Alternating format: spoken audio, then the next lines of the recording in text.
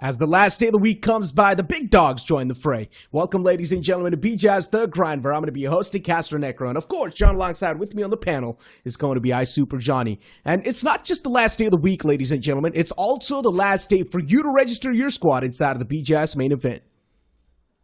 Exactly, and it is going to be important that you have 4 players registered if you want to compete in the BGIS in-game qualifiers. And again, as Necro said, today is the last day, so make sure you guys are registered. And we are very excited, we are very hopeful that we get to see one of you make it all the way through to the finals and we get to meet you in person as well.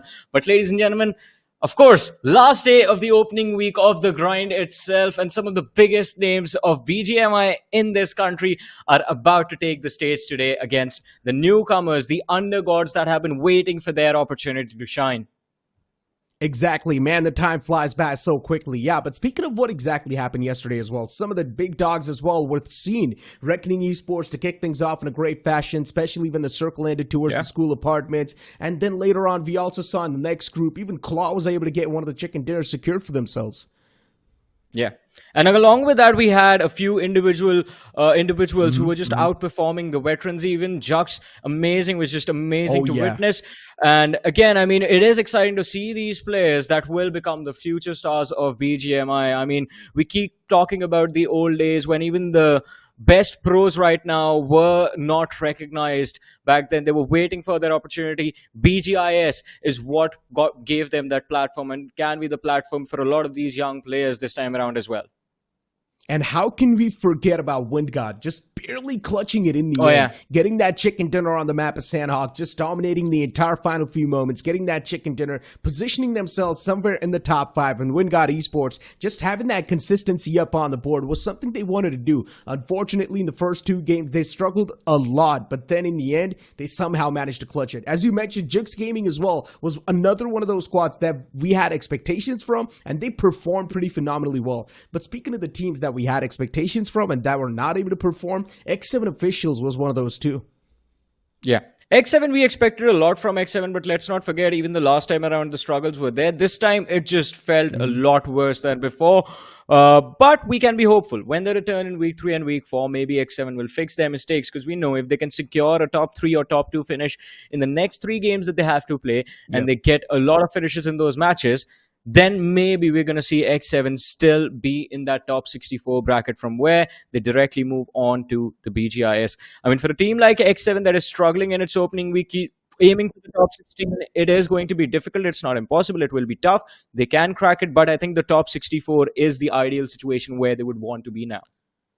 Exactly. Top 64 is the way to go. And I guess something that really added a lot of pressure on teams that were not able to perform yesterday, including Metal Wings also and Stellar Titans, might just be the prize pool, ladies and gentlemen. 2 crore rupees on the line, as you guys know, from which the first spot getting 60 lakhs to themselves, the second one getting 30, and of course it's going to keep on descending downwards. But there's also some special category for the prize pool. Of course, the MVP of the tournament, the lone survivor, and all the other special prizes that you're going to be seeing on the screen right now, including the Rampage also getting 1 lakh, and the most finishes also getting 1 lakh for themselves. Exactly, and these individuals are also the players that we are looking out for, because again, I mean, it is the opportunity that can get you to the next level, to the top tier of BGMI circuit in this country. And of course, whoever wins the BGIS, I mean, is going to be hailed as the champion for the next few months and will be the team to beat in the next few official tournaments that do come our way. But again, as you mentioned yesterday, Necro, if you want to secure any part of that prize money, you have to be in the top 16 in BGIS. Exactly. You need to be in the grand finals, and for that, it's pretty far away, at least for now. As we move on forward with the format of the entire thing, we've got 256 invited team inside of the grind, from which only 64 are going to be able to move on forward in the main event itself. But these 256 teams have been divided into 6 groups, and they are going to be playing 3 matches each for the first 2 weeks. And then later on in the remaining 2 weeks, the groups will be reshuffled once again based on the overall standings. Well, and yes, as soon as we have the overall standings in front of us after the 4 weeks of play are done, because the format for the first 2 weeks will be repeated in the week 3 and week 4 of the tournament. It's just that reshuffle that will happen after the second week of the tournament. The overall leaderboard will give us the top 64 teams that will be seeded into the BGIS based on their rankings in the overall leaderboard. First to 16 positions, they go to round 4, 17 to 32nd, they move on to round 3, and the 33rd to the 64th place team, they move on to the second round of BGIS. And I mean, again, you can see the format of the BGIS itself at the bottom of your screens from round 4. After round 4, in fact, we have the wild card, we have the semi-finals, and then eventually we move on to the grand finals themselves. The more you progress with the help of the grind itself, it will make things a lot more easier, because let's not forget, round 1, it begins with over 1,000 different teams in the tournament. Exactly, but then we've got another new thing in front of us, the points distribution. First spot getting 10 placement points, the second one getting 6, the third one getting 5, and it's going to keep on descending downwards until from 9th to 16th, you're going to get none, 0 points. That is something that makes the entire tournament even more bloodthirsty, as the players are just driven to get the elimination points even more. Exactly. Elimination points, super important. One thing, you finish from 9 to 16, second half of that page, you get no placement points, and we have seen teams struggle for those placement points a lot of these times. Finish points, extremely important. Getting a lot of finishes will get you in that top 5 very easily. But ladies and gentlemen, we have the first group that will be performing in front of us today on our screens. And of course, the biggest name is what kicks things off, IQOO Seoul. Then there's Metal Esports, Team UP50 Esports. We have ASG, One Night Fighters, Rising Stars Official, CANNONBOLTZ, RIP Mizo, Element X, Celsius Esports, 2 teams. We have seen them in the past. Execute Esports. There's Last Hope there as well. I believe we have seen Last Hope before. Here we have seen Last Hope before, and they were out of qualifying quite deep for the BGS as well. You move on forward towards Group 8, you're going to find Team 8-Bit, Seven Hills Esports once again returning back, Hub Esports as well, Team IFLICKS is over here, GWL once again is over here, and look at Spy Elite. Team Spy is back inside of the grind. I want to see what Spy has to offer. The last time when we saw Spy perform, unfortunately, there were a lot of struggles, but this time, hopefully those struggles are now going to be ironed out. Well, let's see, are they ironed out properly? That is, I think, something we have to focus on. But ladies and gentlemen, again, the 6 matches that are going to be played are in front of us. First, Erangel, Miramar, Sanhok to be played by Group 7. And then when we move on to the next 3 maps, Erangel, Miramar, and Sanhok again, they are going to be played by the teams of Group 8. So it is similar. This thing is never going to change until we are done with the entirety of the grind. And it is going to be quite interesting to see how, in fact, teams deal with the situation now, because in a tournament that's going to last 4 weeks, you get 6 matches, and of course there are 255 other teams that you are competing against, 256 in total in the grind, and you have to figure out a way to get into the top 64. It is so difficult when you think about it. It is very tough to make it through. I mean, hey, the format's super cutthroat, and that's what makes the tournament even more entertaining. And then you just add on the points distribution as well. It's going to just add the icing on top of the cake. The entertainment's going to be action-packed, ladies and gentlemen. But moving on forward, we know Group 7's going to be the one to kick off the day, Johnny. And it's not a Group 7. We also saw UP50. Now, that's quite a known name. We know there are some known players as well inside of the roster. But this team has always struggled to qualify. Hopefully, the same thing's not going to be repeating. But what are your thoughts about this team? I mean, I like UP50, to be honest. I mean, UP50 is one of those teams, as we had the conversation about Kemin and Insane yesterday. UP50 is also one of those orgs and teams that is known for bringing future talent to the forefront of that Tier 1 circuit and introducing them to what Tier 1 actually feels like, consistently playing with the best team in the country. But, I mean, I believe it is going to be an exciting set of matches, and we have a lot of exciting stuff for you guys, ladies and gentlemen. Let's check it out.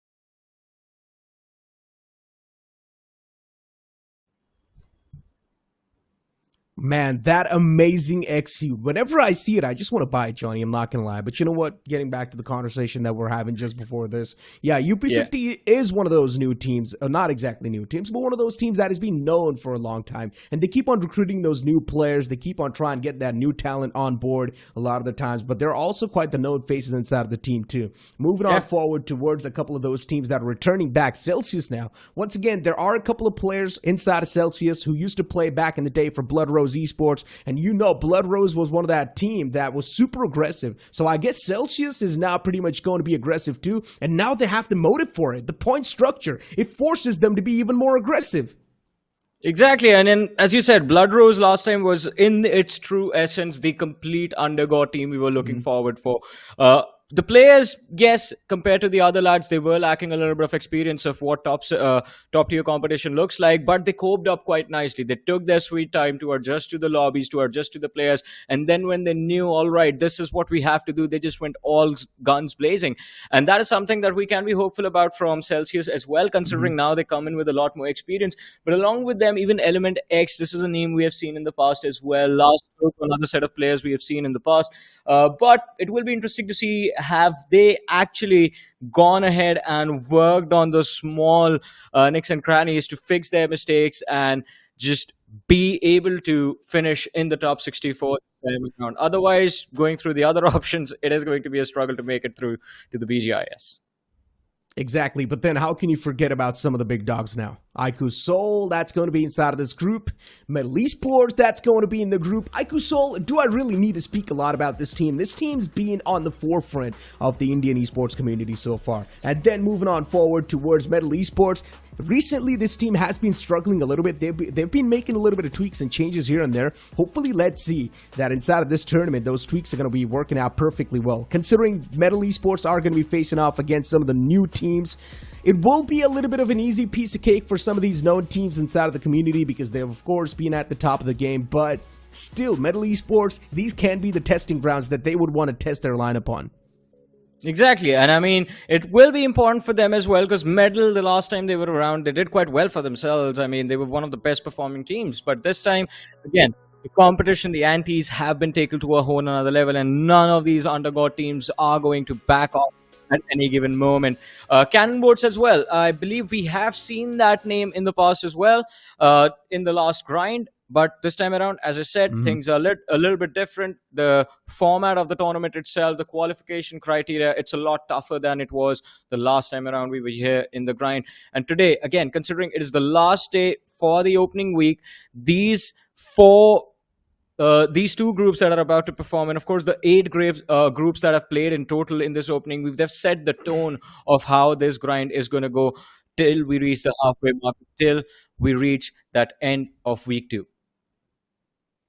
And not just that, even ORGLESS 5 is another one of those teams that is returning back once again to try and make their name once again. But ladies and gentlemen, we've got a player spotlight in front of us, and this is going to be interesting.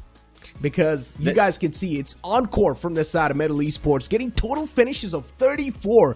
Now, this is going to be from the spotlights from the previous BGIS.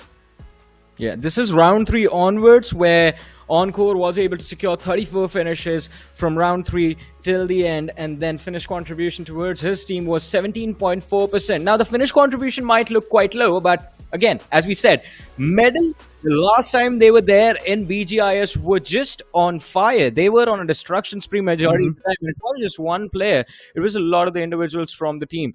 But, as you mentioned, a big change has happened, and that change can definitely be quite detrimental to the endgame result. So we will have to be quite observant of how Medal is planning to react to it, what are their strategies to adapt and overcome their shortcomings. Exactly. Either that it can be a big missing piece of the puzzle, or either they could have found the missing piece of the puzzle for their team. And now maybe they've got a champion roster on the way. You never know what this course is going to be. Because as I mentioned, we are also looking for some of the new undergods to just come up at the top inside of the grand finals and perform super well to the point where maybe they're also contesting some of the known teams. Right now, IQOO Seoul has to be one of the strongest teams that the circuit has to offer. So I want to see even IQOO Seoul how well they're going to be playing. If you remember, Johnny, the last time when we saw IQOO Seoul, this was one of those teams that was hunting down squads after squads without even being feared, without even being scared of anyone else inside of the lobby. And I think so the same thing might just repeat. Exactly. The last time this lineup was here, they were playing under a different banner, as we all know about it.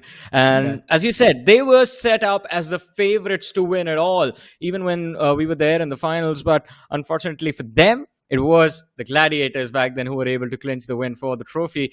And it was quite exciting to see how things have changed from then till now, because everyone just got extremely motivated to take on the Gladiators, who, after the previous BGIS, were supposed to be the best team in the country. But ladies and gentlemen, who will be the best in this game number one? We are about to find the answer to that question, as game number one is underway and the plane has taken over the map of Erangel.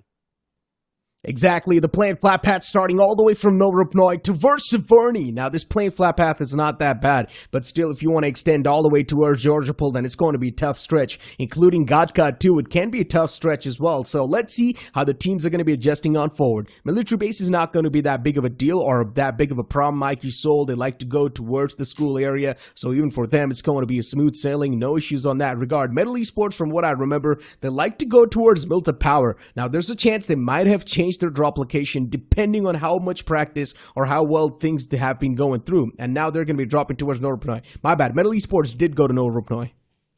Yeah, I think their second drop was somewhere up north as well, Kamishki and Stalba, but this time starting off for Novorupnoy. And for the first time, I think we are seeing 3 teams drop on that military island. I think the last few days of the competition might have given these teams an idea, false hope, that maybe everyone, at least for the grind, will not play from the military island. Well, everyone just played themselves. Now you have ASG, Medal, and of course the squad of BH. All 3 teams quite close to each other. Along with them, other drop clashes that might occur. I think one of them is going to be towards school and school apartments, where you have Team IQOO, and they're not the only ones there. There's 2 other teams dropping in the close vicinity.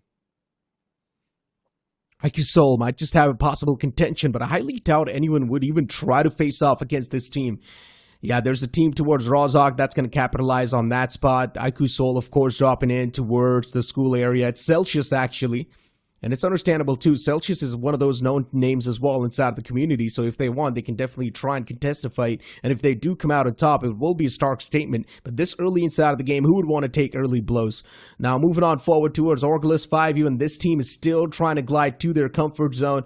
And over here, we've got Metal Esports towards Novorupnoy. Now, as I mentioned, going through a little bit of tweaks and changes, Metal Esports, either they are missing a big piece of the puzzle, or they have found that missing piece of the puzzle.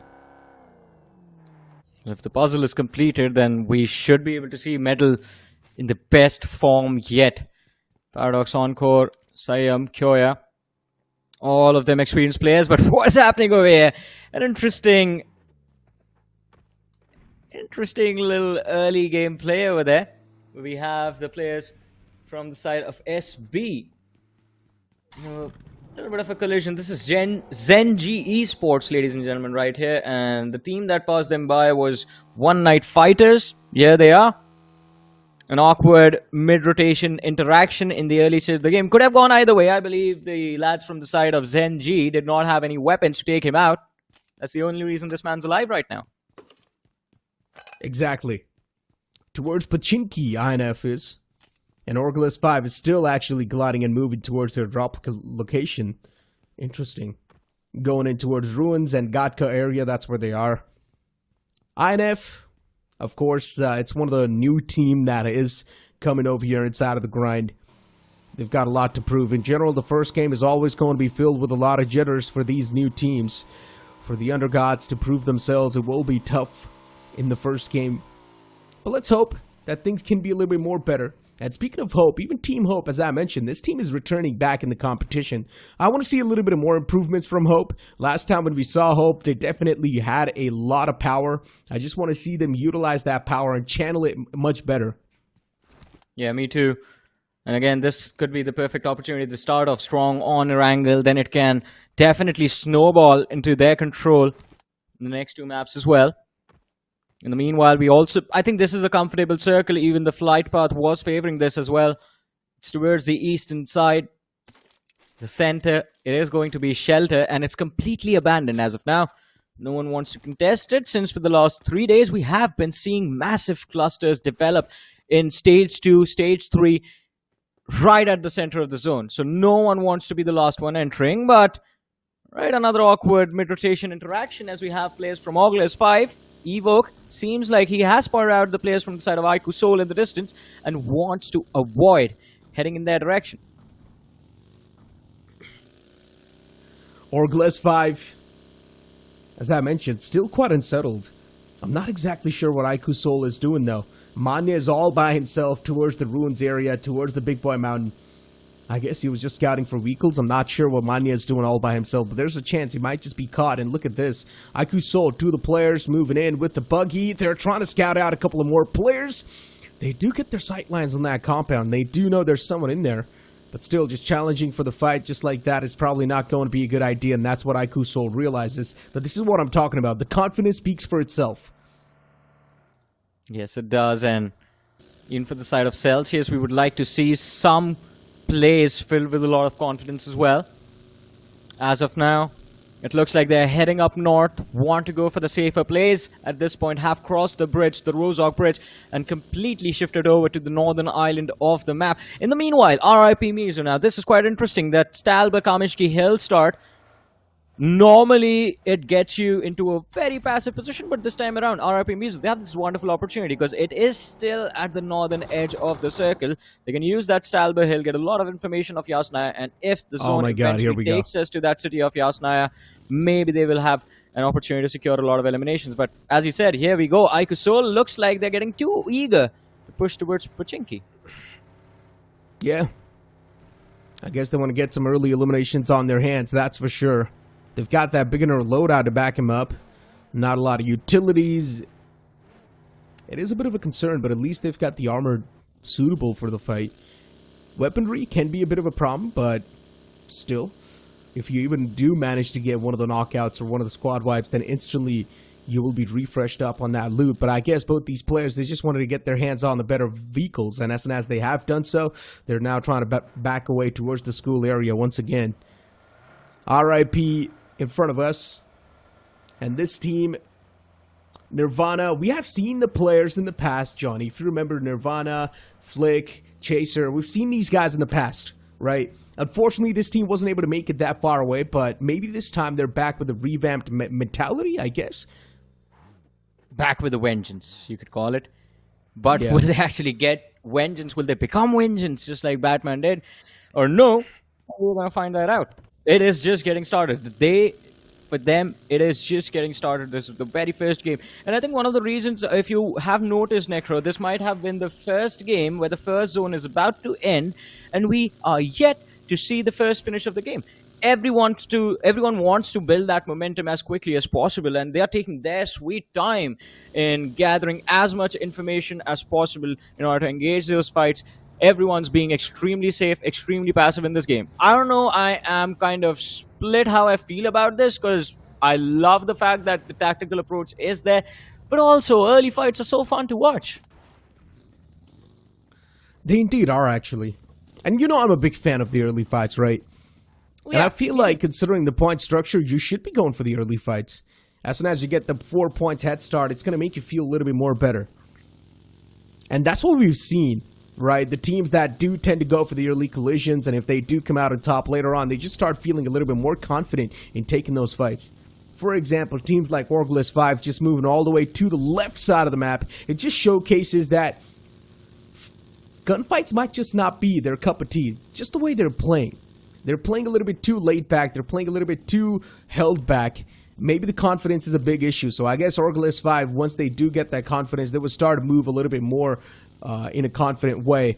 SB, speaking of them, still towards Primorx. You move on forward towards Metal Esports. Even they're trying to cross on over from that bridge. It's not going to be that tough of a breaching point for Metal. No one's camping that bridge. Well, as of now, it's abandoned, and Metal use that to their advantage. Crossover for free. Although, where are they going to go next? That is also important. Majority of the big cities right now, big positions are already taken over. We saw that cluster developing towards Prison, Shelter, Mansion, Milta City. There was one team holding there as well. The only place that I found was available for the players of Metal where they can be in a comfortable position was that farm area. But even there, they might have to contest, or not contest, but try and avoid a few teams. Look at that. The cluster developing towards the center of the zone already. IQOO stole a little bit late to the party along with UP50, Celsius, and OG up top. ORGLESS 5 still sticking to the western shoreline of the map. That is way too slow. Exactly. Same goes for ZenG as That's well. what I'm saying. It just showcases that the confidence is lacking a little bit. And the same thing can be said for SB too. The later you're going to be breaching inside of the zone, the tougher it will be to sustain the spot that you will have. You will pretty much need to settle down for the spots that are left over, which are not going to be good at all. And then you would just need to rely completely on the luck and just hope that the circle shifts near you, which is something that you should not do as a competitive team. So that's why being quick on the feet, making quick decisions on the fly should be the initial mentality. But let's see what the game plan is going to be. Maybe they've got some structure up for themselves. Maybe they've got some structured game plan for the future. That's why these guys are taking that late rotation. This is not the first team that we've seen go for the late rotation in the first place. So maybe they've got something planned up. UP50 in front of us, Sirkar. You've got KSR7. You've also got Ganha and Anonymous. 4 players. Anonymous being, I think, so the newer ones. Yeah. Or maybe it's just anonymous. I mean, UP50, as we were talking about them during the pre-show, yes, they are known for scouting out amazing upcoming players from within the community itself and bringing them, as we said, to the forefront of the competitive circuit. But they also have a lot of experienced players within their roster as well. And these players, the last time around, weren't too shabby with their performance. They might have just missed out by a smidge. But UP50, I mean, I'm quite hopeful about them. But RIP MIZO here on our screens again. And they might have run into an awkward situation. We see the players from the side of RS up top. And both teams, I think, at this point lack information about where the opposition is positioned exactly. So they are being hesitant in any sort of engagement, but all of that will be changing in a few minutes. Celsius still up north, by the way, Johnny, trying to breach inside of the zone on the southern side. And as I mentioned, right, all the good slots that they've already been taken away. IQOO Solo is also one of those late breachers. But once again, for some reason, I'm not worried about IQOO Solo. Look at the amount of map control they've got. A decent amount of hill control. They've also got the high ground to play with. So it's just going to be the added benefit that Soul's looking for. That's going to give them so much information to play with. SB now finally on a move inside of the zone. The same thing can be said for ORGLESS 5, but where can they even go? The centric spots are completely taken away. It's like a burst of colors. And then Celsius 2 now trying to breach inside of the zone from the northern side. This is kind of weird. Celsius was one of those teams that is known to be aggressive, but this time playing too held back. It can come back to bite them, Celsius.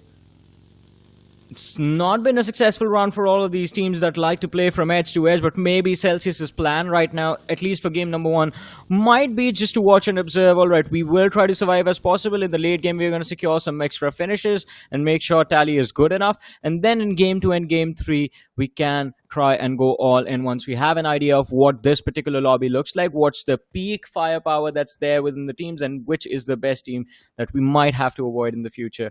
So this can be a game plan set by Celsius as well. But here's the interesting thing. Over the last 3 days that we have been watching the grind, and in fact casting the grind all of the matches, every single group has that one team that will just bomb very hard in game 1, game 2, and then all of a sudden in game 3 they just show up out of nowhere, win the match, secure a lot of points, and end up on a decent position. I wonder if that is going to happen in this group as well.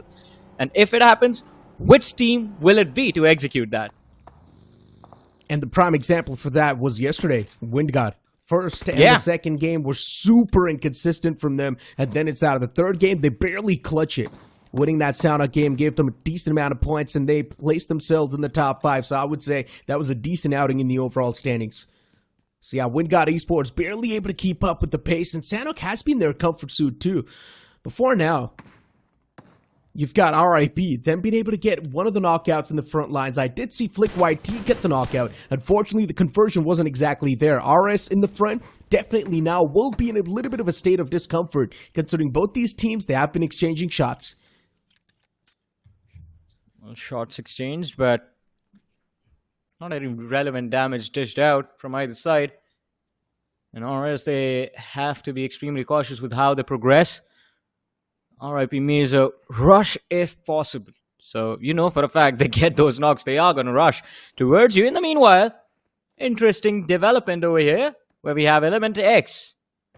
It seems like they have the address of where the players of Metal are. just keeping an eye on the opposition from a distance. This is a good strategy. The moment you see them make a mistake, the moment you see them slip up, that is when you take your shots. Until then, just make sure you see where they're going. Middle Esports in the front lines. And EM just eyeing them out. 4 players from Metal, packed with a lot of experience and some big blows. Just waiting to hand them out to someone else. Before now, Celsius, UP50 in the front lines. This could have been way worse. Luckily enough, the man just missed the spray. Or else, if there was a knockout, UP50, they would have been in a big state of panic. For now, UP50 just looking forward to play things a little bit more safe. SP, if you can see on the southern side, they have taken the bridge control, but I'm not exactly sure what the game plan was towards bridge. The circle's not even there. The circle moved up north a little bit, and it's going to be covering the majority of the teams. Once again, the good spots are already taken away. Metal Esports too, they will be on the move. But look at the experience put on display. IQOO Seoul, they realize, all right, our backs are quite empty, our fronts are cluttered up. Let's just fall back and rotate wide. They're going outside the circle, moving up north, and will be breaching the zone from the northern edge, which right now is the only spot where you can enter the circle from without having to contest any team in a fight. So that's a brilliance, just absolute brilliance of not just mechanics, but strategies put on display by the side of IQOO Seoul. Along with them, another team that's making a big move is ORGLESS 5, who have figured out how to breach the circle from the southwestern zone. There were 2 teams waiting for them on the edge. ORGLESS 5 did not care, just ran straight through them, found some cover. Well, they're looking for some cover for themselves, and then once they find it, eventually is when they will settle down. In the meanwhile, though, IQOO Seoul, it seems like, yeah, Knuckle, that compound is still outside the circle, but it's the early stage, so maybe they can find some extra loot in there. And then it's just a few more meters before they reach the edge of the zone, so not a lot to worry about. What do you mean not a lot? Nothing to worry about for IQOO Seoul. It's funny you corrected yourself. Yeah. You answer your own thing. You're like, what do you mean not a lot? I figured out I like to argue, and if I can't find anyone to argue, I'm just going to argue with myself, man. Well, I guess that's one way to be a little bit peaceful in your life. Just argue with yourself. Don't argue with anyone else. So, anyways, you're going to win the argument, be whatever. Exactly. So, at least you will have the satisfaction of winning something. But yeah, for now, our rest in front of us. And with the way the situations have been moving so far, ORGLESS 5, I'm not a big fan of this position they have gotten themselves in. It's pretty much that they have locked themselves inside of this prison. It's going to be tough for the players of ORGLESS to move out of this spot. It is one of the worst positions that ORGLESS 5 could have actually opted out for, considering the circle is probably not going to be moving that way. ORGLESS 5 might have just found themselves in a big pickle here. It's not easy to escape prison. Of course not. This prison break, it's guarded from both the directions of those hills. And as you said, this is just uncomfortable for them. The only ray of hope that's there for ORGLESS 5 is if CB end up colliding against IQOO Seoul. Well, not colliding exactly. If IQOO Seoul end up committing into a fight against the players of CB, then maybe ORGLESS 5 can use that as a distraction and just fall back. But it will be interesting to see how this fight against One Night Fighters goes for them. They're out in the open. Still out in the open. Just a ridge to cover the rear. There's a team waiting in the compounds up ahead. Milta has 2 different teams occupying the houses inside of the city, but I think they are just going to stick there until the next shift happens. UP50, though, has Anonymous seen anyone right now? Is he still looking? This is kind of weird. Zone 3 is about to end, or the stage 3 is about to end, and still we haven't seen a single body hit the deck. This is the first time this thing's happening. As I mentioned, the circle's going to be moving away from prison. OG at this point, they were just hoping for the best possible outcome from the spot they had. Now, ORGLESS 5, they would need to move out from that spot, moving inside of the circle. It's going to be tough to break through that prison. That's the first case. The second case is, how are you going to defeat IQOO Seoul? It's going to be super tough. IQOO Seoul now trying to move in with that same direction. ORGLESS 5, if they do want to break through, they need to break through right now. There is IQOO Seoul around the corner, but you've got no other option, and they will try to hold you off.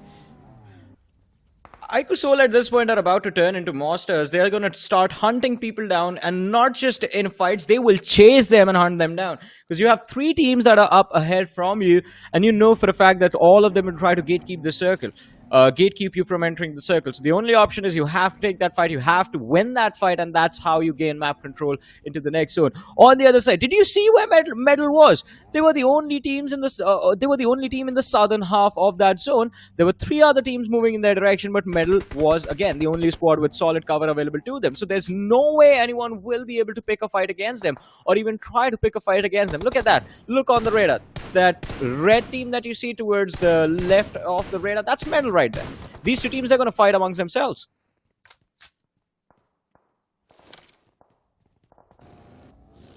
So the team inside of the prison still stuck there. OG for them to move out of that spot. It's getting tough. And then you move on forward towards UP50. Even they have been engaged inside of the fight. Nicely done. ECE. 2 of the players lost out instantly. UP50, they deal with that threat without any problems. 2 of the players taken down and dusted. That's going to give them 3 elimination points in total. UP50, that's a great way to kick things off for the final few moments, but still, they need to breach inside of the zone, and that's still the main concern for them. They need to continue their journey in this game. So far, there's too many teams alive. 16 teams so far, not even one single elimination completely. Bodies dropping left, right, and center now. Finally. Fights breaking out, but teams are losing individuals. The only team that's about to get wiped out inside of this game is ECE, who are down to their last player. But UP50 felt like for a second Anonymous was trying to chase the players from the opposing side, but ASG, they do manage to escape as UP50 slow down a bit amidst their rotation. Again, Sarkar, I believe the vehicles on the other side have been spotted out. The players of OG, their position revealed, and finally shots being fired. Spray is being committed to try and stop OG in their tracks. None of the shots connect though. Rough luck. IQOO Seoul engaging inside of the fight, and they have somehow eliminated the entirety of ASG. That's one way to start things off for yourself. And this is where IQOO Seoul, now they've probably tasted how the enemies taste like. And now they just want to move on forward and get a little bit more of the elimination points. OG in the front lines, and slowly and steadily even this team is now crumbling down. It's not a great news. 2 of the players getting knocked out off the bat. OG struggling too much. Nades being tossed in from the side of IQOO Seoul. Even if one of the nade connects, IQOO Seoul will get the confirmation and instantly press upon the charges. OG, they're losing out on too many man numbers. They can't afford to take this fight. Mohit taken down and dusted. Yeah, the artillery strike, the barrage of nades from Manya did dish out enough damage for one of the players of the OG squad to hit the deck, but it is still 3 players remaining that are guarding that northeastern edge of the circle. It will not be easy for IQOO Seoul to take this uphill fight, even if it is a 3v4. If they were to pick off one more player, that changes everything though. Knuckle, finally AUG reloaded, does try to go for a spray, but OG, they are being extremely careful. Unlike this, these 3 individuals, they realize for a fact that, alright, we are at a heavy disadvantage. We are out in the open, and the only way to survive this scenario, this fiasco that has happened in front of us, is to just stay back, hold our horses. Oh no, reckless! That's quite a reckless peak! Almost. That indeed Knuckle was. almost took his head off. But OG's in a big sandwich, Johnny, and that's a problem. Yeah. From the back lines, it's going to be UP50. From the front, it's IQOO Seoul, 2 of the top teams inside of the lobby. And you're sandwiched between them. And you're one of the unknown teams in the lobby who does not have a lot of experience to offer. Reckless, though, just tossing in the constant nades. Does not exactly know where Knuckles' position is. And considering S-Power is able to find one of the knockouts, that's going to be such a massive opening. If Seoul wants, they can make the push happen. Considering they've also got the man advantage, look at where Manya is. Manya's positioned himself all the way inside of the zone, or at least he's scouting out the zone. The utilities, they're not doing too much damage. And IQOO, finally, they make the push happen. S-Power pushing up close and personal. The zone is doing too much damage. And God is outside of the zone, and he's gonna try to wrap around these rocks. And that's what he's doing. IQOO, they've got a big backstab approaching them. But God, he whiffs his shots. He gives his position away. The zone is also moving up. It's going to be UP50 to get the final confirmation on the board. And now UP50, they would need a face-off against IQOO. That's going to be a big challenge for them. OL 5-2 in a big world of trouble. The utility finds the knock. He woke knockdown. LH last hope. For them, the last hope is going to be to make it inside of the zone and winning this fight. What can they do, though? It's all the odds are stacked against them, considering INF is holding the edge lines. But I guess the zone's going to take care of them. Finally done and dusted. It was a lot of damage from the opposition. The players were knocked out, and yes, I believe it was the zone that helped the finishes getting confirmed. Wait, what? What just happened right here? I thought I saw 3 players. They just vanished. It's a vanishing act. With the help of RIP MIZO, they have racked up 5 eliminations on the board, and look at how chaotic this game has gotten all of a sudden. We reached stage 5, there were still 13 or 14 teams remaining inside of the game. We reached stage 6, we're down to 9 teams, but still 30 players alive. And this circle itself, it has taken us to the eastern side of Milta, just northeast of Milta. There's a massive hill, that is where these teams are fighting each other for utter control of this zone. RIP MIZO right now in a wonderful position towards that northwestern edge. Then you have another squad of RS holding on to the western edge itself. In the meanwhile, Team IQOO, northeastern edge of the circle. There's no one towards the northeastern edge because IQOO is trying to gatekeep everyone else from the hilltop to the bottom of this hill. They are standing in the middle and they're taking fights on either directions. IQOO just collecting some freebies that are lying across the board, but IQOO unfortunately taking a bit of a damage upon themselves. Ronnie knocked out. Manya's in the back lines to provide that cover fire, and if you remember, Johnny, even Manya has been sort of like the elimination leaders for this team recently. IQOO, every single player now just looking forward to regroup with each other. S-Power's going to be the man to lead the pack this time. Manya's in the back lines providing the cover fire. BH, they made a big blunder, as Mystery's going to be the last man left alive, and Mystery just needs to make sure that his position's going to be Mystery. Well, and now finally BH, they might have bitten off more than they can chew. Mystery, as you mentioned, the only mission for them right now is to protect his presence, hide and secure those placement points one way or the other. But IQOO, in the midst of the chaos, Ronnie is going to fall. Knuckle, S-Power, Manya still there. A revive needs to happen. Luckily for Ronnie, his teammates were right next to him. So it's going to be a quick revive given to Ronnie by Knuckle. S-Power in the back line, trying to protect his team, provide some suppressing fire, but RIP MIZO, with that high ground advantage of theirs, can actually create a big opening in this fight if they deny Team Soul the entry over the ridge. It indeed can. All the 4 players playing on the edges of the zone, and then you've got Mystery on the left lines. His position is a mystery for now, is anonymous, he's unknown inside of the lobby. And as long as he's keeping it that way, it's all good in the hood for that man. He should be able to squeeze some placement points away, but still, you've got 6 teams to duke it out against. It will be a tough one to get a decent position in your hand. Before IQOO, they've got every single player up and alive, and as I mentioned, IQOO is just at the top collecting freebies.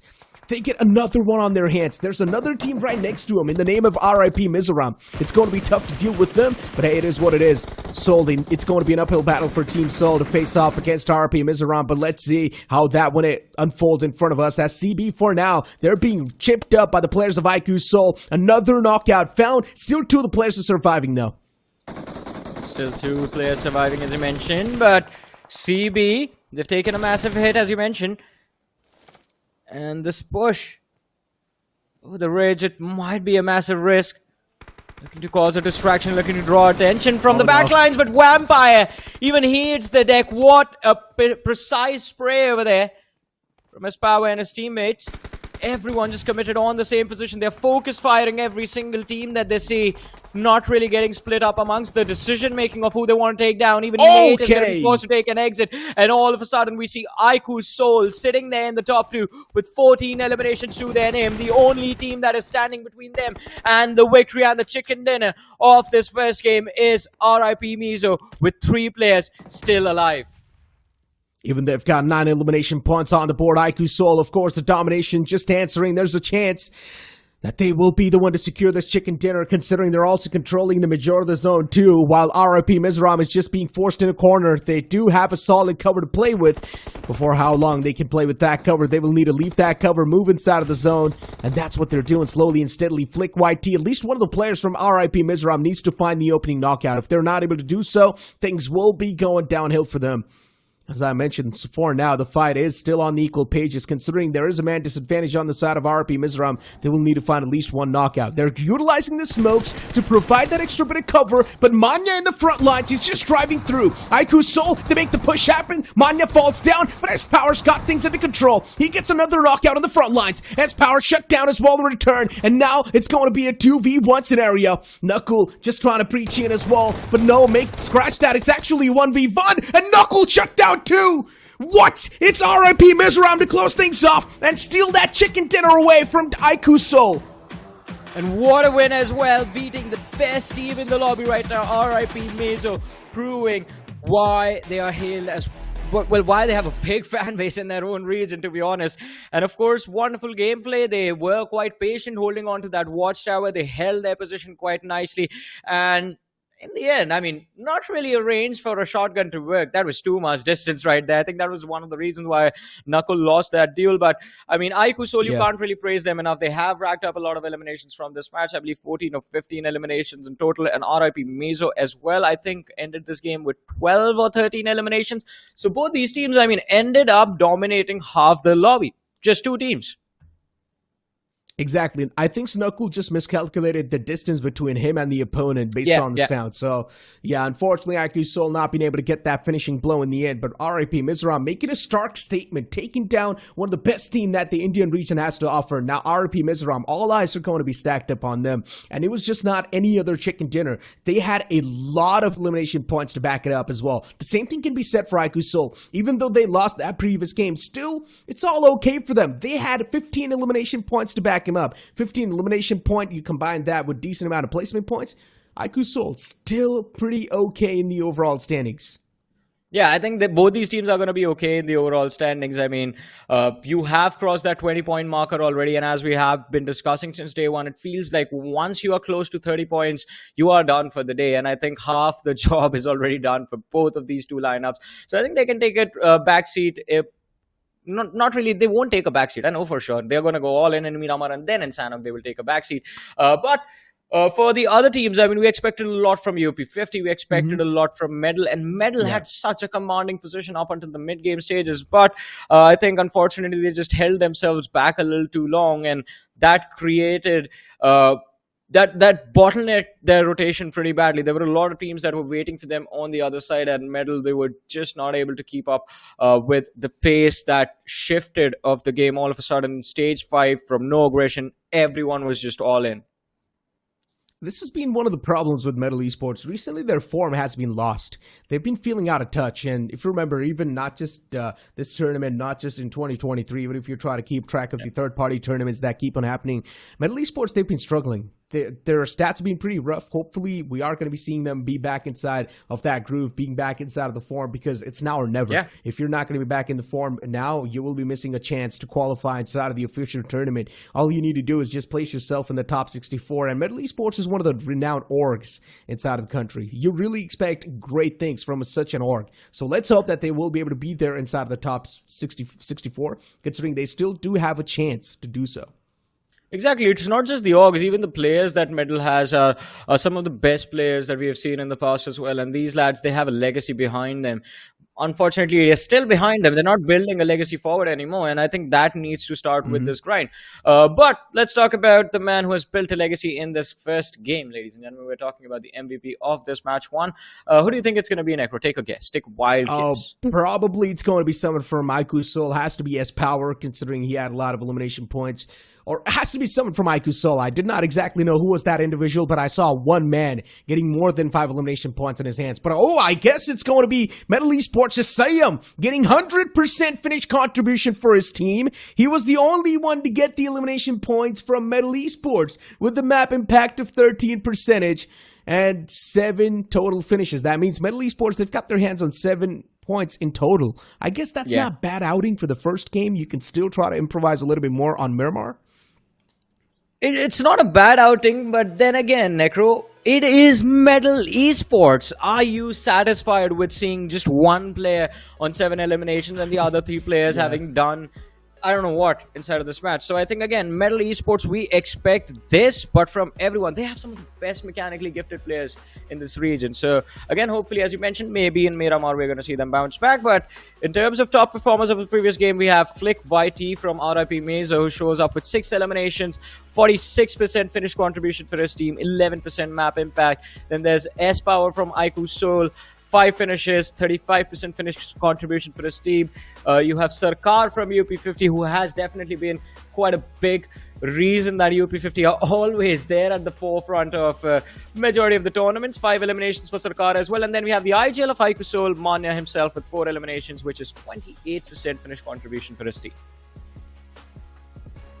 That's just IQOO Soul for you. The fact that UP50 is also over here on the board also gives me a little bit of sigh of relief that finally UP50 is also trying their best to make some waves. 7 points in total, UP50, that's what they've got. Metal Esports getting 8 points in total, not that bad of a start. Of course, it's understandable. Metal Esports is one of the top tier orgs and you really expect the best from them. But hey, I guess just look at the brighter side of things. CANNONBOLTZ getting 8 points too. IQOO Soul getting 20. And of course, RIP MIZO, considering they got the chicken dinner, they will be at the top leading the point standings. ORGLESS 5, considering they were in such a dicey situation, still getting 6 points is okay. Rising Star Officials getting 5, Team BHOLA getting 4. But then moving on forward towards the latter half of the board, where teams have struggled too much. Yeah, this was very big letdown seeing Celsius Esports, take an early exit in this game. Again, in terms of the big names, Celsius is the only team that is yet to perform. They have 2 more matches to go, and hopefully we're going to see them bounce back in this leaderboard. ElementX as well. I mean, just 1 finish, no placement points at all. I think we expect a little bit more from them. But I am very excited seeing the first half of the leaderboard. You have 2 teams that have crossed 20-point marker, and everyone else is just sitting there with single digits. So the competition is still pretty close.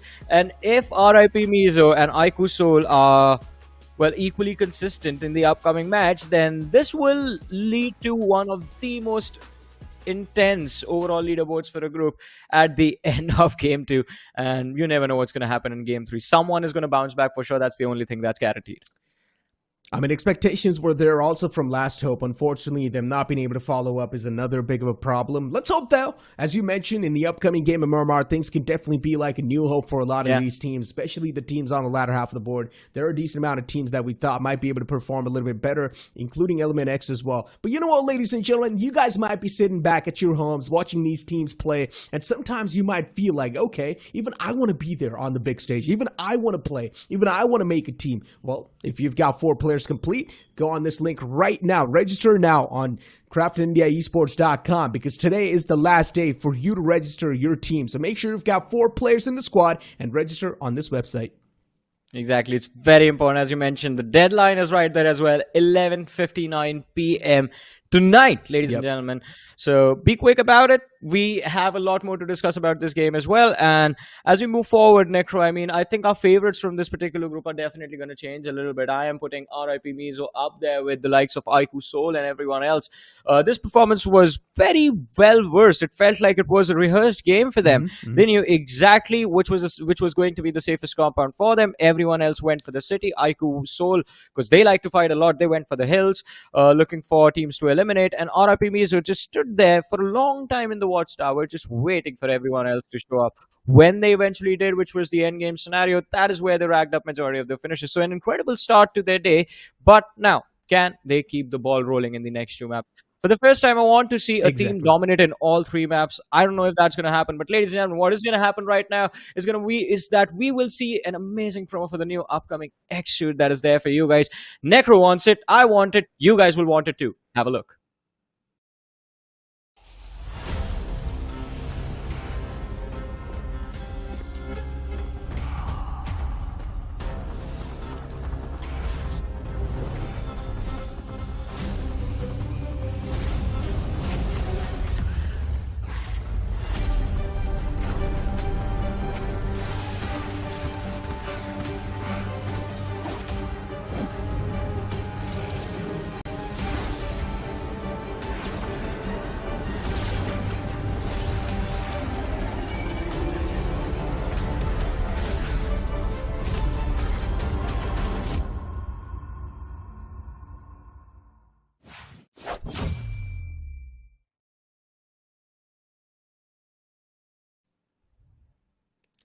The cinematics that Craft in India comes up with, it just makes you buy, or at least it just makes you want that X-Suit in your inventory. But you know what, ladies and gentlemen, I will of course try and get that X-Suit in my inventory, and I think so you guys should also do the same as well, considering it looks super amazing. But you know what, Johnny, getting back inside the conversation that we're having, and now considering that RIP MIZO was able to overall start things off on a great note, that's always going to give them the better momentum, and I guess you need to keep on consistently moving on with that momentum, considering, yes, you will still be having 3 games after 2 weeks, but it's better to just complete that margin in these 3 games itself. Exactly. I mean, you have to set yourself up for success. Do not leave anything for later. But ladies and gentlemen, if you guys are wondering when the players, the people, if you have registered in fact for the BGIS, when do you think you're going to get to compete? Well, the qualifiers start from the 15th of April. So mark the date in your calendars, ladies and gentlemen. That is when your moment will come for you to showcase what you've built off, how much you have practiced, and of course, to compete with your squad in the biggest grassroots tournament in Indian esports, not just BGMI, Indian esport, I'm saying. And it is going to be a wonderful opportunity. We've seen some of the biggest stars being brought, as I said, to the forefront of the gaming scene in this country through BGIS itself. And you could be the next ones in line, not even in the line, in the registration form right now. You're filling your form. I know it. I know you're doing it. Do it. And not just that, we've also heard that there's a lot of teams, there's a lot of people just registering their squads with just a 3-man. Well, all you need is one more person. Complete your squad. What are you waiting for? 11:59 p.m.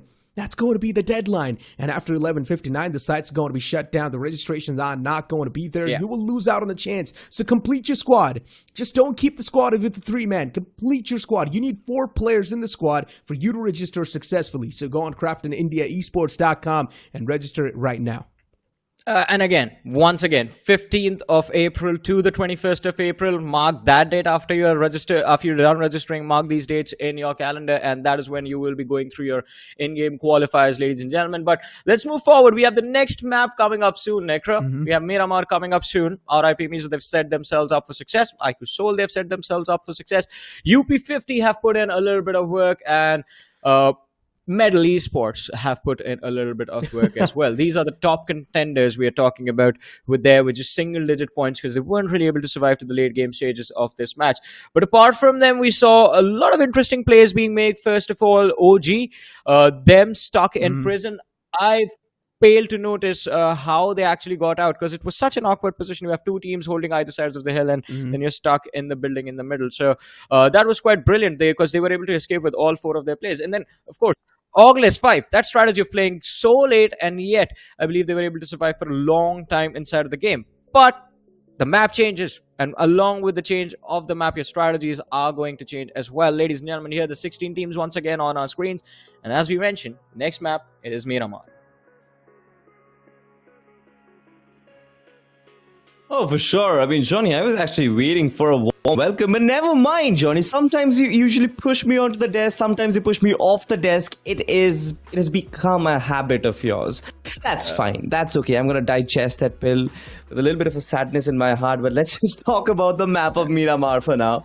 And again, a great start from both IQOO as well as RIP MIZO. The game was ecstatic, but certainly a lot of questions in mind, considering Medal Esports, considering Celsius Esports as well, because these are some very big names inside of this competition, especially today. And I was expecting these teams to kind of really showcase what they've truly got, especially Celsius Esports. If you remember this lineup who used to play in BGIS 2023 from the tag of Blood Rose Esports, I thought that they had much more in their kitty.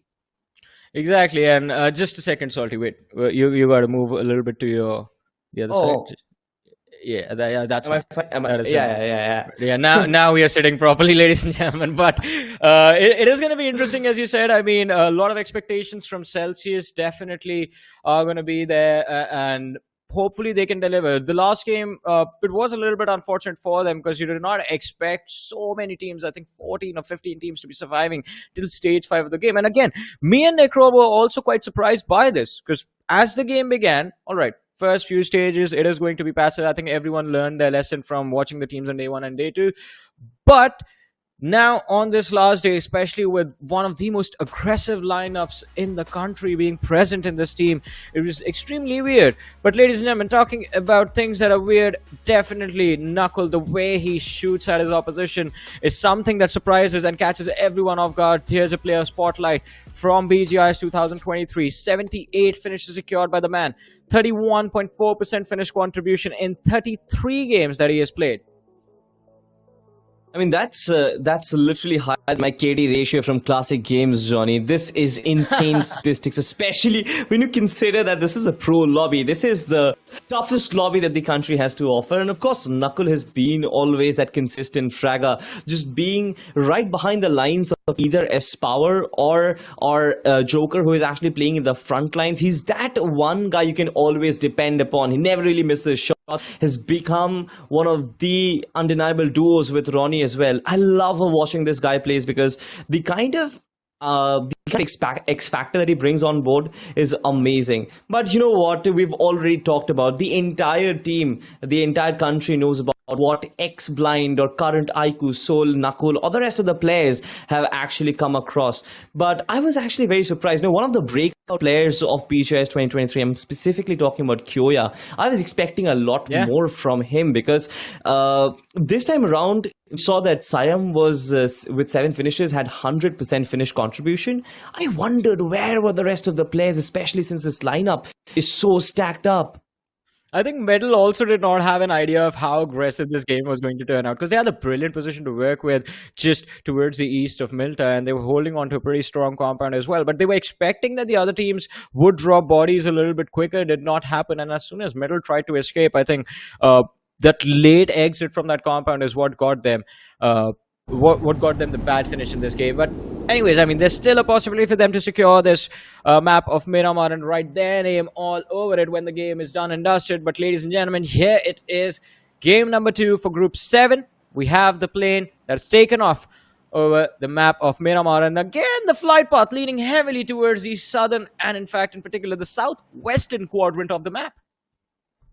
Southwestern quadrant, which does definitely mean that one team is going to be exceptionally happy. That will be Team IQOO Soul. But you know what, Johnny? I think we've got to predict a winner for this game. And considering that we've seen the performances, there is one team that I'm specifically looking out for, and that has to be UP50. Because you remember from BGS 2023, they were so exceptionally brilliant on this map, especially KSR and Sarkar. But for you, who is that one team that you're watching out for on this map of Miramar? I think it has to be Metal. I think for me, Metal again. I'm a little bit let down with what happened on that map of Erangel. I want to see what's the strategy for this team this time around, because even in the last BGIS, they did quite well for themselves as far as the group stages were considered. But then once we eventually made it to the finals, it wasn't really where they were hoping to be.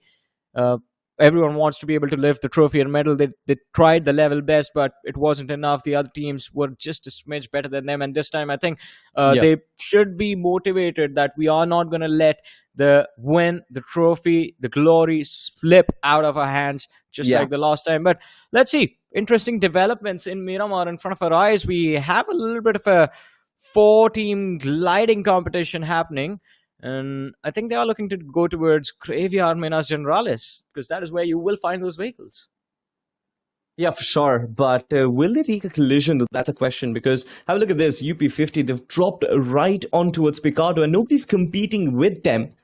As of now, on the other side, Team CB, they've just spotted RS in the backdrop, and it seems like the initial weapons have been picked up, and they're charging towards them, but it seems also like they're prepared for a counter. CB had to change up their mind. But coming back to the conversation of Metal Esports and BGIS 2023, Johnny, I think, it was the factor of the curse. Teams in semi-final ending up at the number 1 position. They never really do well in the Indian circuit when it actually comes to the grand finals. I mean, they did well. They entered top 5, but it is the semi-final curse. You can never really break it.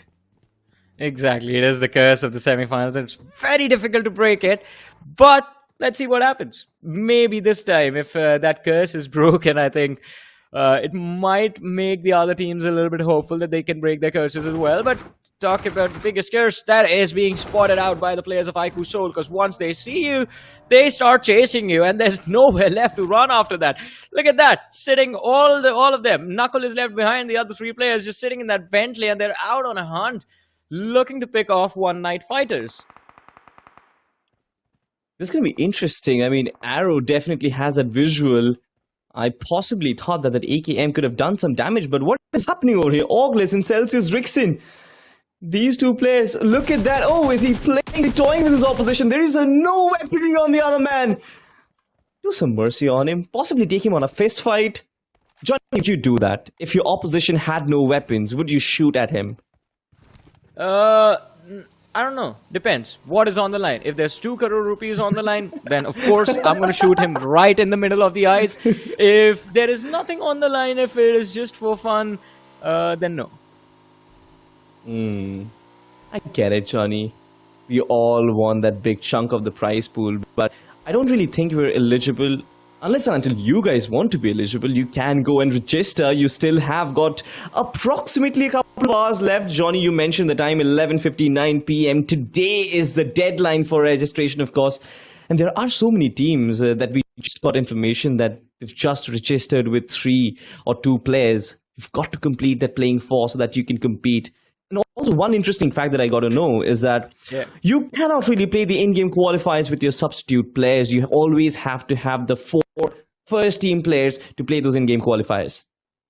Exactly. And it will be important to see how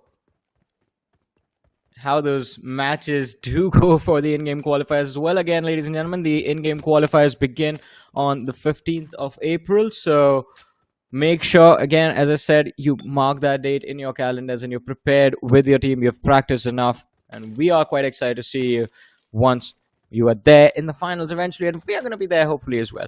But one thing we noticed, I think it was one of the players from the side of ORGLESS 5 who's just completely unarmed. He's just thrown down in a shack somewhere. And I wonder if he will ever be able to escape from that position, because there was another squad just out on the hunt in a surrounding vicinity. In the meanwhile, though, SB on our screens, there's a team up close as we can see them on the radar. And I think it is the squad of Last Hope Esports. It's ZenG, Johnny. Is it ZenG? ZenG Esports. Yeah. SB is basically ZenG Esports. No, ZenG is on our screens. There's Last Hope right there. Oh, yeah. I mean, I thought that you were referring to SB as a team tag. I was really confused when I saw that. Like, they have team tag SB, but then they're known as ZenG. But it's fine. I guess it's the creativity of the players which is coming through. But Last Hope, I'm not really sure. Have they spotted ZenG? I think they might have, because that was quite an exposed way to peek over there. And everyone's checking the ridges like all the time on Miramar, but what is happening here? CB, Mega Mine, needs to be Mega Mined. Checks the compound, moves forward.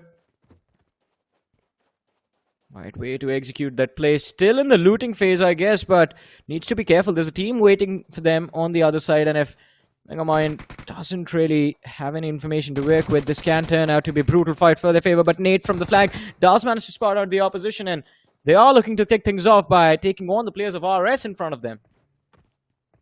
Exactly, CANNONBOLTZ. This is another team that has actually been inside of BGIS previously. Did not definitely go deep inside the tournament, could not reach the semi-finals, but we did get to see some amazing plays from them, and the lineup has stayed the same. So I'm really interested to see if the team can definitely put up a good show. But for now, I think Akshay is just way too close for comfort. He's way too close to the enemy lines. And now look at them, CB just charging in, gets the first knock. This is the start of a warfare. And I think Team Rising Stars, they certainly have a big advantage in this fight, Johnny. Well, they have an advantage to work with, but it's still not going to be easy to take on any of these teams right now. But let's see, CB not looking to back off. That weaponry that they have, it's definitely going to be quite brutal for RS to deal with. First player knocked, there's the finish being confirmed. No, go ahead, do it. There's no one protecting him. Jadu, he's quite far away from the rest of the team, so there's no backup coming from him.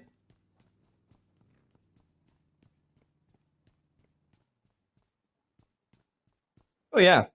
I mean, I kind of felt that the flank would be very useful initially. Thought that there could be some sort of a cover fire, especially for Akshay when he was being pushed upon from. But Shadu kind of decided that he does not want to reveal his position. So instead, Team RS, Rising Star officials, they're going to fall back and let Cannonbolts just have the entirety of this territory. On the other side, we have a fight. The fight that we were waiting for.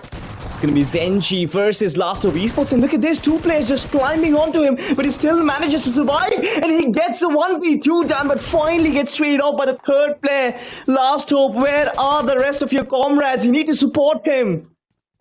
Well, they are a little bit too late to the party. And by the time they arrive, Wizard is going to be back on his feet. Although, Mr. Cute, there's no ammunition in that AK Salty. There's nothing in there. He has 277 rounds available for that M16, but, I mean, burst or a tap, no auto. That's going to be tough. Can work at distance. What is happening? What is happening to IQOO Soul? I believe S-Power. Something has just gone ahead and upset him. He's knocked down two of his own teammates. And Prime from Element I have no X clue. secures 2 knocks from the opposition. Look at this, Element X. I mean, certainly a big advantage in this fight. 2 players knocked down. Still trying to play around that little bit of a fence. And what a beautiful shot from the DBS. 3 players knocked down now. Huge advantage in this fight. And I'm pretty sure Celsius is slowly breaking down. Johnny, if you remember correctly, this team, these 3 players, Pekka, Harshu, Rixen, they were one of our favorite players. We would love to commentate their style of play. Yeah. So experienced, so aggressive. But now it seems like they're breaking down like a house of cards. Pekka, of course, has been a massive character in the esports circuit. Has been playing for a long time, has been knocking on the doors of Tier 1 BGMI, but could never really make it. But this BGIS 2024 certainly can be his moment to shine, but for that he needs his teammates to back him up. Nate, For a second, I landing thought that quite he would far get away. Yeah, that was too far for him to actually land the nade, But if he connects it in the balcony perfectly, it's going to be so awesome. Although, I mean, to be honest, yeah, it is a little too much to ask for, especially from that distance. They've laid out a nice little wall of smoke. I think Element X are thinking of using that to push towards Pekka. Pekka, in the meanwhile, just sitting still in the balcony, does not want to give another opportunity to the opposition to secure that 1 extra point. And Celsius, they're not having a good day at all today, Salty. Yeah, absolutely. Even in the first game, they get dismantled. Even in this one as well. Not really sure what's going wrong, but these initial fights, if you remember correctly, these players were pioneers when it actually came to initial fights. They would always go for initial fights. I still remember the drop location on the map of Erangel was cool. And the only team who managed to beat them was Team Blind back in those days. Let's just have a look at the replay for now. We've got Celsius who did try to barge in, but all 3 players taking individual duels. Again, fundamental errors, and Prime just punished them one by one. Who is talking about a DBS nerf? It never got nerfed. It's just a myth, ladies and gentlemen. Well, Pekka is about to be nerfed in front of our eyes right now. Has the DBS to work with. In close quarters, definitely can make it work, but Element X, they are being extremely cautious. It's that utility play that can help them win this fight without breaking a sweat, and that is what they want to go for. In the meanwhile, a few moments ago, we did get a glimpse of the map itself. And again, a massive cluster of teams holding close to the center of the zone. Element X going for the push. Pekka with the first shot is going to drop the key fragger for the team. Prime taken out of the picture. A brilliant angle found as well. Extra damage dished out. He has no utility to work with, but realize the players on the other side are going to be extremely low. Closes the door, runs upstairs, and there's a Molotov waiting for them. A brilliant play turns into a disaster as he's taken unnecessary damage now in this fight. Did manage to heal himself up though. The first it has been popped. Another shot with the DBS, and now he's knocked out another player. I love how patient this man is. Pekka. Definitely he's been a talking point for a while, ever since he started playing. Everyone loves him. Every single one of the Hindi talents love him as well. I just want to see him perform If he pulls off this clutch, it will be monumental.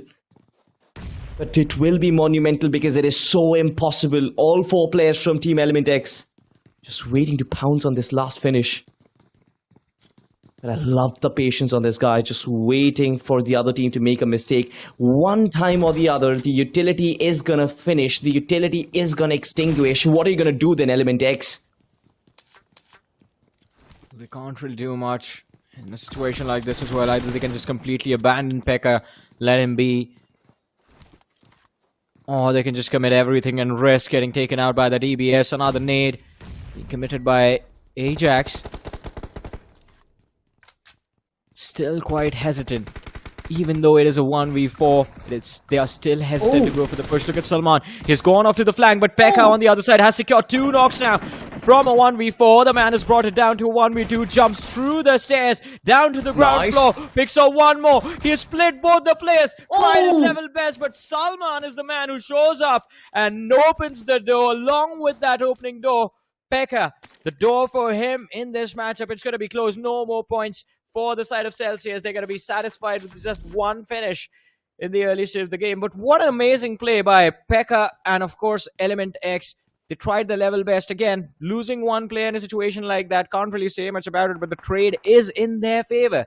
They got 4 points. The opposing team gets 1. Absolutely, but valiant effort from Pekka on the other side. I think credit has to be given to him. He needs some support from Rickson. He needs some support from Harsh as well. They're great players themselves, and I'm hoping that Celsius Esports find their footing on the map of Sanhok. But for now, Element X, they surely are going to celebrate. Possibly they had a minor heart attack when the 2 knocks were there. And I understood what Pekka was trying to do, just ride on that momentum and just play with the opposition's mind, trying to push up as soon as the knocks were confirmed. But that's all he could do over there. Salman's position was unchecked, opened the door, barged into the compound at the right time, and found that opening. But have a look at this. Where does the circle take us to? It takes us to Montenuevo, one of my favorite places on this map. And Team IQOO, what a brilliant rotation. Will find majority of the circle for themselves. Might even find Montenuevo, the compounds of Montenuevo, to themselves. But I doubt Mania is going to take that. Not just them, not just IQOO. Look at RRP MIZO. They've been holding on to that hilltop for a long time now. I believe I've been seeing them there for the last 5 minutes minimum. And this happened in the previous game as well. They found a position, they held on to that position till the end game situation. And towards the end game, when all of that chaos was coming to its peak, that is when they stepped out, started shooting in every single direction, racked up a lot of finishes. And I think that might be their strategy in this game as well, especially Flick YT. He was the top performer for the team in the last game. This time, he has a massive high ground advantage to work with an mini 14 and that 8x combo. That can be quite deadly from that hilltop. But here's a replay, ladies and gentlemen. Celsius versus Element X. And Pekka definitely caused a lot of frustration for the players of Celsius, but towards the end it was a 1v4 in which no matter how hard Pekka tried, as Salty, you said it right, we might hope for it, but it is close to impossible odds when you are in a 1v4. Exactly, and that is one of the reasons why those moments become memorable, those moments become historic if you actually pull off a 1v4. It's fine. I'm pretty sure Celsius Esports will learn from their mistakes, will have to work on that aggression yet again. Don't really want to talk about what's done and dusted much for now. We're going to move on to Metal Esports, and let's just talk about how this team struggled in the last game and what they can fix.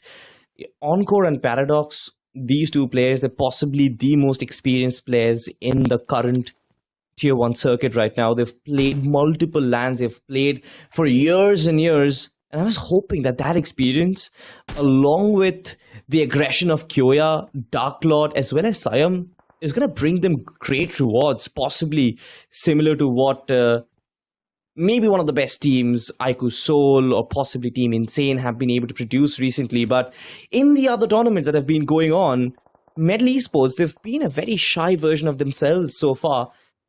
And I want to know from you, what do you think is going wrong? Are the players not really confident? Are the players not in form?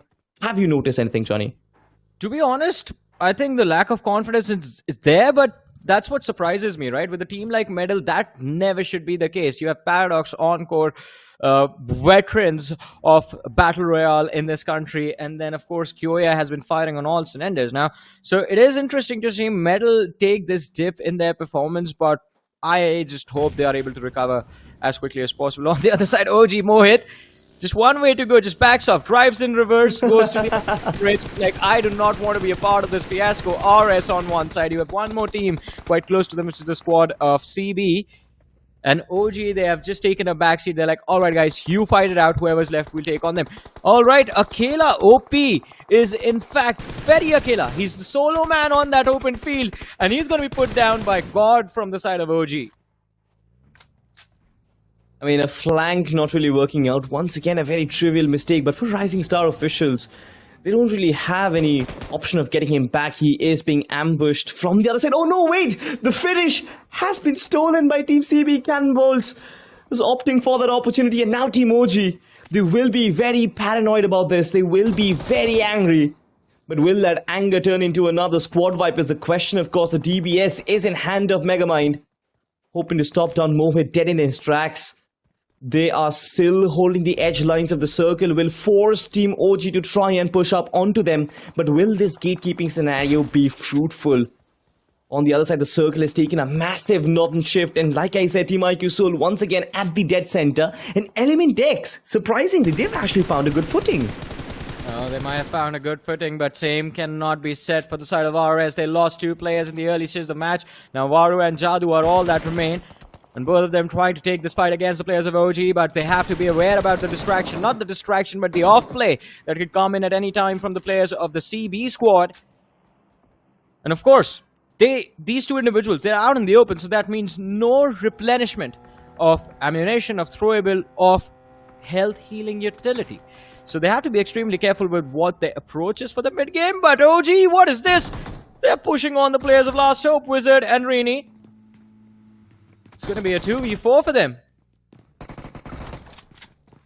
Great scouting mission by OG, to be honest. Just understanding where exactly the players of Last Hope were, finding out this petrol pump. It's going to help them for sure, but this can only be a mid-rotation pit stop. They still have to traverse 550 meters more, but the circle has just formed, so they can take a breather, certainly.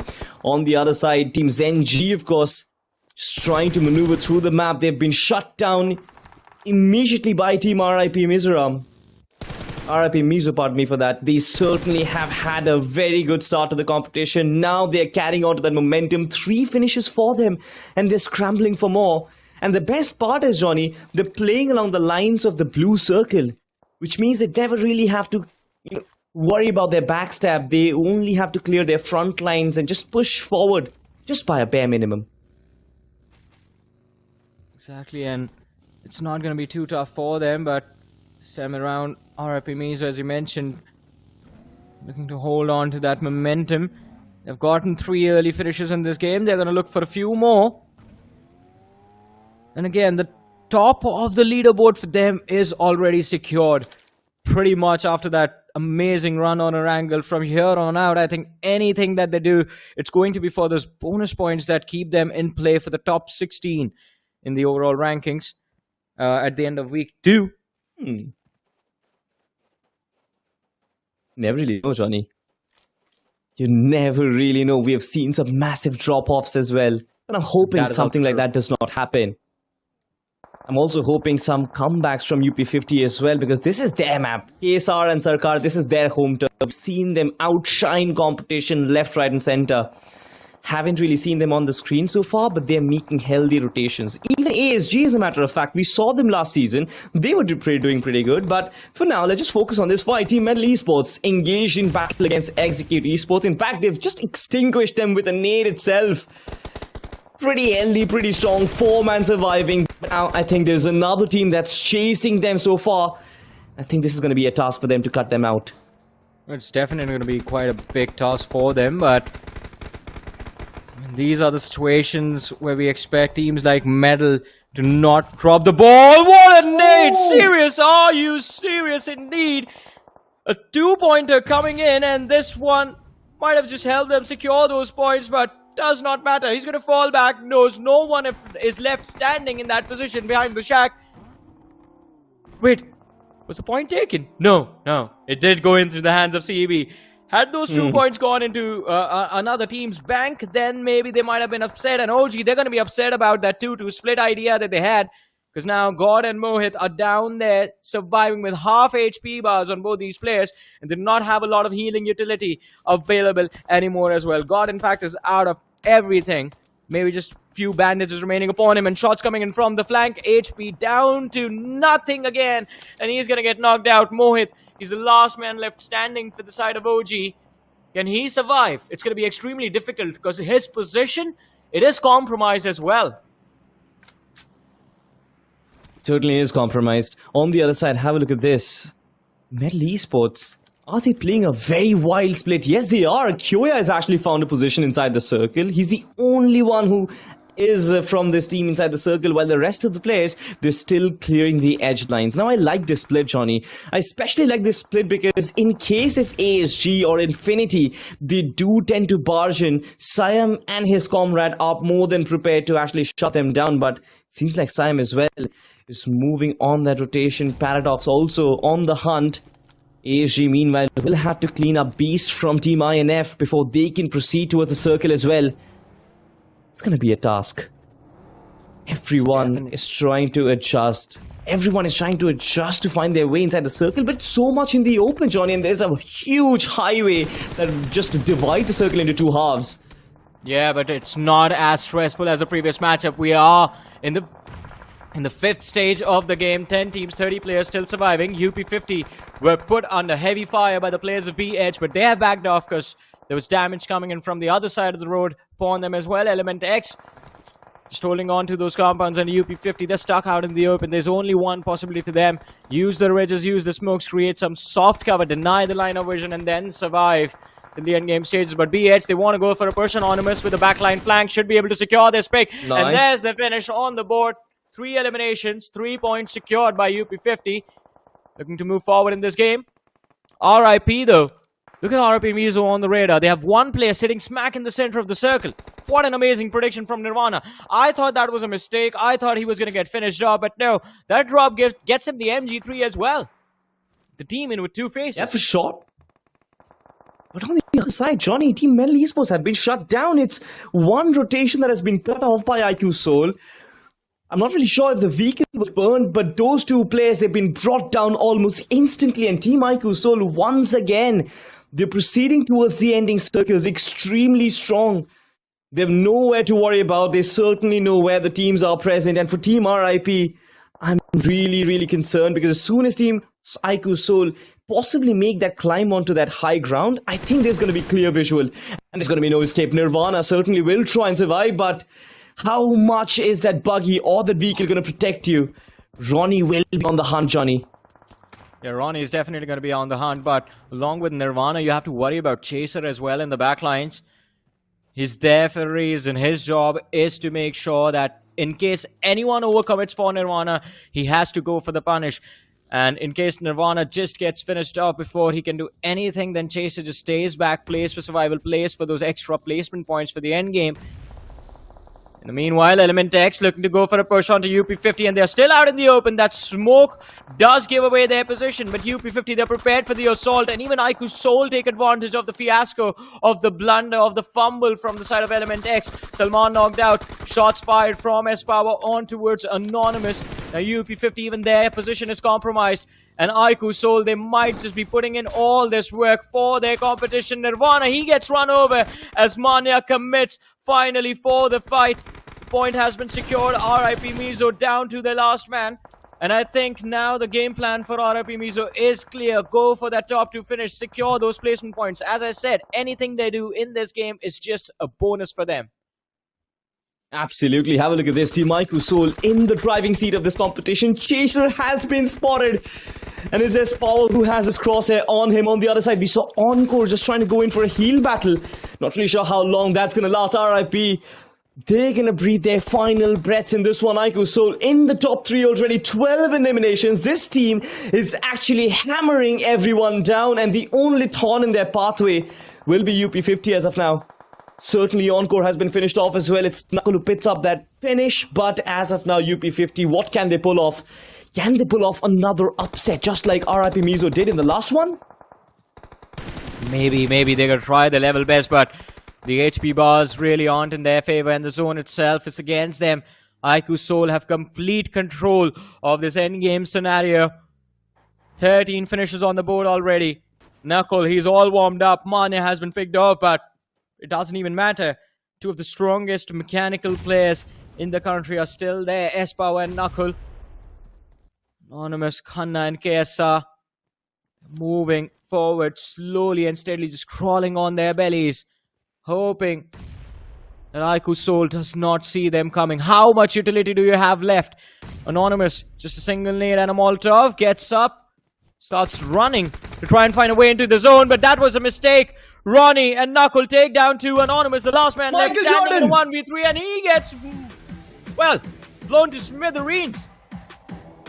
Yeah, that was a nade and a half, to be honest. I had to scream Michael Jordan over there because that was so precise. But Team IQOO Soul just finally finding redemption for themselves in this one. They kind of missed out one step ahead in the map of Erangel, but not on Miramar. This team certainly, as hailed by so many people, is possibly the best team in the country right now. So consistent, so aggressive, but also so technically sound. You look at the way their fragging skills work, you look at the way their nading works in tandem with each other, but then you look at the big brains of Manya, you look at the big brains of Mayavi and Ayogi in the backlines as well. Find that little bit of a spot to always having that advantage in every single circle. It takes some skill and it takes some technical brilliance, and I think these three, the core, the minds behind this IQOO Soul, they're the ones who are running this engine. Exactly. I mean, it has always been their firepower, combined with the fact that once they know where the zone is headed and they have information to work with, they can just brute force their way through any team. So the struggle was getting control of the circles early, and Mane, I mean, he's just a phenomenal IGL now, has already, it feels like, adapted to this lobby and how to enter those zones from any side where they find an opening. Another team that has been very impressive with their rotations in the last two matches that we've observed them is RIP MIZO. They're always there. I don't know how, but they're always there in the most perfect spot, and they seem to find it extremely early. I think this time around it was stage 2 stage 2. Is where they found that hilltop where Flick YT was. The other team's lads were holding behind him. And then up until stage 4, they did not have to move. Stage 4, stage 5 is when they were completely forced out of that position. And even then, I mean, they were able to secure a decent number of eliminations in this game. They were in the top 5 of this match. So that is another team we are keeping an eye out for. Metal Esports, can we call it a decent recovery, Salty? They played for survival. Can we call it decent recovery? I think so. I mean, considering the first match performance, which was solely Siam's individual performance, I think this was a much better outing. But then for sure, for Metal Esports and their own standards that they have set last season in BGIS and further in multiple official tournaments, I think that this is not their peak. This is not what their potential tends to show us. So I'm pretty sure that there is a long climb that is going to be as well. But I'm pretty also sure that the MVP will be from Team IQOO Soul this time around. I'm pretty sure you guys, you won't be wrong. You were wrong last time, right? Yeah, we were. We were off by a lot, but not this time. It is Knuckle from IQOO Soul. 6 eliminations, 10% map impact, and finish contribution of 37%. Looking at the finish contribution kind of gives us an idea of how much heavy lifting an individual had to do. And 37, I mean, it is still fine. You would ideally, in an ideal situation, hope every single player puts in that 25%. Knuckle this time definitely did have to do that heavy lifting towards the end when Manya got picked off, and it was 3 players remaining from the side of IQOO Soul. But I mean, this was their game, this was their chicken dinner. So can't really say anything apart from that. Yeah. Look at the top 5 performers. You've got Knuckle, you've got Ronnie, you've got Manya in the top 3, 6, 5, 4 respectively. But you've got to talk about UP50. I really like the way they kind of bounced back in this game. 3 finishes on Anonymous. Sure, they could have done a much more, but then the zone did not really let them do the talking because they were on the southern fringes and the zone kept on taking hard shifts towards the north, and UP50 were at a disadvantage, possibly from the third circle onwards. But have a look at this. Even Lord from Team RIP is still there in the top 5 performers. But let's just have a look at the point standings. And this is where I think the difference has been established. RIP MIZO will have to sacrifice that lead on the overall standings to Team IQOO Seoul. But consistent outing, 10 points is not too shabby, Johnny. Yeah, I mean, 10 points, it's not too shabby, especially considering in this new meta, because of the point structure, we are a little bit more focused on those finish numbers. So securing those finishes, 6 finishes on the board, that is decent, considering they did work with 4 placement points as well. So overall, a very decent run from RIP MIZO, as you said. And again, these 10 points for them are just bonus. They've already crossed that 30-point marker. I think a big game from UP50 and Medal in this one. Element X as well, 7 points. That will definitely propel them a little bit high up in the rankings. But again, Celsius Esports, they were there on that second page in the last game. They're there on the second page in this game. There's a lot of struggle happening. And Salty, I want to ask you this. So I was having this conversation earlier on with Necro, and this was something that one of our colleagues, Maisie, on the Hindi desk pointed out in the morning when we were talking about the competition, that for the last 3 days, there has always been a team that bombs every group. There's always a team that will not be good. They will bomb the first 2 games. They will not play well on Erangel, not play well on Miramar. And then Sanhok is that one game where they're going to bounce back and you're going to see them in the top 7, the top 6. So which team do you think is that team from this group? Do you want me to go completely against the wind? Like, just go haywire with this pick? I think ASG Esports. I don't know, I get a vibe because I've seen them previously and I thought that this team really had what it takes to really put up the competition against the top dogs. So far, they haven't performed. So maybe, you never know. Well, if you think, I'm not talking to Salty, I'm talking to you guys. If you think you have what it takes to take on the top tier BGMI competitors, ladies and gentlemen, guess what? Last day for registrations. When is that? It is today. Today is the last day for registration. The deadline closes at 11:59 p.m. So you guys still have a lot of hours. There's still a lot of time left. Find that 4th player. If you don't have more players, find more players. You need 4 to compete. Find those 4 players, register your squad. And again, a reminder, the in-game qualifiers, they begin on the 15th of April. Mark that date in your calendar. And again, complete your registrations, ladies and gentlemen. I am super excited to watch you guys play once we roll around to the group stages of BGIS. Exactly. If you have like 3 players, just possibly get your family members included. I'm pretty sure they're going to have a lot of fun. I actually even made my dad play BGMI the other day. He didn't really play that well, but it's fine. He's learning, right? And you know what? If my squad is not complete, why not just make my dad play in a tournament game? Sure, it's a new experience and he's going to have fun. I'm going to have fun.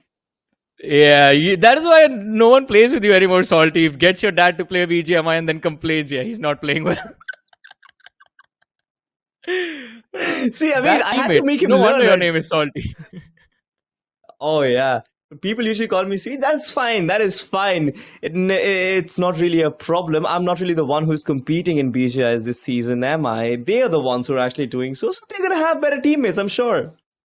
Yeah, exactly. It is going to get very competitive for sure. And of course, we are seeing a lot of rising stars, a lot of new talent that is shining out brightly inside of this grind as well. And of course, a lot more players waiting in queue for the BGIS itself. Again, ladies and gentlemen, deadline is today, 11:59 p.m. Go ahead and register, and we are going to be seeing what competition in fact reaches towards the BGIS from here, the grind itself. But ladies and gentlemen, there is a new game coming out from Craft and it's called Bullet Echo. Here's a promo for that title. Let's have a look. Right. Left. अरे यार, railway track की तरफ ले. Left. गाड़ी के पीछे चले. गाड़ी के पीछे. अरे यार, right. जल्दी.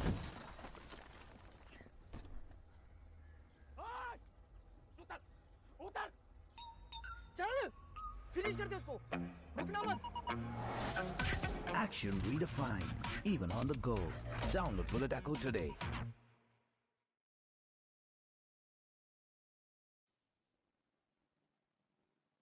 Yeah.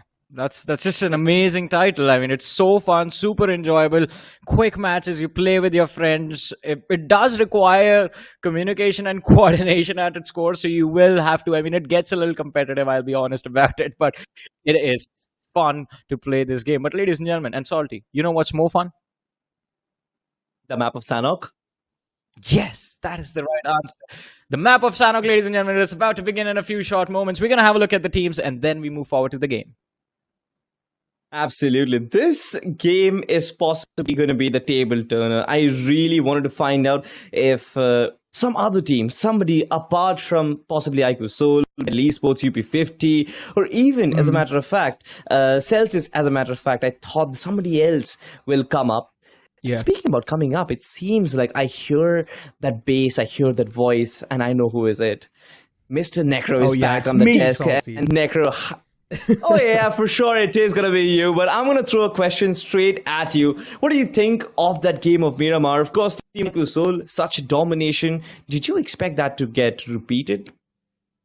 I mean, of course I did. It's IQOO Seoul for you. They've got so much experience to back him up. One of the best teams inside of the region. I do not need to keep on going about this team, right? But the main expectations were from Metal Esports. Another big banner. Unfortunately, not able to play that well. But I guess you can still say the consistency is over there. Inside of the first game, they got 8 points in total. Now over here, too, they got a decent amount of points to back him up. As long as you're getting more than 25 points in these 3 games, you should still be somewhere in the top 64 easily. And then inside of the second week, if you try to do a little bit more better, if you try to get yourself 30 points too in the upcoming 3 games, then it should be all good in the hood for you. Metal Esports, if for them just qualifying inside of the top 64 is the way to go, then yeah, the way they're playing should be okay. But if you want to qualify in the top 16 and moving directly for the round 4, then they would need to start dominating like IQOO Seoul and RIP MIZORAM. Absolutely. And in fact, if you think about RIP MIZO, they have been really great in terms of predicting the circle. The first game, they really got benefit out of it because they had so many finish points to work with.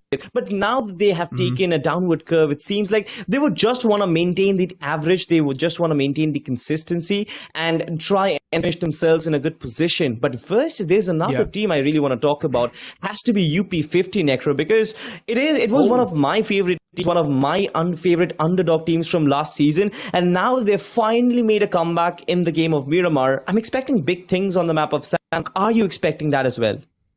Sanhok is one of the maps that is heavily zone favored, Salty, and considering now the new zone meta and all that stuff like that, it really avoids you to go for those med strats. Now the room for error is even less, so Sanhok is really tough. Depending on the zone, whichever team the zone is favoring, there's a high chance that team's going to come out on top, unless you somehow pull off a miraculous rotation. And you also need to be super dominating. If you're not going to be the one to assert dominance inside of the late zone, you will be screwed up massively because you will be surrounded by a lot of teams. And Sanhok is known for third parties. You engage inside of a fight, you know there's going to be another team just waiting around the corner to take you down. Absolutely. And if you think about the trend on the map of Sanhok for the past 2-3 days, right, we've had very weird circles, especially the ones on towards Camp Alpha and Camp Charlie, where there were so many water rotations. You remember that rotation from G2 Battlegrounds yesterday just coming in from the waterways as well. I'm expecting to see some really unorthodox style of play, considering we have so many other teams. And there are names, of course, teams like ASG, teams like Celsius who have been in BGIS before, but still could not really make a mark. This is the opportunity to shine, Necro. I would say, yes, it is their opportunity to shine, considering Celsius, first 2 games, not able to perform, that's a big red flag. The same thing can be said for Metal Esports too, right? Metal Esports, okayish performance on the board, but that's not something you expect from such a big banner, right? You want to see them at least get a chicken dinner with decent amount of elimination points, and it might just be the same storyline that WinGod Esports yesterday brewed up. First 2 games, they completely bombed it. The third game, they got a chicken dinner and placed themselves in the top 5. Maybe the same storyline is brewing up for Celsius or either Metal Esports, but you asked me a question about UP50. Look, so far, with how much I've seen about this team, I would still say it's not enough to give any sort of solid statement, but I would still say yes, they do have a solid chance of closing things out on Sanhok. Sure, I mean, players like KSR, players like Sarkar, but coming back to the conversation of Metal Esports, right? There is one important player who is still sitting in the sidelines. I really want him to play, possibly in the playing 4 as well, and that is Dark Lord, right? Dark Lord, was such an aggressive player, and I think that his addition to the lineup, especially recently, has really upped that firepower. And now that many people have been struggling getting those finish points on board, why not switch things up a little bit? Maybe bring in Dark Lord in the picture, and on the map of Sanhok, they can go all guns blazing. That is true. They need to do so. Sanhok allows you to be aggressive, and especially this new point structure as well. It also allows you to be aggressive. Well, you know what? We've been speaking of Sanhok too much. Let's just directly jump inside of the map as the plane flat path starts all the way from Cow towards down south, which is going to be docks. Now, the plane flat path really on this map, it does not really matter that much, considering you can stretch wherever you want and however you want. And that's where the plane flat path, considering it's not that bad too. So the teams, if they do want, they can even go towards Tombunk. You know what? Whenever I see Team IQOO on the map of Sanhok, it seems like, oh wow, what a sense of relief, because at least this time around, they don't have to compete with Global Esports on a drop collision, because you always think of that temple fight. You always think of the fight where IQOO and Global Esports, they're going to duke it out. But thankfully in this lobby, Global Esports is not present. But drop collisions, ladies and gentlemen, on the map of Sanhok, you cannot avoid them. There will be some or the other drop collision happening, and I'm expecting to see them. Paradise Resort, I think that is where it is happening, Necro. You've got RIP MIZO and Metal Esports at the same place. And this is not a good news for Metal Esports. RIP, they've been doing a fantastic job in the first two games. Even if they do get eliminated off the rip, it's really not going to be hurting them that much. But for Metal Esports, the game of Sanhok is desperately needed. So RIP MIZO. For them, yeah, of course, they have something to lose as well, without a doubt, hands down. You don't want to be too far behind from the first placing team, which is probably going to be IQOO. But still, if you try to compare the performance with the players of Metal Esports, the pressure is going to be on the players of Metal Esports. And that's why you see them separating out or spreading out a little bit much. Chaser in the front lines, KAOYA trying to close in towards the compound, towards this building. He knows there's a man in the front too. Sees the door open completely. And Metal Esports, they spot out the man in the front. What? Gets the first knockout. KAOYA slapped down. And Core now just looking forward to fall back a little bit more. But Metal Esports, they're engulfing the last remaining player, or at least the last player in front of him, of RIP MIZO. He's the only man in the front lines. But what am I watching? Chaser, he still knocks down 3 players. Metal Esports on the verge of getting eliminated. There's a chance they can't be eliminated too. A nade tossed in, catches Paradox. It's all down to Sayam. Metal Esports on the verge of getting eliminated from this game. It's going to be a massive blunder. Sayam needs to keep his position anonymous, but it's noted down by the opponents. Metal, they can see their qualification flashing in front of their eyes at this point. But Sayam, he gets 2 knockouts, but that's all he's gonna get. RIP MIZO. What a quick execution that was.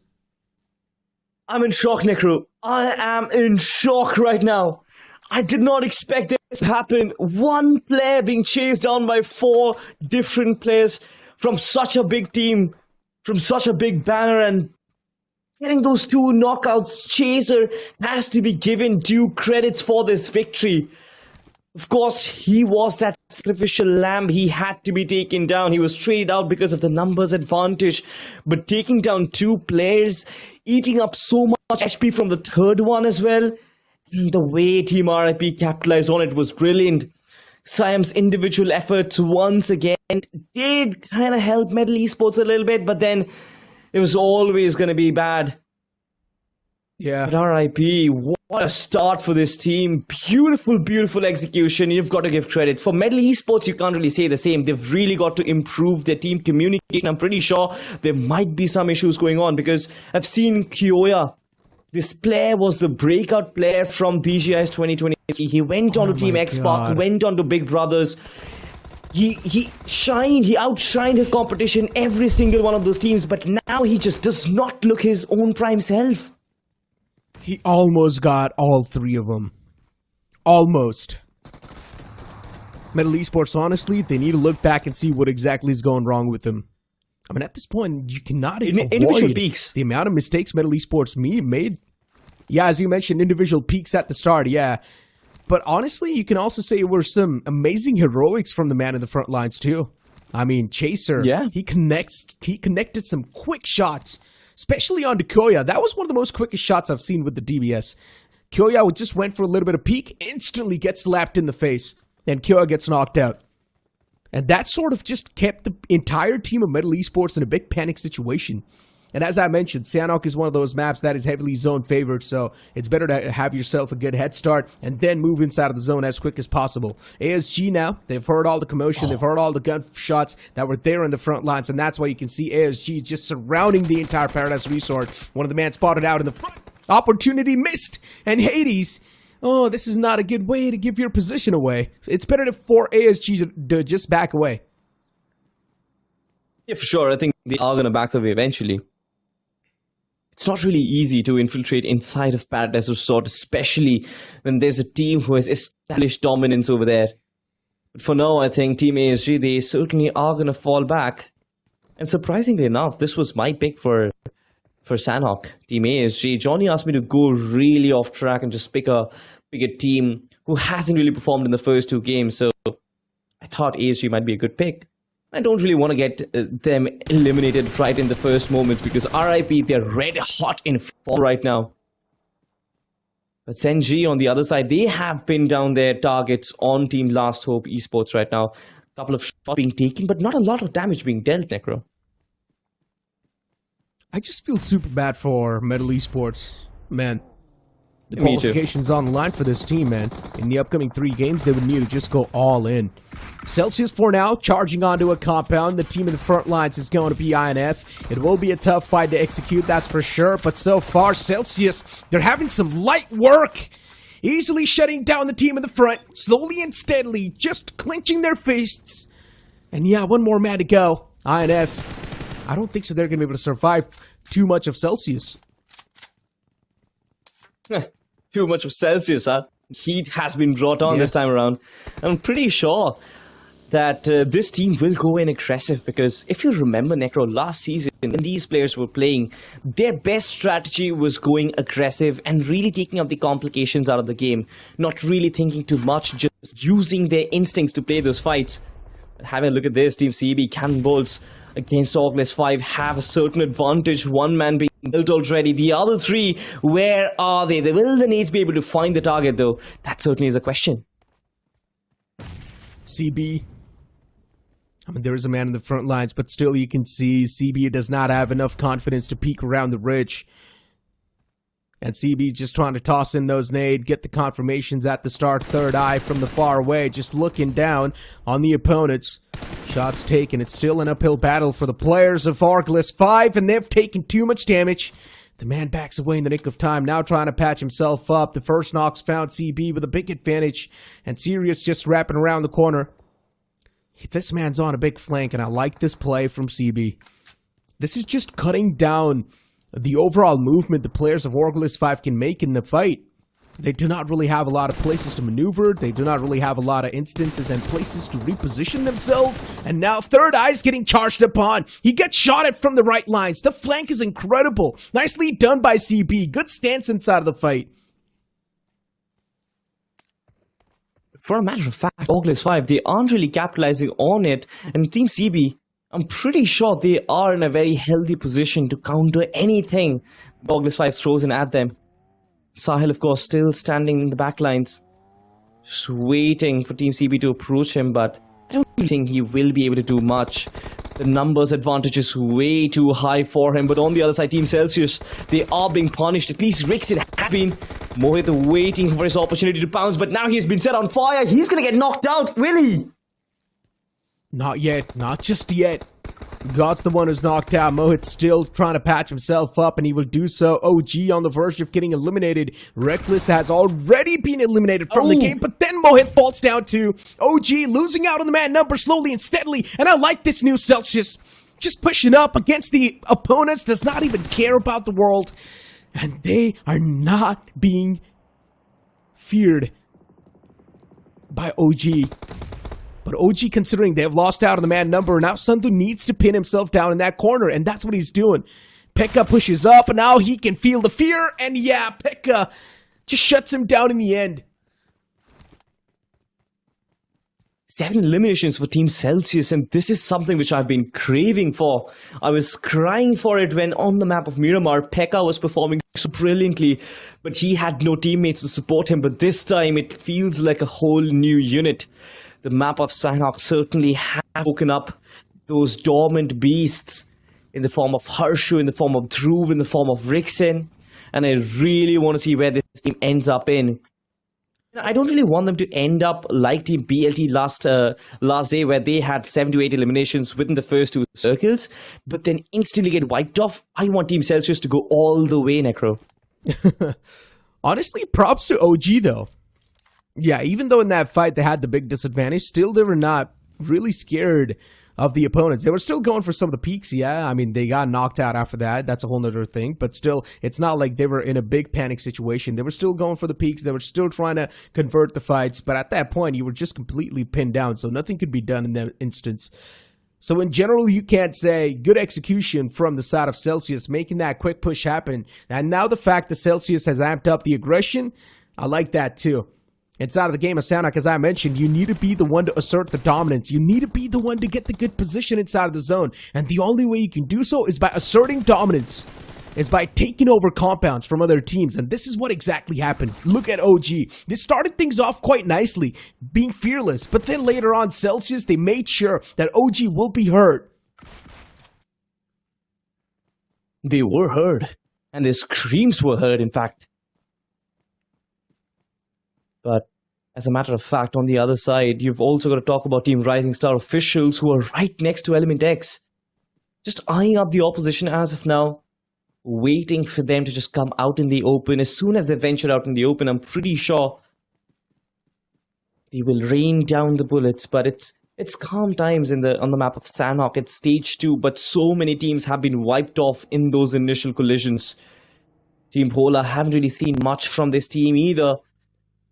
But you know, Sanhok presents everyone an even opportunity to make a comeback. And it seems like Celsius has been the one to make early capitalization on that fact. But I'm still willing to see the other teams and waiting to see how they plan out their strategies.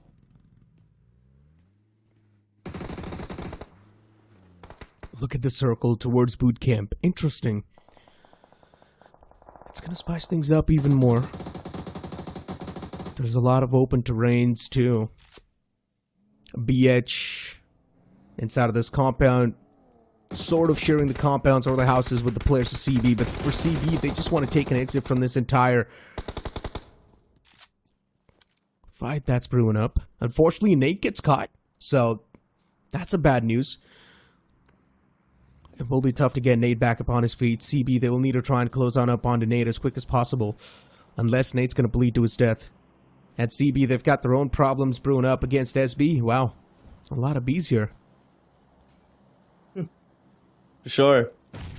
ZenG ESPORTS and CANNONBOLTZ. Of course, CANNONBOLTZ have got one of their comrades knocked out, but I think the revival should not be that difficult. And even for Team ZenG ESPORTS, right, the artillery warfare is there, but how do they close in the distance? No flanks deployed, no real vehicles as well for quick mobility. I think this is where the flank actually starts taking place. They will have to find that opening against CANNONBOLTZ's defensive fortress. Otherwise, if they ambush directly, I'm pretty sure it's going to be an easy wipe, clean sweep. Nate FPS still knocked out. I genuinely think so CB should try and disengage from this fight, back away, and get the resurrection onto Nate. It's not that tough. If CB won, they can get the res back up easily. Just toss a couple of smokes and then try to go for the res. But instead, CB's too busy to try and take down SP. They're trying to chew on things that might just be tough to chew. And for SB, all they need to do is just hold on to this fight, I guess, for as long as possible. Because CB, even they're down to a 3-man squad. So it's an even Steven between these two, but considering SB's on a little bit of a low ground, it is an uphill battle for the players of SB. They've got a little bit of a disadvantage inside of this one. At CB, if they wanted, they could have got the 4th man back up on his feet, but for some reason, they just did not care.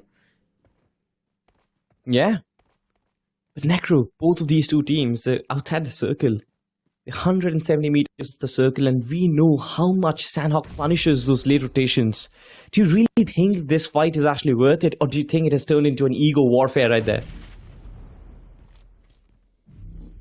I mean, CB does not really need this fight. I think so the only reason why CB's going for this fight is because they know this is the last game for the day, and they just want to get as many points as possible. Because the first 2 games, they have not been that great. So CB's like, you might as well just go for it. You might as well at least die trying. Wow. Yeah, Megamind gives his position away with those shots. Mr. Cut's going to be able to back away, at least for now. But then Mr. Cute out in the open gets caught. He's too low. And even the Wall of Death is chipping out some more damage. As I mentioned, Sanhok is quite a zone-centric game, so you need to be inside of the zone as quick as possible. And then assert your dominance for better spots, too. Vampire being able to catch one of the players. Nicely done. CB off to a great start in this fight. SP taken down to a 2-man squad. It's a 3v2. SP in the front lines. The players are softened up, of course. Megamind, even he's getting chipped up a lot by the zone. They need to move in. The time's ticking. And Salty, I'm pretty sure these are one of those teams that are not going to be able to assert their dominance that well in the lobby. Absolutely. So far, they will have to finish off this fight as quickly as possible. And I think Megamind is on his way to do that. Almost connected the shot. The knockout was there. But at least what they're doing is pushing ZenG towards that blue zone, making them suffocate through that electrocution. It's not going to be easy for them to rotate. Meanwhile, on the other side, Team CB, they're on the rotation already. They've got themselves a vehicle. They are on their merry run. But look at this. Their vehicle is being ambushed. Shots coming all along. But who is it coming from? Is it ASG in the back lines? I think so. Even there is another player very close by. Look at that radar. They will have to be very wary. These panic situations, these immediate rotations that happen with the vehicle, this is where majority of the risk lies. Speaking of risk, look at this. Nirvana has had the risk of a monstrous team in front of him. Yeah. But you know what? This team has defeated that team with a man disadvantage on the map 1. So once again, I highly doubt RIP is going to be that scared of IQOO Soul. Nirvana slowly and steadily, just a snake trying to catch up. He spots out Manya, just waiting for the right instance.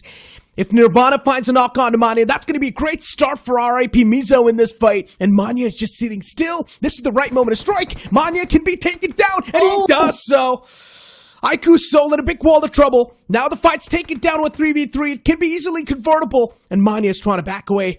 But this Nate's probably going to find the confirmation. But no, what a big blunder that was from Nirvana. He should have peeked from the other side. And this is something that's going to give the advantage back in the hands of IQOO Soul. This fight's like a pendulum. The advantage keeps on shifting in one side and then from the other. Absolutely, but now there's nothing the Team RIP can do, right? Because Nirvana had no backup in that situation. He had to finish off Manya to gain any sort of advantage in that fight. And Team IQOO, well, they're gonna punish if you try and do that cheeky little thing to their in-game leader. Of course, Manya will be brought back up and Team IQOO Soul will be 4-man strong, but now they have been woken up. Trying to get as much information as they can, moving around with vehicles, and Team RIP, they might get ambushed. Manya wants to finish him off with a buggy, and that might just be revenge for him.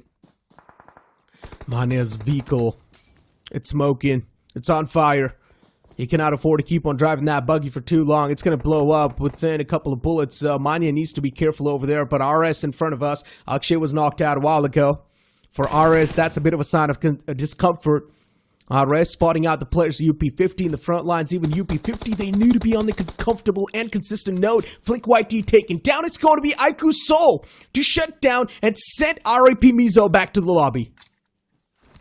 Absolutely, 4 finishes on board. Once again, just preserving all of those players. It's a great start for this team. It seems like they aren't really breaking a sweat so far in this lobby. UP50 on the other side, just traversing right in between RS and, if I'm not mistaken, Team BHOLA. So that is a dangerous territory where they are and can be sandwiched when these two teams decide to pinch them from 2 different sides.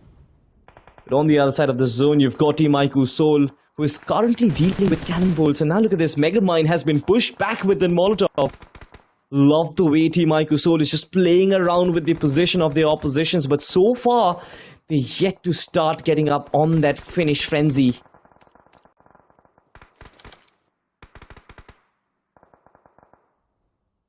IQOO Soul once again spotting out Celsius. Celsius, they've been feeling at the top of their game. The man could be knocked out. Rickson backs away. Bunny hops away from this entire spray. Luckily enough, Rickson is still alive. Celsius, They've got all the 4 players up and alive. IQOO Seoul definitely looking forward to take down the man number from Celsius. Considering Seoul, they've got a decent amount of spot for themselves to play with. And also the split that Seoul has got, it's also quite nice. UP50 now looking forward to charge up and press up against the players of EM. Prime and Ajax in the front lines. And UP50 also getting shot at from somewhere else. A third party on the way. UP50, a big blunder brewing up in front of them. They need to convert this fight in their favor as quick as possible. They cannot afford to keep on wasting time, and look at what EM are doing now. Prime's starting to get impatient. He can hear the shots around the corner, and he wants to take the advantage of the fact that UP50 are also losing out on the man number. Pulls out the DBS. The man's inside of the house too. He knocks the first. The second one goes down too. UP50, what a big blunder that was. Ajax still up on his feet. Anonymous all by himself inside of the fight, trying to get the res back up onto Kanha. And he will do so successfully as well. If Ajax has got his hands on any type of utility, it is better to toss it right now. For sure, but so far they were actually trying to get themselves one fit, but instant cutbacks. Team Element X, they have wiped the floor with Team UP50, and this is not a performance that I expected. Of course, the blue zone was pinching them from the back lines, and it was very hard for them to breathe in that pocket of space. But the way Prime in that position just used his DBS, got the first 2 knocks, is absolutely scintillating. And so far, IQOO Seoul, as of now, they've got mammoth map control. The only team who's got a massive spread, and they can control the pacing of every single player who is trying to approach them. First up, I think it's going to be Team Celsius. Even Celsius trying to spread themselves out. Unfortunately, they do not really have the man number to back that spread up. While if you speak about IQOO Seoul, they've got 3 players standing on the feet. And those 3 players, they're controlling the majority of the zone too. 50% of the zone is being controlled by IQOO Seoul. They've got so much space to move around with. And all the 4 players of Seoul, probably they've got every single team's positioning down. And that is what is happening. First man taken down from Celsius. Another man, Rickson, is around the corner. It's going to be tough to get your hands on the Rickson, but another man on the right lines has been spotted. IQOO Seoul slowly and steadily now starting to be a little bit more aggressive, trying to cut off the team's lifeline in the front lines. And a lot of teams just in between both of the mountains, or in between both of the hills. And this is where IQOO Seoul is now finally trying to execute the fight. Fixes, he's getting chipped up a little bit too much inside of that shack. Fixes is trying his best to fight back, but the nade blows him up. Or no, instead, it's Knuckle who shuts down Fixes. IQOO Seoul, of course the confidence is going to be there. They've tasted a lot of blood, and they want some more. They certainly want some more, and it seems like they have completely bolstered the competition. A great winner chicken dinner to actually work with, and what a consistency from this lineup. IQOO Seoul, what a incredible game that was. Back-to-back chicken dinner from IQOO Seoul, and that's going to give them so many points. It's insane. IQOO Seoul, this domination they have showcased in the 3 games, it's been incredible. Of course, this team is going to be the table toppers for this group. But then speaking of Celsius, nice try, I would say, valiant effort even from the side of Celsius. They were trying their best to get their name up on the board. They were trying their best to be as aggressive as possible in the end. Unfortunately, things just did not work out. They did not have enough amount of man number to back him up. But speak of Seoul, with the way they took the zone control, with the way they took the area control, this is what Seoul realized. They know that the more the area you're going to be having in the map of Sanhok, the better it is. Because it is a zone-centric game at the end of the day. And if you get the final zone on top of you, well, that's your chicken dinner to be claimed, and that's what Team Seoul did. Absolutely, and the way they have been able to execute these zone controls game after game just goes to show the amount of work that has been done behind the scenes as well, right? Even on the map of Miramar, they had massive zone control. There was nobody else that was competing with them. Even on the map of Erangel, they had pretty decent one. Here on the map of Sanhok, soon, just like you said, when the final shift happened, Team Seoul is like, all right, fine, this is our circle. What are you going to do about it? Absolutely nothing. But I've got to give credits to Celsius as well. I really love the way they started things off. I think the approach is there and the intent is there. They certainly haven't really made a mark in the first 3 games, but Necro, I think I'll be watching out for the next 3 games that this team is going to play. And then, how can you forget what happened with Metal Esports? that was a big blunder inside of Paradise Resort. RIP MIZO, that one single man chaser, just doing so much damage against Metal Esports, and then Metal Esports was in a big state of panic. They were not able to recover from that, and then RIP MIZO, the backup, arrived. They shut down the entirety of Metal Esports just like that. But honestly, all props to Chaser. This man single-handedly gave them a good chase. Gave them a good chase outside the lobby, to be honest, because yeah, for sure, for Metal Esports, I'm not really sure what was going wrong. The spot was really good, to be honest. They did not go in straight. Instead, they knew on the outskirts of Paradise Resort, there's just one man who is isolated, and that was Chaser from RIP MIZO. And I thought that 4 men rushing onto one guy, what could possibly be the outcome? I was certain in my head. And for sure, that did happen. But 2 knockouts from Chaser and the way the rest of the teammates followed up, that's so brilliant. I did expect a lot more from Metal Esports on Necro, I'm not gonna lie, but things like these do happen. There are always slump in form, and I think a team only is called a great team if they know how to come back from these slumps. Honestly, I like that thinking from Metal Esports, though, knowing the fact that there's one player isolated in the outskirts of Paradise Resort, making the push happen against that player, trying to shut him down, and then trying to pretty much gain the man advantage in the fight itself. It is understandable. But with the way they approached the fight, with the way they tried to execute the fight, was a big problem. You mentioned this rightfully as well. The communication was missing over there. Only if they would have communicated their peaks a little bit better, things would have been way different. But instead, they did not do so. They had so many different angles where they could have went for the peak from, be it 2 doorways, be it that one single window that is there in the balcony. There's so many different ways they could have went the peaks for, but unfortunately, they did not use any of those. Instead, they just tried to go in super raw, and they got punished for that. But now, Salty, you remember, right? Today is also the last day for the registrations for the BGIS main event. So what are you guys waiting for? 11:59 p.m. today itself. The registrations are going to be closing. Go on CraftedIndiaEsports.com and register your team.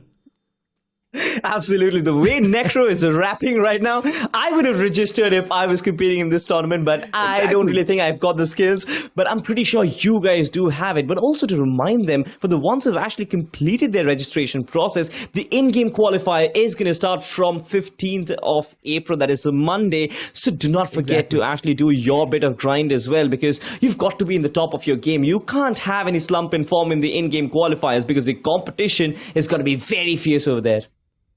And also, we've got to know that there's a lot of people that have just registered inside of the tournament with a 3-man squad. Listen, if you're only registering with 3 players, the registration's not going to count. You need 4 players. All you need is 1 more person in the squad. What are you doing? Get anyone. Get your neighbors to play the game with you. All you need is 1 more person, man. How hard is it? Or maybe inside the YouTube chat, ask someone. If you guys really want to play, ask someone in the YouTube chat. I'm pretty sure someone will try to contact you, and you will have your 4th player. So yeah, just be sure you're being as quick as possible. Complete your 4 players, register right now on Crafted India Esports. But yeah, Salty, get him back inside of the game once again. Now there's going to be a big switch up. You know, there's going to be a big switch up inside of the groups too, Salty. The first group is done for. IQOO's not going to be seen anymore. Metal Esports, they've lost out on the chance to be a little bit more better in the overall standings. Celsius too, they've done so the same.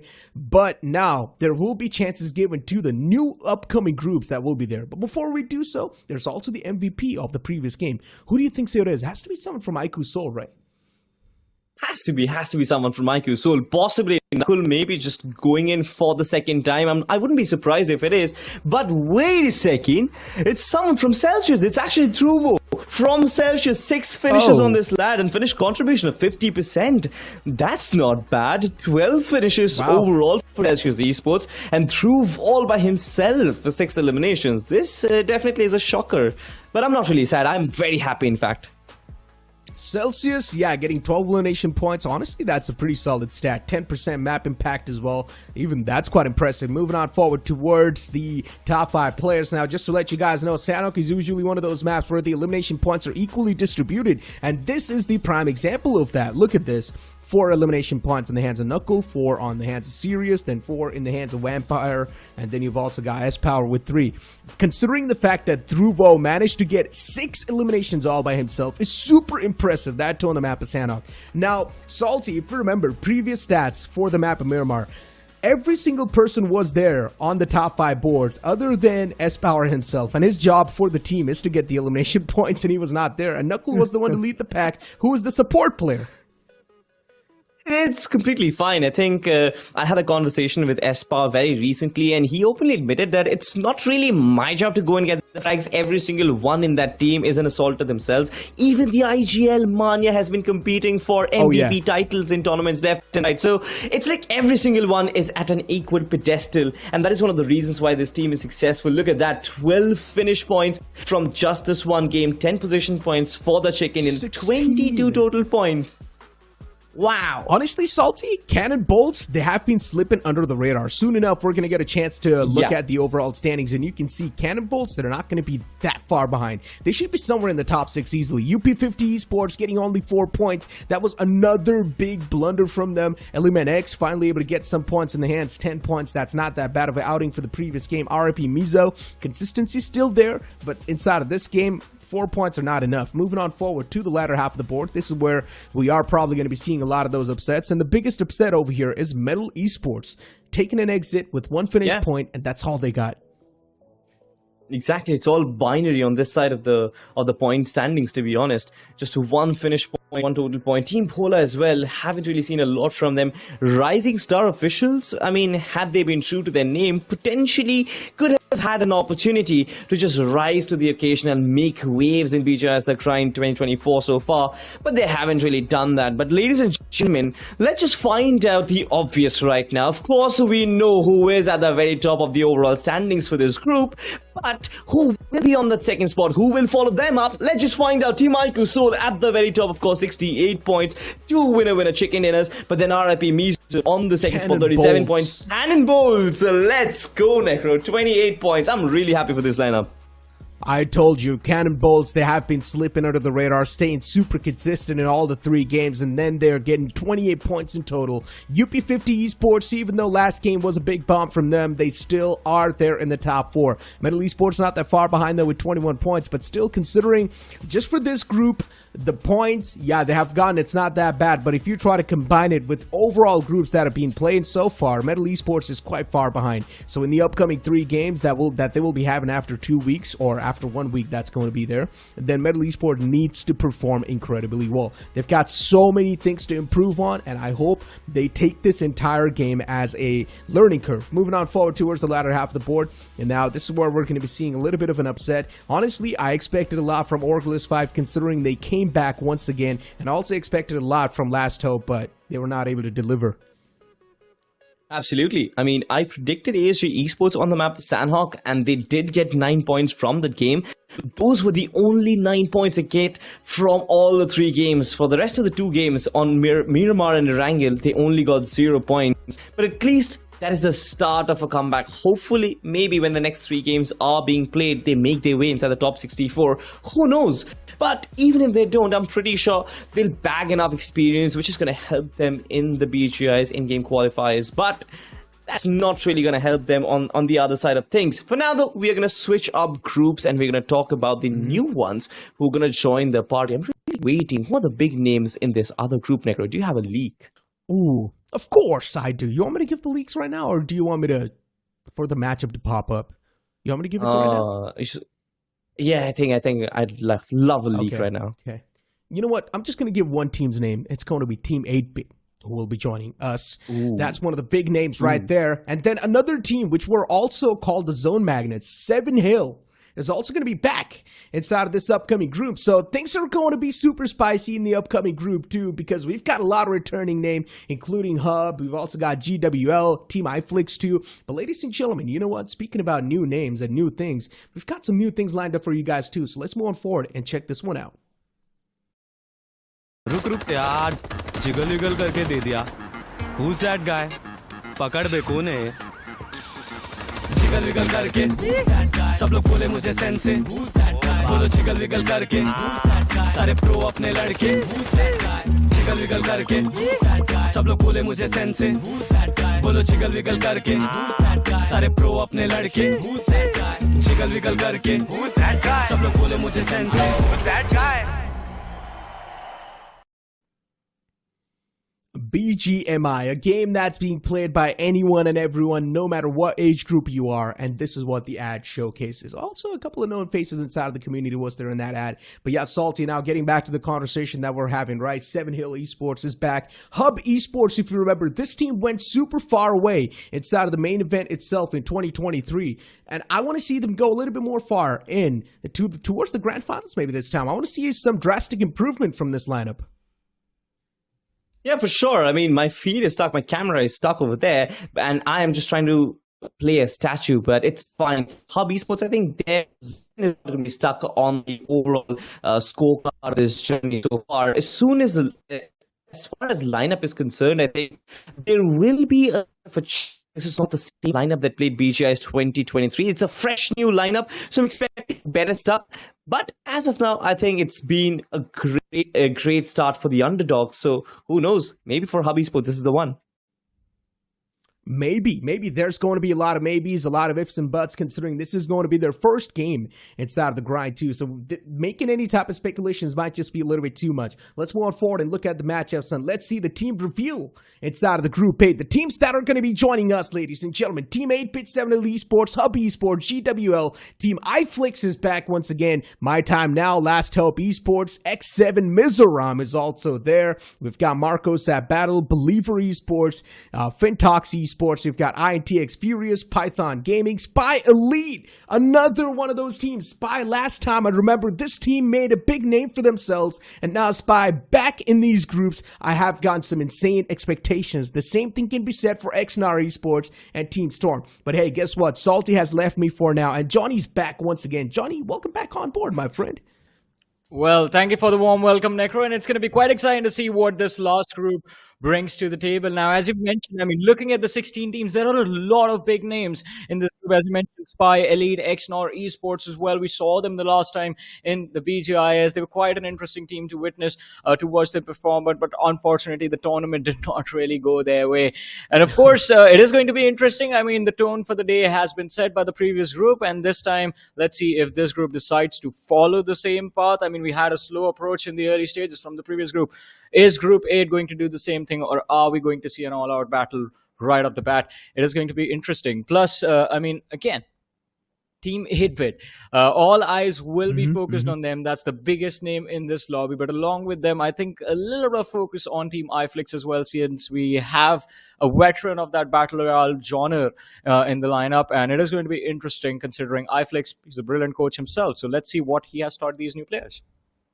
That is true. 8-Bit is one of those teams, of course, as you mentioned, that has been there inside of the community for a while. But recently, they've went through some tweaks and changes. Hopefully, those tweaks and changes are really not going to be affecting them, considering I still remember Beast used to be part of this lineup, but now that Beast has left this lineup and moved on to some different arc, 8-Bit, there's a chance they might struggle. Beast is one of those young lads, right, who packs a lot of punch. Hopefully, 8-Bit, they're going to find themselves in the groove once again, get that man who is going to be the star player for the team. Moving it forward towards 7 Hill Esports, Johnny. Even this team showcased a lot of potential when we saw them back in 2023. Now that they're back inside of 2024, I'm expecting even better from this team. I'm expecting even more domination from this team.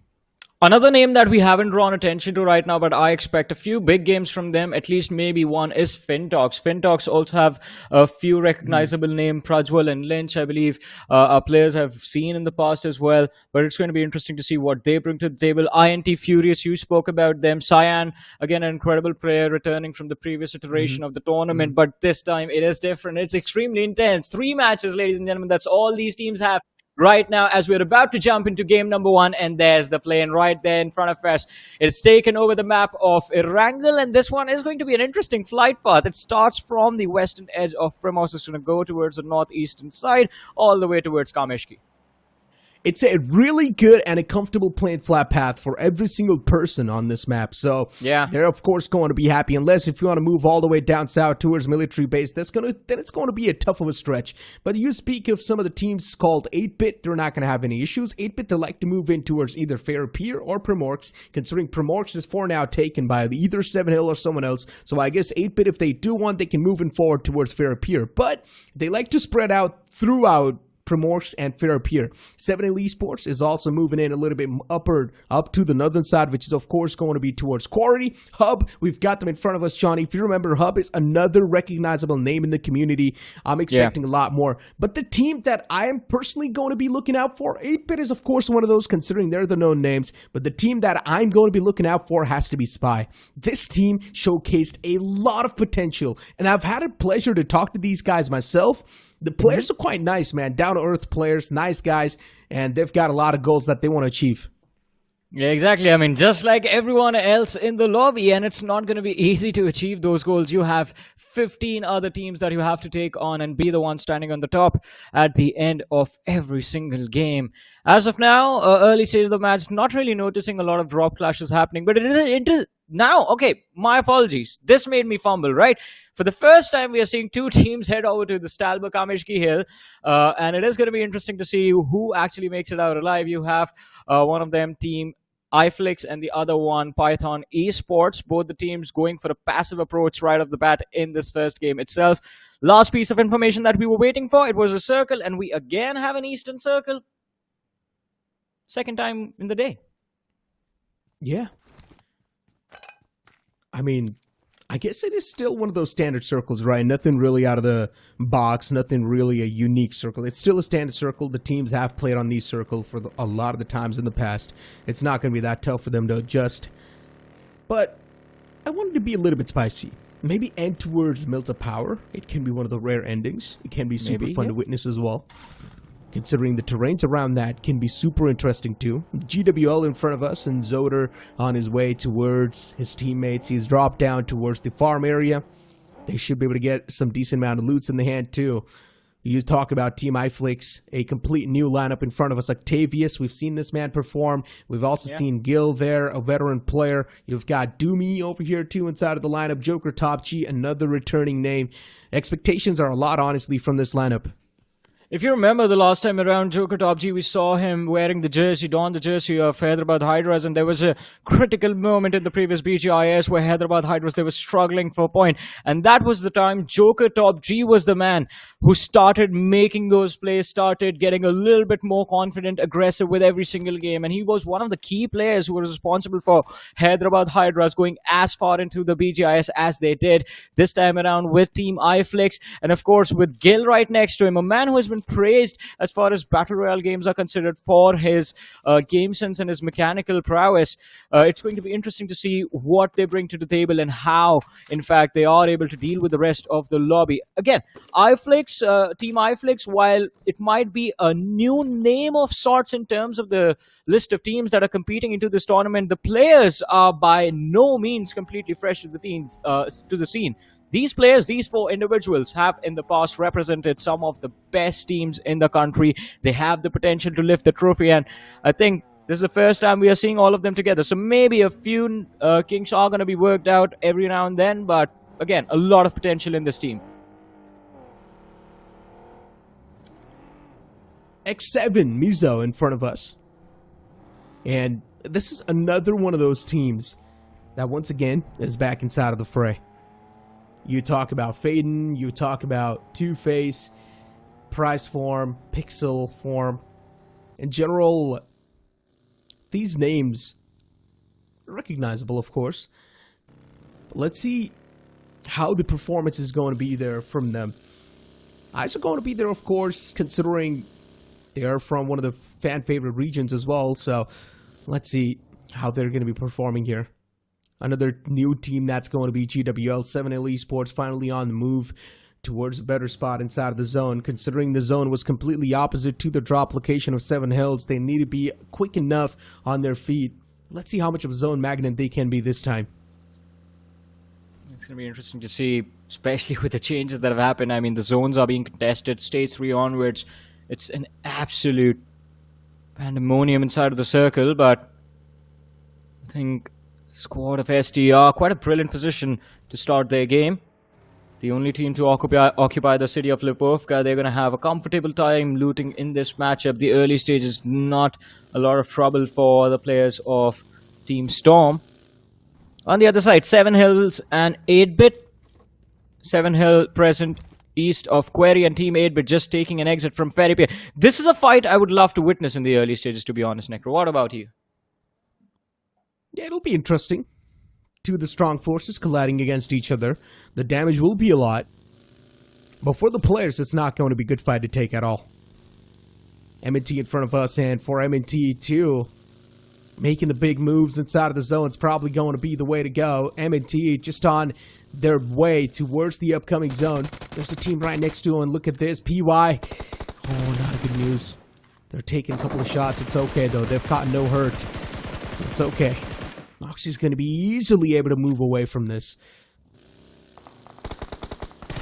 Oh no, they're going for a hunt. Oh no! They chase him down and they pick him off. Noxie not going anywhere at all. Lot of commitment from the players of My Time Now. And as the name of the team says, My Time Now, this is their time. They have the weapons in their hands and it seems like they're going on a hunt. Python, we saw them start their game from that Stalber Hill, but I think the threat that they felt from a team that was there with them all the way in Kameshki might have forced them to move out away from that Stalber Hill a little too soon. And that decision is why we are seeing them in an early fight. But here come the players of IFLICKS, and what a juke over there. They could have actually destroyed one of the players with that spray commitment, but he's going to be forced into a corner, and Team IFLICKS doing everything in the fight. Darling is going to kick things off with a brilliant knock, but it gets instantly traded out by the players of IFLICKS. First man knocked, and now Darling's getting pushed up. I'm not sure why he made that push. Instead, he should have just held down the staircase. MTN, they're getting completely shattered and dominated by Team IFLICKS. And yes, they do come out on top. It's an easy piece of cake for the players of IFLICKS. They only dropped one body in the name of Joker Top G because you try to climb that staircase. Even if you wouldn't have done that, well, then it should have been an easy game and an easy pickings for Team IFLICKS. Not flawless, but still pretty clean. Well, it was very clean, as you said. Not flawless. I mean, Joker Top G knocked out. Did not get finished off. They were able to recover him and bring him back into the game, but still an incredible play put on display by Team IFLICKS. Also, they do relieve the pressure that was there on the players of Python, so that's just a gained benefit from Python, and they have an opportunity to fall back again towards that northeastern edge of the map and have a slow start. Going towards Jasna is definitely not going to be an option. In the meanwhile, though, 7 Hill on our screens. We were hoping to see them take a fight against the players of 8-bit, but the decision that was made was to keep moving towards that eastern half of the map. Now they're trying to contest the center towards Shelter, but it's not going to be easy. There are 2 teams already present in the center. Shelter is already taken over. Other teams are trying to contest the farm south of Yasanaya.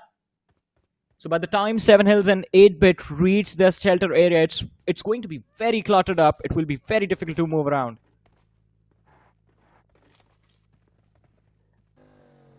Even Marcos at Battle is now trying to move in from the southern side, all the way from the bridge. 8-bit on their way towards the center of the circle. It's not going to be that easy of a taking, though. Moving in towards Pachinki. Spy is still in there. They haven't left that spot just yet. Spy still towards Pachinki. Really makes me question what exactly is Spy doing. They're taking too much time to move inside the zone. Maybe just waiting for the next zone to pop up. And yeah, the next zone is going to be shifting a little bit more towards the right side, towards Milta Power. This is interesting. It's going to spice things up even more. If it does move down south now, it's going to be super spicy. Yeah, it's going to be spicy indeed, and it's going to bring with it a lot of chaos for a lot of these teams. Not just a southern shift, but one completely towards that eastern shoreline, Milta Power, and also cause a lot of panic in this map. GWL, last time we witnessed them, a lot of firepower in this team, but can they deliver yet again in this edition of the grind? Shots were taken towards the opposition. They saw move up, which was the lineup of MB.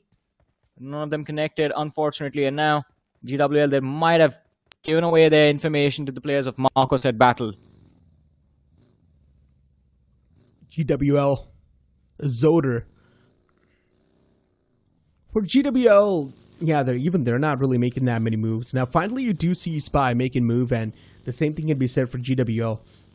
A lot of these teams are just comfortable with the spot they've gotten, but they need to realize that you really need to be a little bit more closer to the centric spot. Because if you're just adjusting on the spot that you've got and not really trying to push yourself outside of that comfort zone and assert a little bit of dominance, then you might just be missing out on the future stages. And then maybe in the future stages, things will be even more rough on you. Before now, SDR, first man knocked out, Finn doing a good job. And considering the fact that going for the confirmation is not going to be that tough. Yeah, Venom instantly confirmed. The Mance ran over. And Finny, Yinch, nicely done. Yeah, saved a few rounds off of that. But again, as you mentioned, FINTOX, a brilliant job done. Found a man out in the open, went for the punish, and I've been able to secure that opening point. So the scoreboard, they're up there on the scoreboard. It's just about how far can you go. On the other side, as you were talking about taking control of the center of the circle, Necro, 3 of the most experienced teams in the lobby right now are all outside the zone. You have IFLICKS still towards that Stalba Kamishki hill. Spy is on towards that Potato Hill. And Exno, well, they are just now reaching the southern farms of Pachinki. So 3 of the best teams in the lobby, all of them outside the circle. Now that makes me question, like, what might happen in the center? Because the teams in the center are just all of them holding their position. No fights breaking out yet. Pretty much. Last Hope Esports. All the 4 players in that same compound. They're playing quite disciplined. Quite passive as well, if you'd like to call it. P-Viant 2 trying to breach in or trying to at least try and close in as much as possible to the centric spot of the zone. It won't be tough considering there's a decent amount of spots still empty. Even the prison's available to be taken, but I would say it's not a good position to be in considering for you, then it will be an uphill battle. It will be really tough for you to break out of prison. But if the circle ends towards it, and if you're lucky enough, then yeah, it's a date with destiny. Team IFLICKS, even they were on a move, finally now trying to make it inside of the zone. They're going to find a free breaching point towards the northern side. It's no issue. It's 8-bit with a decent position too, but as soon as the teams, they do start to rack up around him, that's when the real problems will start to knock their doors. Well, let's see. Date with destiny, that is what everyone is hoping for, as you said, but everyone gets that opportunity. Team 8-bit, this is a good position for them to work with towards Milta, just northwest of that Milta city, but if they get overwhelmed by the amount of teams pouring in their direction, then maybe they're going to have to suffer. And as you said, Necro, when we were talking about Team 8-bit during the pre-show, you did bring to the fact that they have lost one of their key fraggers, but they've recently acquired Mac, and Mac is a mechanically gifted player, one of the best young lads in the country. So there is still the firepower that was missing out on, it has been recovered now, but we are yet to see it in action. We are yet to see this lineup in action. But it's still about being able to piece the puzzle at the right time. And right now is the time. And if they're not able to piece it together, then it's a big problem. Team synergy and communication is going to be tested to the fullest potential in these lobbies, considering you've got no info on how the opponent teams are going to be played, so you need to make the decisions on the fly and adapt accordingly. And if those things are missing out, then it's a big problem. And the only way you can get those 2 things perfected is by playing with each other a lot of the times, knowing how your teammate thinks, knowing how your team functions. And the only way you can figure out how your team functions is by spending a lot of time with the team itself. And hopefully they have gotten that time together. I mean, 8-bit is one of those known orgs, right? Hands down. They have been known inside of the community for events after events, for time after time. They've been there. They have been showcasing some decent domination across the board. But this is how the fights kicked off in this map. The first man getting knocked out and confirmed instantly. And then we saw a complete squad wipe from Team IFLICKS. At the start, I thought IFLICKS, for them, things might just start to crumble down. But then no, they did a good job in getting that recovery. X7 quite close to the players of 8-bit. And Hub in a perfect position to gatekeep both these teams from that southwestern entry point of the zone. But Hub, the abandoned shelter, they're looking to move towards Prison. But Prison, it's already under the control of Lost Hope, FINTOX, and even Team IFLICKS moving in from the north. This is about to get very intense and very interesting. In the meanwhile, 8-bit is falling back behind the players of X7. What is this rotation? Are they looking for a fight? Or are they looking for a passive rotation into the circle? Interesting circle, Johnny, including Prison in there too.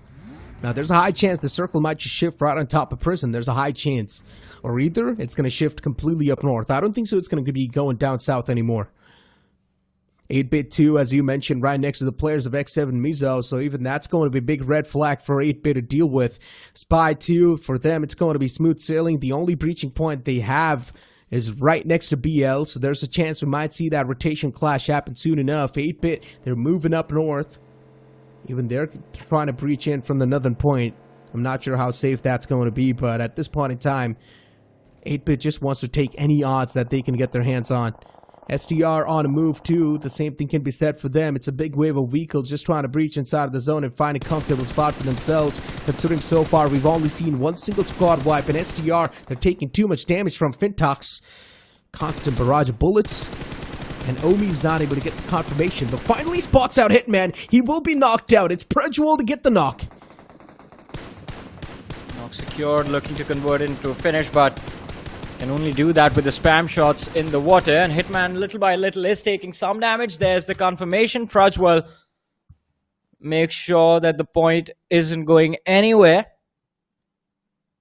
Meanwhile, though, still, we are in the third stage of the game, and yet there are 15 teams still present in this game. 56 players still surviving.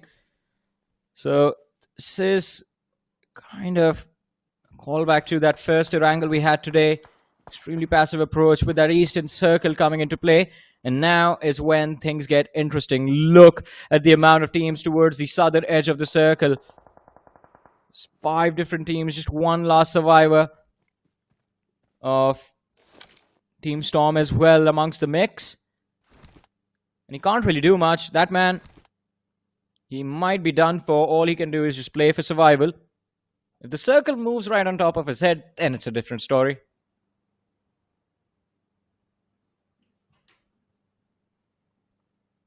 Spy.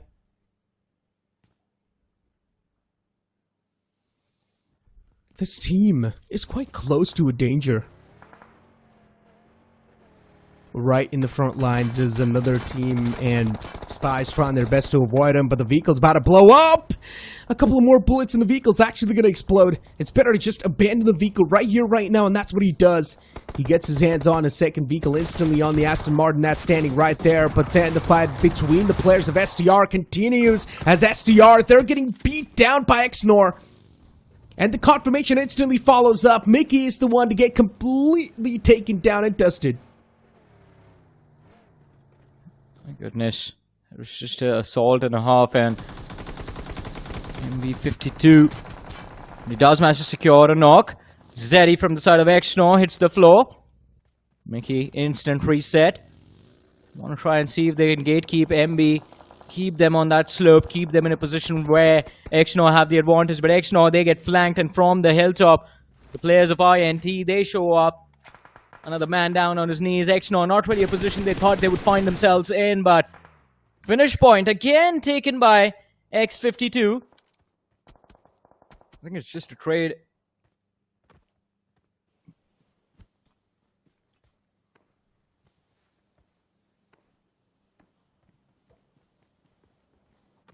Fury. Even he's right there. Seven Hills, look at the rotation they're making. Just hugging the edges and trying to play with the cover. There's a little bit of a dip, and that's how they're driving, but yeah, X7. Interesting strategy. Just trying to play around the edges, but a big blunder could have been here. The buggy's about to blow up as well. Seven Hills, I'm not sure how safe this position is, but for now, they need to adjust with it. It will be tough to take an exit from that position, considering FINTOX is right there around the corner, just looking across. And Seven Hills, the positioning that they have gone for themselves, I'm not a big fan of that. They will need to try and break free from that spot and be a little bit more in the center. But look at LH, right in the smack center. For them, this game is a date with destiny. Moving in towards the left side, it's the players of 8-bit 2. Juicy on the left, too, towards the prison side. Hub over there as well, towards the southern side. XNOR right there, too. So, yeah, so many teams still alive, Johnny. So many teams still alive and not enough map space available for all of them. LH, Last Hope, I believe, are going to be quite hopeful about this game. They have a wonderful position to work with. The only team sitting smack in the center of the circle, and they have concrete cover available to them as well. FINTOX present towards that eastern edge. And they're controlling their position quite nicely, not really allowing anyone in the close vicinity, keeping them at arm's length. But Skull, it seems like, has spotted out a few individuals from the side of Seven Hill. Shots fired, none of them connect. Still hopeful for a knock. Pretty much. BL. All the players towards the shack as Tyson's knocked out. He should be back up. Last Hope Esports, they found themselves in such a great spot, Johnny. And the circle right on top of them, it's like an icing on top of the cake. And they've also got the hardcover to play with. 4 different buildings, Johnny, to back him up. And BL now getting shot at from the front lines. Aditya over here. Right next to him is Spy. And Spy is another name that, to be feared. It's an organization that definitely does get nice players on their lineup.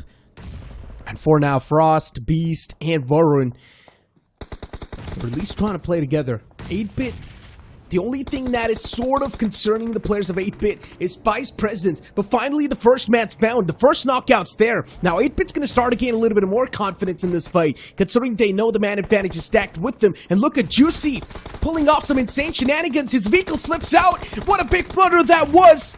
The man advantage they had has now been given away. Instantly swings back in the hands of 8-Bit. But then the nades, they keep on dishing out constant damage. And Spy, they have been eliminated from the game. A third party too.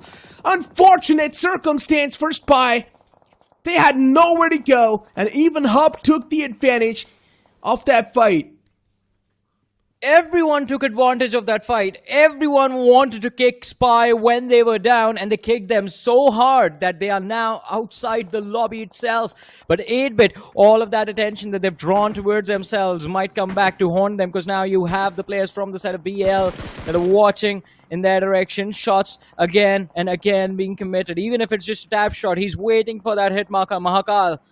So he knows that the players from the side of 8-Bit are outside that cover. Galaxy, in the meanwhile, needs to clear up the front lines. Both the teams outside the safe zone. And they have about 45 seconds before they're going to be forced to move in. 8-Bit. 3 of the players right next to each other. Unfortunately, losing out on one of the players in that fight against Spy as the vehicle spun out. And this is why I said, this is an insane move that one single solo man was trying to do. I mean, if you would have been trying to gather the attention and then the rest of the players, if they would have tried to push up, then it's a whole different story. But none of them were even pushing up. It was just him trying to grab the attention, and he did so successfully, and that's why he got taken down. There was no backup. So 8-Bit, I guess that was a big mistake by them, but considering the fact that they still managed to wipe out Spy, it's all good in the hood for now. BL on the screens. Even BL needs to breach inside of the zone. Circle is still shifting down south. It's out in the open, Johnny. The terrains are now going to be interesting as the circle's out in the open. You will need to make something out of nothing. Well, let's see. Something out of nothing.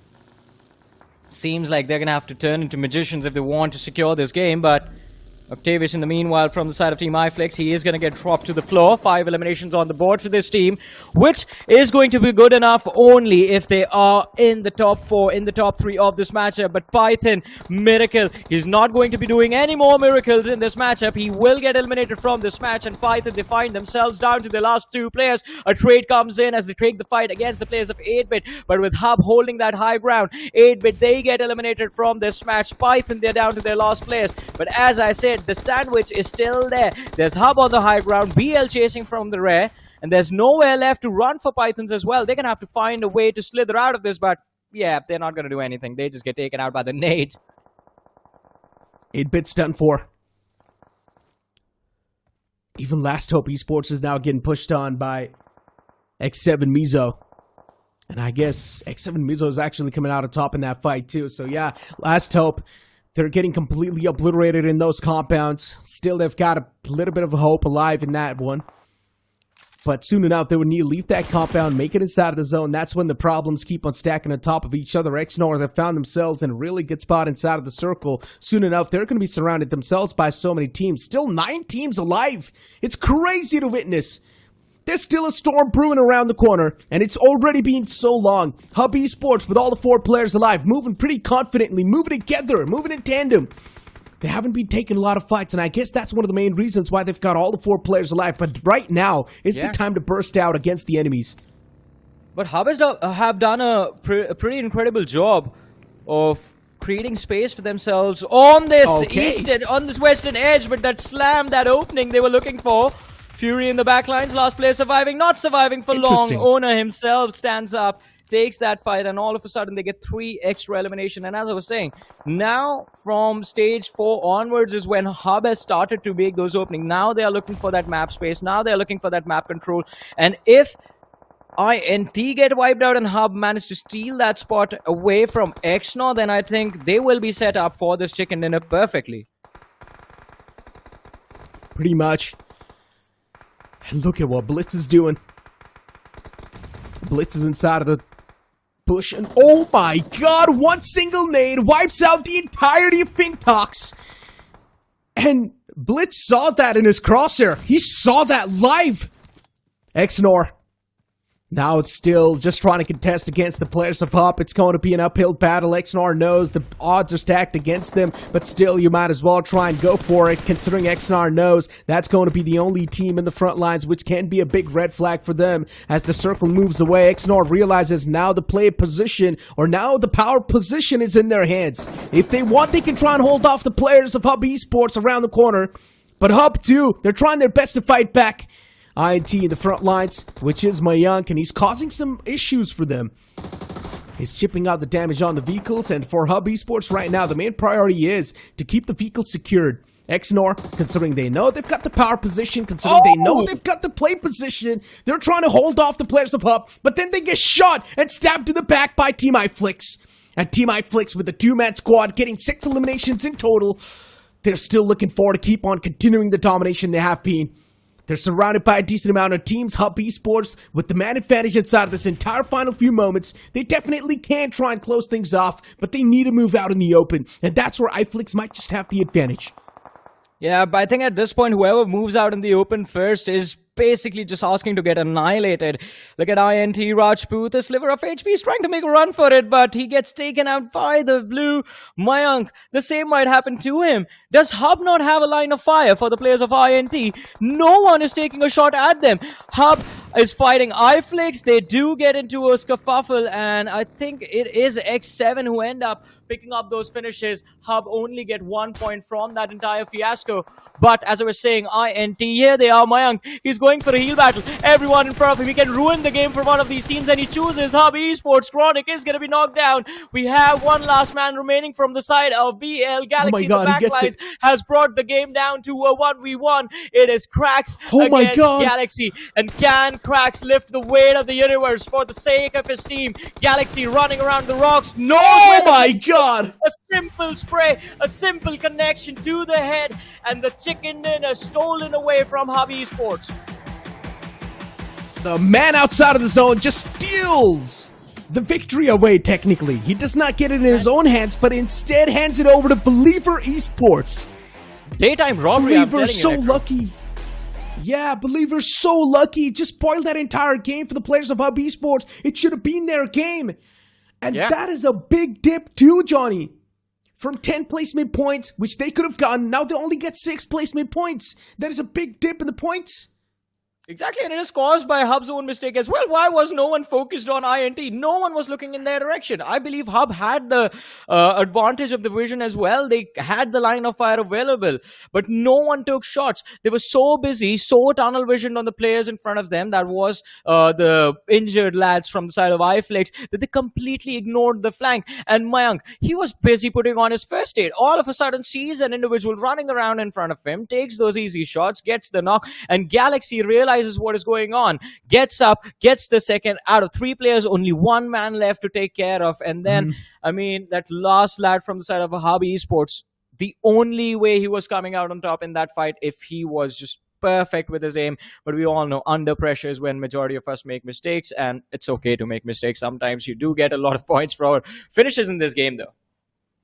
Yeah, exactly. And the man was out in the open too, so not a lot could be done. Everyone was out in the against open. the opponent, who had a little bit of a rock to play with, so I guess he still had the advantage in that fight. But yeah, nicely done, honestly, by Believer. You know, just being able to snatch that chicken dinner away, getting those decent points. That also a great start, but then consistency is something that they need to follow that chicken dinner up with. Last Hope Esports, if you remember, Johnny, they had the best position throughout the entire game. They did not even need to move an inch, but then later on, X7 MIZO, they obliterated the players of Last Hope Esports. They reached in the compounds. They came out on top in that fight. Last Hope Esports, one thing is for sure, they need to learn how to play the tower defense well, because they had the towers nicely done, nicely secured, but still, unfortunately, the firepower was missing to try and back him up, and this is where the real problems started to stack up for them. Moving on forward towards 8-Bit, even them taking that scrappy fight against the opponents, which were in the front lines, not working out that well, being taken down to a 3-man squad, then being laid to breach inside of the zone, and then just being held off outside of the zone. It is completely understandable. 8-Bit should have been a little bit more quicker to make it inside of the zone in the first place. I think they just got too over-eager, thinking, all right, we are going to be racking up those finish numbers, just like the other big teams as well. But 8-Bit, I think, weren't really in a position to do so. There were too many teams, too many bodies in front of them, and all of them with a altitude advantage, a height advantage in that fight. Hub was a team in particular that was responsible for the destruction. Perfect line of fire to go for those nades, and the throwables were the reason for the destruction as well. But ladies and gentlemen, you guys, if you have your team, you can be a reason for destruction for a lot of these big teams. The only thing that you have to do to get yourself started is register for the BGIS. Deadline for registration, it is today, 11:59 p.m. Today is the last day, ladies and gentlemen. Go ahead, find your 4-man roster, register your team for BGIS, and of course, the in-game qualifiers, they begin on the 15th. Exactly, and as Johnny mentioned, find your 4-man roster. You need all 4 players in the squad to be eligible to register on this website right here, craftindiaesports.com. Go there, register as soon as possible. Today is the last day for the registrations. The registrations will end on 11:59 p.m. IST. So make sure to be as quick as possible. Go on the website, register your 4-man squad, and we'll see you guys inside the BGIS main event. Maybe we'll be casting you guys. And as Johnny mentioned, the in-game qualifiers are going to be starting on 15th itself. So be quick enough. But now, Johnny, getting back inside of the game once again, first map is done for, right? We saw these teams to try and duke it out. The first map is done for. Now, the upcoming game is also going to be the game of Miramar. Things can be spiced up even more. There's going to be a little bit more room for error, considering Erangel really is one of those comfort suits for some of these teams. I want to see a little bit more of 8-Bit. I want to see them perform a little bit more better. It felt like they did not get a fair shot in the previous game. Yes, some team communications missing too, not being able to back that teammate up who was driving the vehicle in the enemy territory. But I want to see 8-Bit perform a little bit more better. I want to see them a little bit more.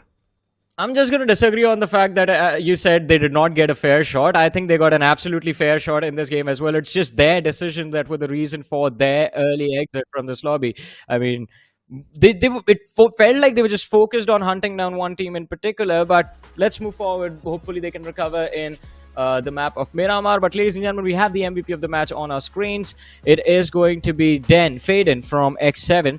6 finishes on the board, map impact 10%, but finish contribution 100% for his team. This has also happened twice today. On Erangel, the MVP was there with 100% finish contribution for his team.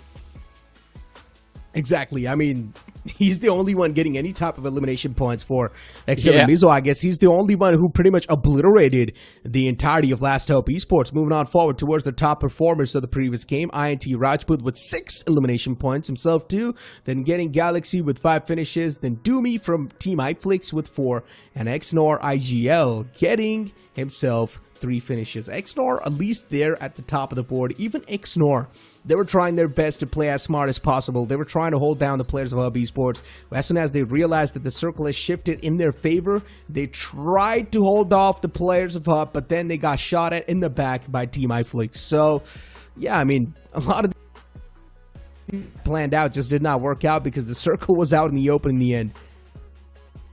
Yeah, and it was quite an unfortunate series of events. As soon as, we saw up until stage 4, stage 5, a lot of teams in a comfortable cover position inside of the zone, and all of a sudden that shift happens where that forces everyone out in the open, and we all know it's quite easy to pick off players once they are exiting their buildings. You know where they are coming out from.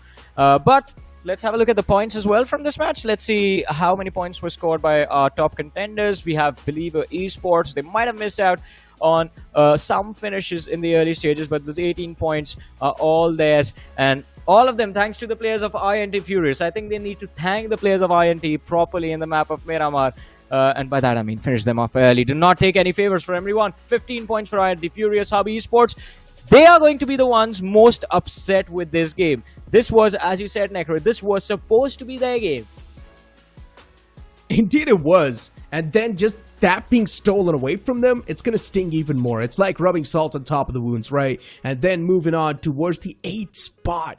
The last spot of the first page. Team 8-Bit's going to be there with only 5 points in total, Johnny. That too, just all of those points are finish points, none placement points accumulated. 8-Bit, this is not something we expect from such a big roster.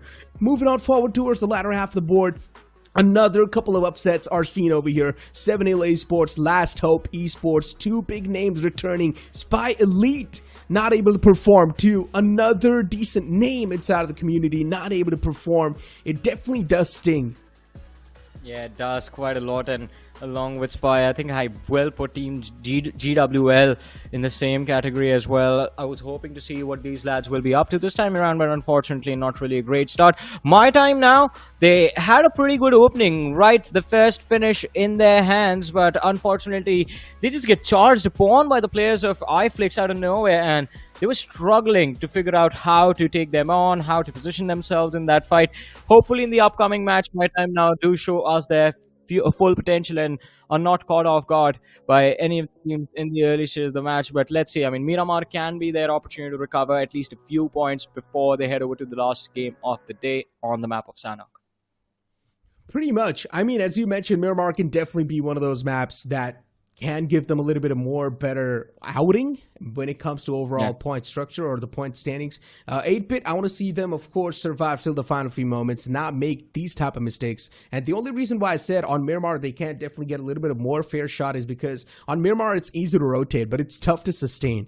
And 8-Bit would need to try and utilize their firepower to try and sustain the position that they would get. So rotation, I don't think so. It's going to be that big of a problem for 8-Bit in the upcoming Miramar. But let's see. I think so. They will be tested to the fullest potential. And then, of course, when the transition comes on forward towards Sanhok, it's a zone-centric game. Whichever team's being favored by the zone, they will have the big advantage. But then if 8-Bit's able to rely on the firepower more and assert their dominance in the final few moments on Sanhok, then things can be even better. Exactly. Things can get better for them, but we just have to observe, see how things go. Because as you said, I mean, rotation should not be a problem. Long distance engagement means you have a lot more information coming in before you actually have to engage in the fight. And of course, I mean, we talk about 8, we talk about Hub, we talk about Spy. I want to see what these big names will be up to in the next game. But ladies and gentlemen, one thing that I want to see again, and I want you guys to see as well, is all of the new things that we bring for you guys every single time we are here with the BGIS. Let's have a look what's in store for us. Right. Left. अरे यार railway track की तरफ ले left झाड़ी के पीछे चले झाड़ी के पीछे अरे यार राइट जल्दी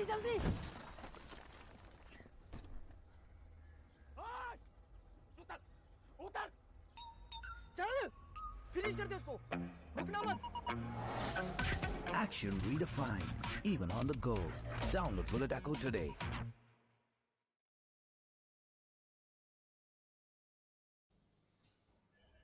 And that is Bullet Echo, ladies and gentlemen. The newest title introduced by Kraft. And Necro, have you gotten around to trying it yet? Are we making a team in Bullet Echo? Yes, we are. I have gotten a chance to try that game. Definitely, it is quite addicting, I would say. You know, considering the fact that it is completely a different way of looking at things. I would say looking at a shooter game. So it is definitely quite interesting. I'm still on that learning curve, Johnny. I'm still trying to understand how things exactly work inside of the game. But once I do, I'm pretty sure we can start making a professional team and register once again. And speaking about the registrations, you can register for this BGMI tournament that's currently going on. BGIS. What are you guys waiting for, man? Today's the last day. Complete your 4-man squad. Go on Crafton India Esports. Register as soon as possible because the time's ticking by. And I'm pretty sure time is something that does not wait for anyone. Yeah, not even us apparently, because we are about to jump into the next game as well, ladies and gentlemen, extremely soon, and it's going to be interesting to see what actually happens in the map of Miramar. As Necro pointed out, a lot of the big names fumbled and dropped the ball in game on itself, so Miramar is very important for them to recover those points before they head into Sanhok. 3 games within the first 2 weeks, 3 games in the next 2 weeks. 6 is all you get throughout the entirety of the grind itself to finish in the top 64. And with that being said, ladies and gentlemen, the teams, they might not change their play style, but we're going to change the panel a little bit. Salty is back with me. Salty, how are you doing, man? I'm doing pretty good, actually, to be honest. Yeah, definitely I'm going to play Statue for a while, but that's fine. But this Group 8, certainly has a lot of these big names, and I'm looking forward to Spy Elite, honestly. We have seen them play for a while. We've seen them actually play a lot of big tournaments, and they definitely have performed in the past. So I am excited. Even GWL, as a matter of fact. I think I kind of expected them to be a little bit better in the last game. They could not really show up, but that's okay. I think second opportunity will just be fine. Exactly. I mean, I was saying the same thing about GWL. Me and Necro were talking about it. Like, again, expected like a frag heavy game from them, but it turns out, I mean, they were just running into trouble the entire time, so it did not really turn their way. But maybe in Miramar, where you have a little bit more breathing room, and as we said, a little bit more room for error, it should be interesting to see how the aggressive teams take this front. Because now, again, if you are allowed to make a few mistakes and those mistakes do not go punished properly, you can recover quite easily on this map. There's a lot of distance between the teams, so it's very easy for you to fall back with your comrades, get that revive in, be with the 4-man roster again, and then re-engage. So that opportunity being allowed to teams like Team IFLICKS, being allowed to teams like Spy, Hub, GWL, I want to see what they make of it. You know, unless and until you get caught out in the open. We saw so many teams get caught out in the open in the first Miramar game. You remember UP50, you remember, I believe RIP as well, RIP MIZO in that competition. So it's gonna be tough, but you can never really count out the top dogs. You can never really count out the ones who are the dark horses. Speaking of the dark horses, Jono, I really want to know, who do you think can be the dark horse in this one? Because for me, I think it has to be Spy Elite. Yeah, but I wouldn't call Spy a dark horse. I mean, a lot of expectations are there from Spy. This team has been in the circuit for a time now, so I think Spy should finish in the top 5. Anything less is just a disappointing performance. To be honest, dark horse for me would be my time now. The confidence I saw in them when they were going for that early finish was incredible. But then again, I mean, they just got annihilated in a matter of seconds by the side of IFLICKS, so that was quite unfortunate. Maybe in this game, my time now will actually just scream after they get the chicken dinner that, yeah, my time is now indeed. But let's see, we have the flight path this time for a change, leaning towards the northern half of the map.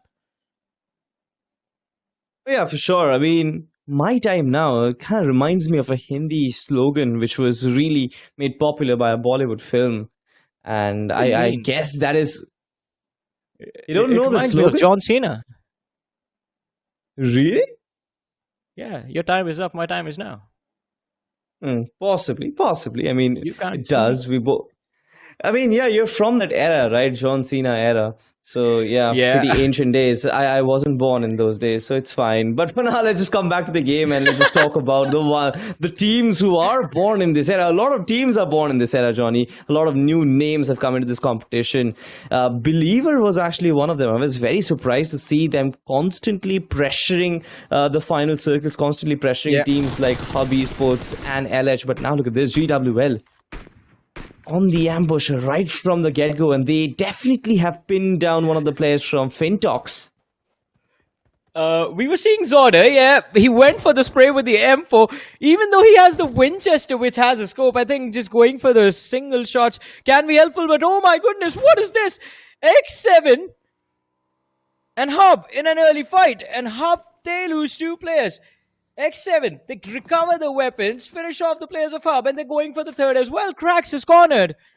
My goodness, I was hoping Hub was going to perform, not just get dominated like this in the early stages of the match. I mean, a lot of these things have happened so far, so I'm not really surprised as of now. Really want to see what X7 MIZORAM has on the card so far. 2 finishes already on board. Can they finish up the rest of the squad? I'm pretty sure Cracks has been spotted, but his micro location is yet to be determined from this player. And I like this name format. Pixel from X7, XYZ from X7. I really like this name format. Has never really been used before. Yeah, let's see. I mean, it's still testing grounds for a lot of these things while we're in the grind, but 8-bit now again rotating together. Use the monster truck to get to the other side of this hill, and there's another team waiting for them on the other end. Shots fired. They're trying to make a 2-1 sandwich on the players of Believers, winners of the previous match, but it's not going to be easy at all. Mahakal, the man who was the Mahakal indeed, is going to be the first man from the side of Believers to drop. Yeah, for sure, but what about the follow-up?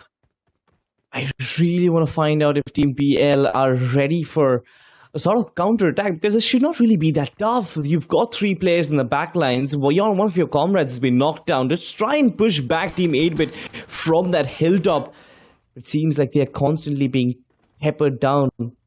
This Tum-Tum definitely does not have a lot of HP, so they will have to do something about it. It seems like they aren't really bothered. They're just healing themselves and trying to run away. Yeah. In a bus. That is just brilliant. Desperation on display. A risky play, but they still get away. Yeah, too much distance. Oh, they definitely do. I'm pretty sure for Team 8-bit, it's more like just not really giving in to our ammunitions and just trying and going in for those finishes. I think Team 8-bit would rather survive those initial circles. And they've really done that in the past. Like, I've seen them play and experiment with their lineup so much in the third parties. And trust me, they've possibly been the team who has had the most number of experimentations. So many teams trying out. I mean, now you've got Aditya playing in the mix of things, but we all know Aditya had a brief stint at Godlike as well. And from there on, they tried him out at 8-bit. Mac was initially playing for OR Esports. Even he tried out at Godl for a while, and then finally came down on 8-bit, and this lineup, of course, was formed. I kind of miss Beast in this lineup. He's gone on to Global Esports and he's doing very well. But Mighty and Beast was a different combination altogether. That was one of my favorite young prodigal assaulters together. But so far, I think Juicy and they in his comrade, they've been doing very well. Madman. Yeah.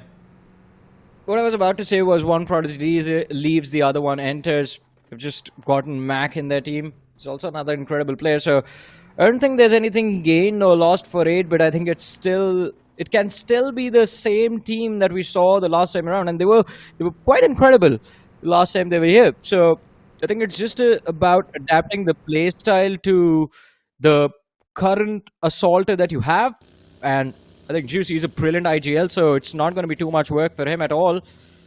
In the meanwhile, we have Team Storm mid rotation, but while they are moving around the map, let's just move back in time and have a look at what happened to Hub Esports. All right! I did not see this. It was Faden and Prince from X7 who were able to secure those knocks. Prince was hiding in a shack all alone with nothing but a pistol. But Faden from the distance was able to provide incredible cover fire. And that is how Hub lost two players. Hub Esports, they weren't really at fault there to commit for that 1v2, but yeah, you got to check your surroundings. It is Miramar after all. There's a lot of open distance. It's very easy to shoot people down from a distance. Oh, for sure. And so far, 3 eliminations have been confirmed already. I really want to find out if Team 8-bit and others, they're like going for more or no. But Miramar has sort of given us very slow-paced games, especially up until the very 5th circle. And from that point on, it's just absolute carnage all along. X7. This is actually a little confusing because just a couple of days ago, we had X7 officials. Now this is X7 Mizoram. I wonder if these are the 2 different lineups from, I don't know, the same Same sister orgs? Maybe.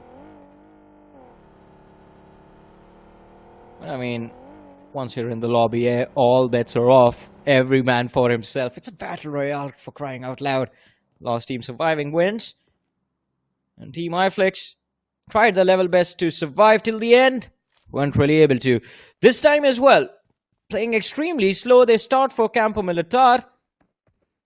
Still in the blue zone. Now this is interesting. I would not expect this from a team like IFLICKS, especially if you have Octavius, Joker Top G, and Gil in your team. These lads are known to be aggressive. You gotta let them fight.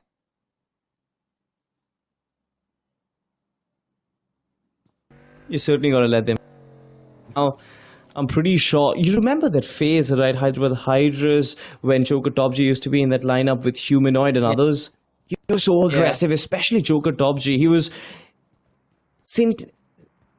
absolutely brilliant in those 1v1 situations, 1v2 situations, and he was almost single-handedly carrying his team in those fighting stances. I think for IFLICKS as well, it will be the best case scenario if they actually go aggressive in early game situations, because we've seen teams get so many points, get an average of 7 to 8 points just from finishes in the first two circles. And now look at this, XNOR.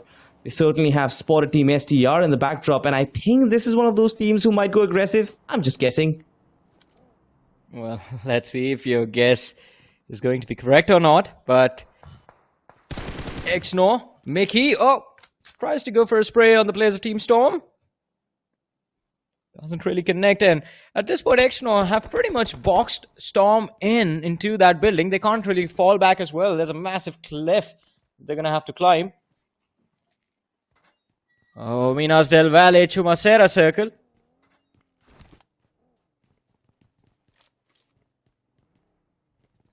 And of course, those hills between Minas del Valle and Valle del Mar, extremely difficult to maneuver through. You have the players of MTN already present in that position. Spy is going to be there as well. It's going to be quite interesting to see how these two squads to hold on to that high ground wanted. 7 Hill on our screen now in the meanwhile. A lot of expectation from the side of 7 Hill as well. They tried their level best to deliver in the previous match. Unfortunately, it wasn't the case. But look at that, XNOR. Mickey finally catches one man off guard. Mickey shooting on Mickey. Does not really get that finish on a man who shares his name. But Storm, they have definitely taken damage. And that play would have shaken them up a bit. Do they recover now? That is a big question, because XNOR, as I said, surrounded Storm from every single direction. You have Blitz on the back lines. And I believe we are going to see a little bit of a blitzkrieg over here as well. As XNOR, they are going for the setup, closing in on the compound, one player at a time. One man pushes forward, the others just cover up the angles. Make sure that Storm does not leave their position, does not leave the trap that they're fallen to. Mikey can be spotted out through the window again. It is Mikey taking the damage, and this time he won't survive. Gets knocked out, and Storm, this might be a mistake they will not recover from. The Molotov lobbed indoors through the smoke perfectly, and Mikey is going to get finished off. Mickey, in the meanwhile, has closed in a lot of distance, and Storm pinned out in this building. Now, this fight turns into a close quarters combat situation in which Storm have 2 DBS to work with. They certainly have, and I think if they hold down the choke points, they will be able to profit a lot. And look at that. The first shot connected. Really good capitalization on it. And the way they put down the Molotov at the entrance prevents XNOR from actually infiltrating the compound. I love this. Utility usage has to be at its max, but the nade misfires once again. Team Star have so much time to just maneuver around. Hitman as well, just trying to get as much damage as he possibly can, but it seems like the nade is not going to connect. This was their time to pounce, but it seems like Team Storm, they're taking a very big breather and giving the breather for the opposition to reset. Well, GWL in the meanwhile taking on the players of X7. Pixel, he's going for the push, and GWL again an unfavorable early exit for them. X7 though, they're not done in this fight. They force that man into a corner and finish him off. FINTOX Prajwal down on his knees, although the trade does come in from the players of FINTOX. X7 still looking to recover. They've lost Prince. Pixel is still there. Faden gets knocked out. Faden was an incredible player for the side of X7 in the previous game. He was the reason the team was able to secure those points, a lot of points because of him. And now the other players, they will have to step up. It's a 2v3 situation that they have against FINTOX, but the nades are perfect. And Pixel is going to be dropped by Lynch. What a display of utility usage. And now Two-Face in the back lines. Fight brought down to a 2v2, but Two-Face, no line of fire available to him. And Lynch, he's looking to wrap around the corner. Door opened up. They're causing a lot of problems for X7, but Faden again, after the revive, gets back into the zone. And a whack onto the opposition. 3 finishes for the man already. But Johnny, on the other side, this fight is still dragging out. Look at that. Just in the face of the opposition, the nade still connects. Oh no, wait, it's actually Zeddy who actually finds the knock. Exnor really trying hard to infiltrate onto the second floor. Another shot connects from the DBS, but will they finally manage to clean him up? It's just Ace, and the one bullet that just connects. Team Exnor will find the clearance. And now Team Storm, they have been whooped out of the competition, but Exnor will not get the time to celebrate because from a distance, another team has taken some pot shots. Mickey has been brought down to his knees, but Team PYN, what can they do? They can't really do much. The distance is way too forward for them to just go in for a push right now. It's the high grounds of Chumasera versus the low grounds of Chumasera. Yeah, exactly. I mean, the distance is too much to go for a push, but I think they can still cause a lot of distraction for X7. I was just wondering, like, alright, line of fire isn't available to X7 around that wall. How did that finish get secured? And then on the feed, we saw that Mickey's pick was picked off by one of the players from the side of Python. So a point has been stolen away from Exnor. I wonder how upset are they going to be about that. Pretty much a lot, honestly. Because every single point matters, especially in a competition like this. Because Johnny, we'll always have to remember this. There's no single qualification, single group qualification, right? You'll have to compete against 256 teams on an overall leaderboard. And there will be a lot of ties. I'm expecting a lot of ties, especially in the top 64 region. The cutoff has been massive, but speaking of the cutoff, where will the zone cut towards? And it's a hard shift. Let us go. MTN on the other side, they've got a massive region for themselves. If they do manage to neutralize the threat coming in from Team X7 Mizoram, I think they'll have a massive chunk of landmass and they can control whoever is going to enter the circle or no. Well, let's see. They can definitely try and stop anyone trying to enter from their region, but after a certain point you do get overwhelmed. Hub cracks. As mentioned, last player for his team. Seems like it's just going to run up the hill straight into the arms of 7 Hill Esports, and that can be quite brutal. They're going to hear this vehicle driving around the corner. Cracks, he's trying his level best to be as careful as possible, but now finally towards Minas Generalis, he has the information that there's a team waiting for him atop this hill. Desync looking for a line of fire. Yeah, not really fast enough, but Norman is there on the other side of the position, and yeah, they find that pick, I believe. Do they? Yes, they do. Hub have been eliminated from the game. They have been eliminated from the game once again. Expecting big things from Hub Esports. The last game, they kind of pulled it off, but this game could not really show up for that. But look at this, 8-bit. Kings of the Hill, Juicy is going to blow up a vehicle, and Prince George is going to bite the dust. On the other side, there's Team LH as well, who is rotating right underneath. And Juicy, of course, is not going to miss that. It's a massive explosion that also breaks the heart of Team Last Hope. Strange and Lucky, even they are going to bite the dust and will be sent back to the lobby. Team 8-bit, what a position that they have acquired. Yeah, this is a brilliant spot to be in. The top of the hill, all theirs. Definitely can make a lot of plays from here if the zone just stays on top of them, but yeah, it's going to be quite difficult to predict where the circle will lead this team. In the meanwhile, though, I have to say, Salty, I mean, a lot more aggression into this match compared to what was going on in Erangel. We are in the third stage of the game and already down to 12 teams, 41 players. Let's see how the progression from here is going to go. LH lost 2 players already in this matchup, and that is going to force them, well, this is interesting. Did not really think they were going to go back to the edge and play from there. But I guess prioritizing your safety is always going to be important. In the meanwhile, though, X7. Look at them, quite close to MTN. Quite close and cooking up the nade as well. Fate is just looking for the invasion right at the get-go. Two-Face as well, just charging in. Is it going to be a direct slam in the nade? He has to be very careful about it. Explodes just in the nick of time. Molotov's being utilized as well. Two-Face does have the DBS, misses out on first shot. Will White swing once again, a second whiff. Now takes a little bit of damage, but somehow or the other, Two-Face is going to find that knock. In fact, it's Faden who runs over, and now slowly and steadily, it's a debacle of Team MTN. Pratikop is the only one who's still alive, but he is being pushed back continuously. There is no resistance, Johnny, whatsoever. Team X7, they're having a walk in the park right now. Well, let's see. Oh, Pratik. Nice attempt from him, but yeah, no matter how good your mechanics are in front of the DBS, all of them fail.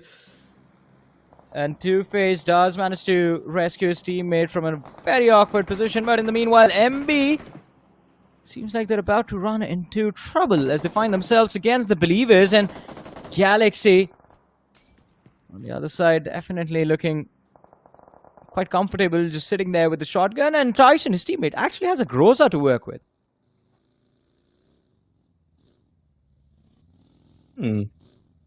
So far, no action. Team BL just trying to use that Molotov maybe to take down Jin while he's trying to enter that compound, but it seems like Team MB, they're not really forcing the issue. But the only problem is Jin aware of the fact that Team 8-Bit is also approaching them from the backlines? There can be a massive third party which might eat up 50% of their strength. If Jin and 52E do not realize Aditya and Mac forcing themselves in this fight, or maybe Juicy having a visual on them, I think it will be tough times. And it's a numbers advantage. I think Team MB can have an easy job, but it's just Fury. But now look at this. Fury finds Galaxy. The nade, in fact, is going to find his own teammate. What on earth is happening? Where is the communication, lads? A lot of misplays, and yeah, as you said, where is the communication? No information relayed to his teammate, but Tyson, oh, he sees the feed, yet he charges for... Wait, what? Yeah, I thought he was just straight up pushed into that corner room. He chose to run around the wall. Still secures the knock, but has a pixel of HP left. And finally, the players of MB communicate with each other that the opposing player is extremely low, and you can finish him off. Fury runs down the stairs, gets that easy pick, and goes for the revive again. Yeah, for sure. But on the other side, 7 Hills. 4 players still standing tall. Right on the edge of Minas Generalis. The circle is under their control. They've got hard covers to work with as well. And they know, as a matter of fact, there's a team lurking in the background, and that's going to be Team Last Hope. Just 2 players still standing tall.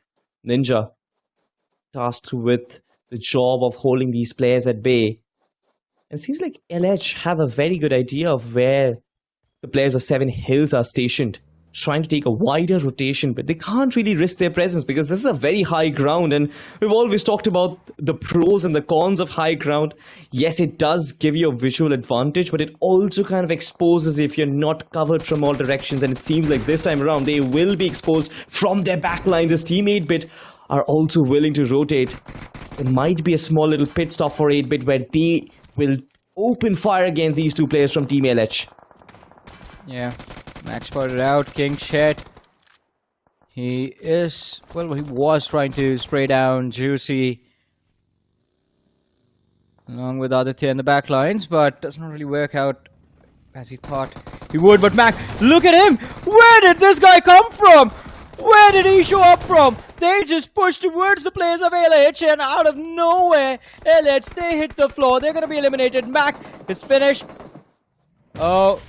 That's a big threat, and it fades away with that nade. What a 3-pointer coming in from 7 Hill Esports. They bring down the numbers of 8-Bit from 4 to 2 in a blink of an eye. And now the other 2 players remaining, Juicy and Aditya, they're just in the backlines. They're stuck outside the circle, down that slope.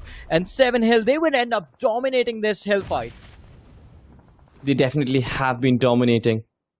Team 8-Bit just crumbling in front of our eyes. On the other side, have a look at this. Even Aditya is gonna get exterminated. So far, with just one player remaining, I doubt how much profit or how many points will Team 8-Bit be able to earn from this map of Miramar. This should have been their game. Entering the circle late is their art. And initially, I thought they were the Picasso of it, but it seems like now they've been shut down in an unorthodox lobby. This is surprising. This is one of the reasons why I love underdogs coming into the picture of things, because the variability which they bring onto the table, I feel, makes so many tier 1 teams struggle. Let's see though. Everyone's struggling, but who gets to celebrate in the end? That's what we are here to find out. 7 Hill. Considering there are a lot of hills in Miramar, they should live up to their name. Just dominate these mountains. Desync. A little bit of an attempt of spray on the man in the distance. Does not really connect. In the meanwhile, IFLICKS, perfect position to nade the competition. Go for it. He's going for it, in fact. 3 nades remaining. Is Gil stuck?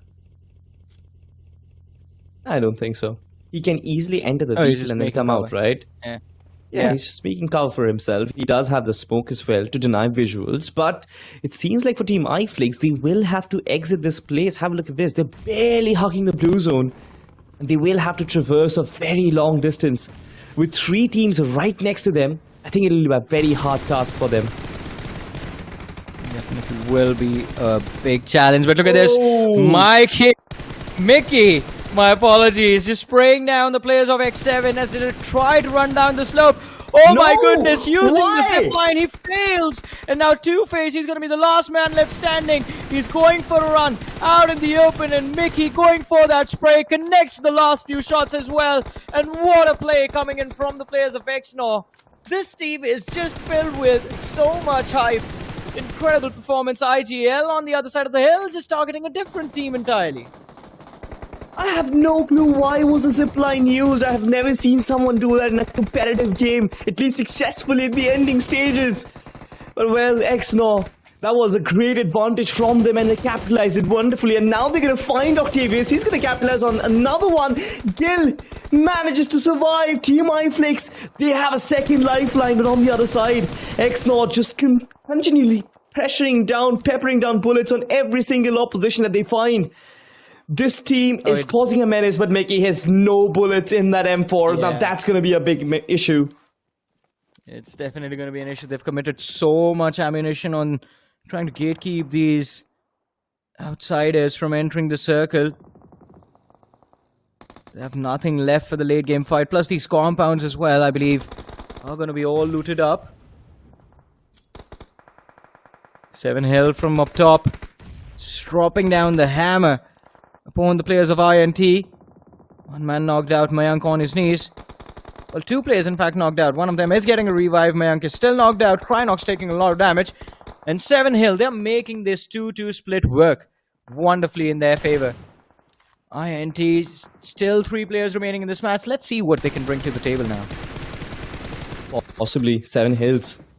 Not really the best of positions if I believe, because they do have a massive disadvantage in terms of the topography. But they're handling it well.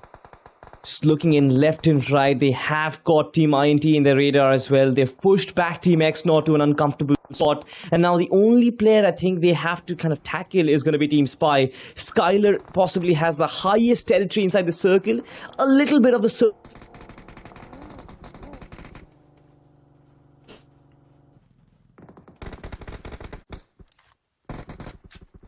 Well, 10 eliminations on the board for XNOR. They're going to look for a few more. I think one of the teams that can challenge them, I was just about to say, it is going to be 7 Hill. 10 eliminations for this team as well, and they're doing an incredible job. Just taking care of the competition. Spy spotted out on the other side, lining up the nade. Desync should be an easy connection, and yes, it is. Beast, he's going to be blasted with that buggy of his. And Frost OP in the backline. Oh no, Pythons, they steal the point away from 7 Hill. My goodness, that is just unfortunate. But as I was saying, Frost, he's not going to be frosty anymore. He's going to be heated up with all of the utility that is going to be lobbed towards him. Or maybe not. X7, they miscalculate. They just fall back. And Frost, he's been left completely unharmed in that corner. But look at this, X7, even they are taking a massive hit. 7 Hill not really able to survive anymore, losing players left, right and center. One man finished off, Python looking for a few more.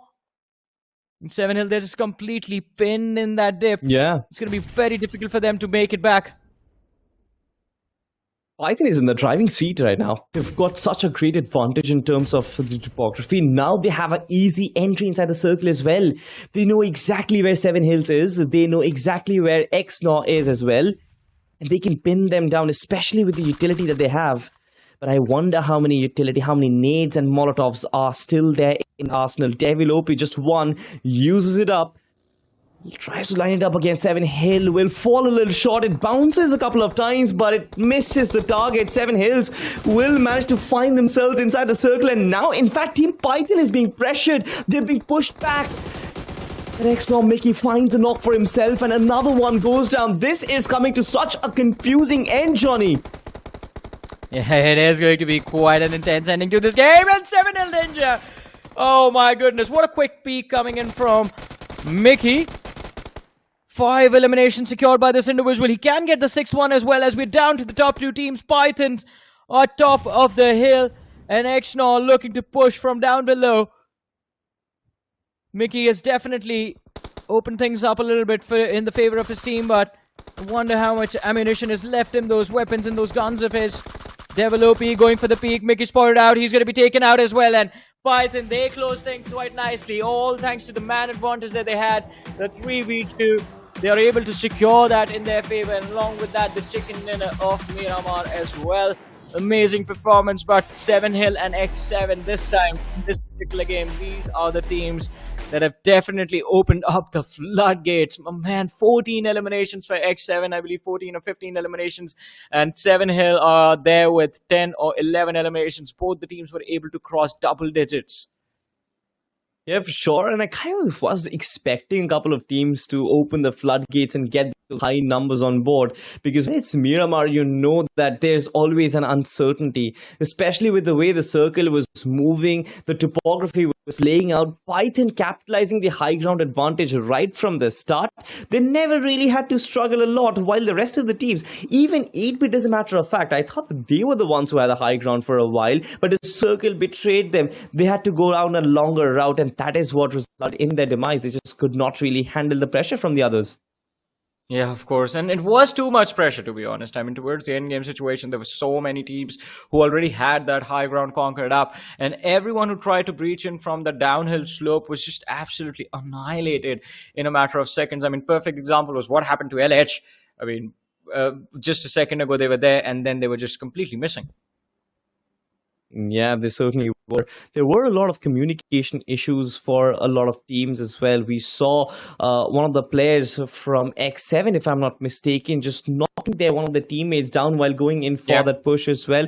Those are a little bit, those are the things which can be kind of worked upon. And I think the grind does provide them the opportunity, because this is not the mainstay. This is just to kind of put yourself out there for the main tournament that's coming up, and you work on these micro mistakes. Possibly, if you do qualify, then do not repeat them once again.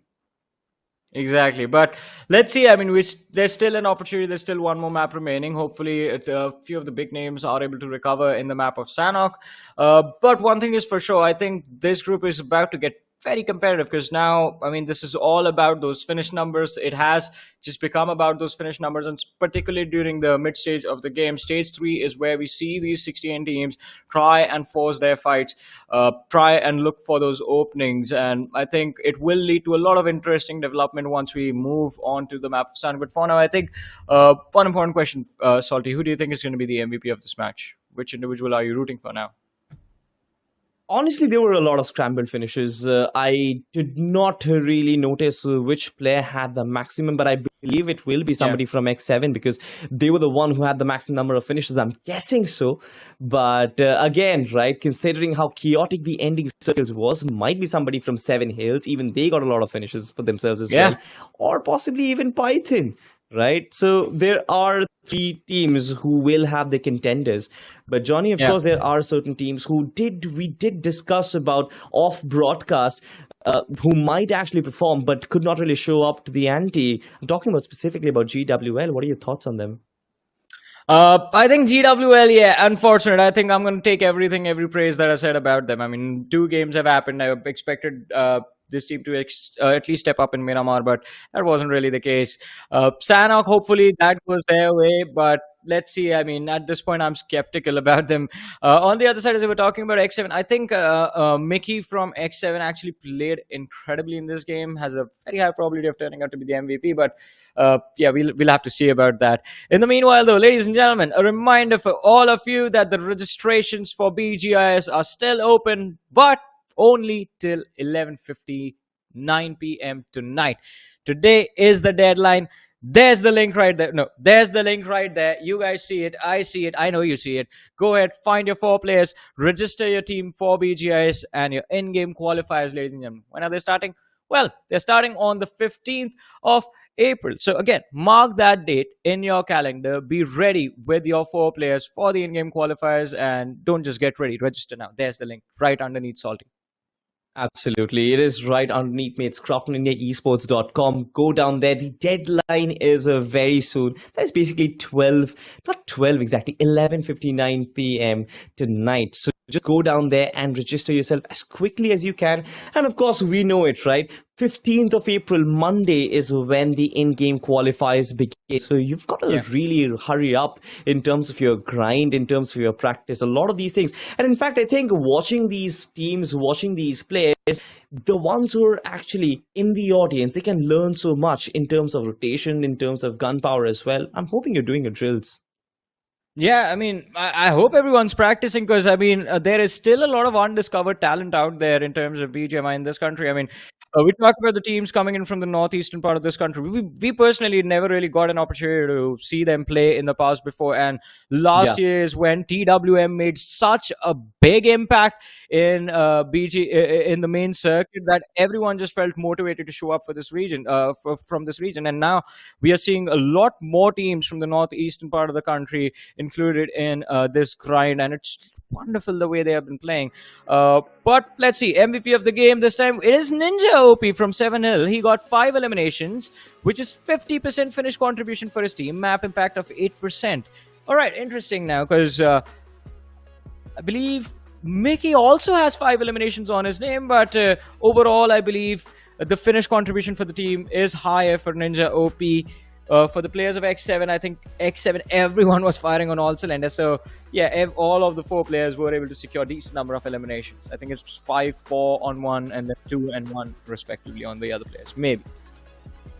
Yeah, but as we move on to the top 5 performers, I think that question will be cleared for now, because you've got Ninja OP with 5 finishes, you've got Faden with 5 finishes, you've got Mickey with 5 finishes from Team XNOR, Juicy with 4. Yeah. I really enjoyed the way Juicy played in this one, because he capitalized on opportunities that he found. It wasn't really a frag heavy game. He just saw his opportunity where vehicles were trespassing underneath his radius, and he would punish every single one of them. And of course, at the end, you've got Norman JR, Pro 7 Hills, of course, with 4 finishes once again. It's been brilliant so far. Yeah, it has been brilliant so far, indeed. And all of these individuals just doing a brilliant job. X7, I mean, Faden, my apologies, was the man I was talking about. Also 50% contribution, 5 eliminations. And then Mickey from XNOR. XNOR also doing quite well for themselves. I think finishing in the top 2 was a brilliant move for them. But is that enough points? It is 19 points. They tie up with the winners of the game, Python Gaming. 19 points for Python, 19 points for XNOR. 7 Hill Esports there with 15. X7 Mizoram with 11 points. They have 10 eliminations, just 1 placement points. Had they been able to survive long in this game, it would have been brilliant, but we all saw what happened to X7 Mizoram while they were trying to run down that hill.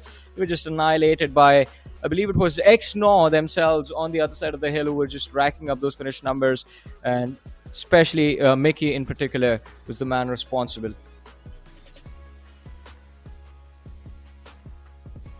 And then we have 8-bit following up. Getting every single team out, 13 eliminations.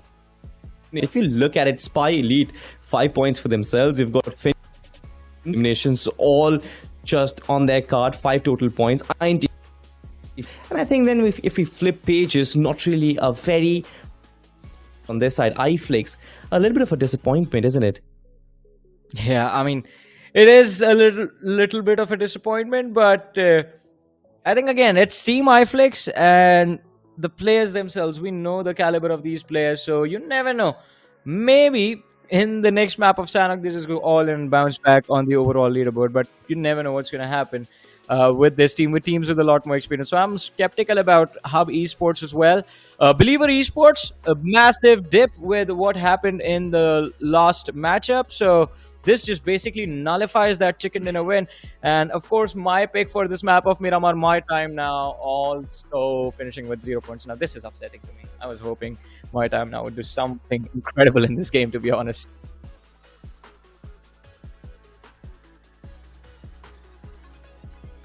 Exactly. Well, something incredible definitely there. But honestly, Johnny, Team IFLICKS on the latter half of the board not being able to perform, understandable. They've only got 3 games in their hands. I guess maybe once again, IFLICKS is going to pull off a win, God. Just in the last game of Sanhok, pull off some incredible performance, get yourself at the top of the board once again. And I think so that's what Team IFLICKS is here to do too, right? You're surprised to see me, right?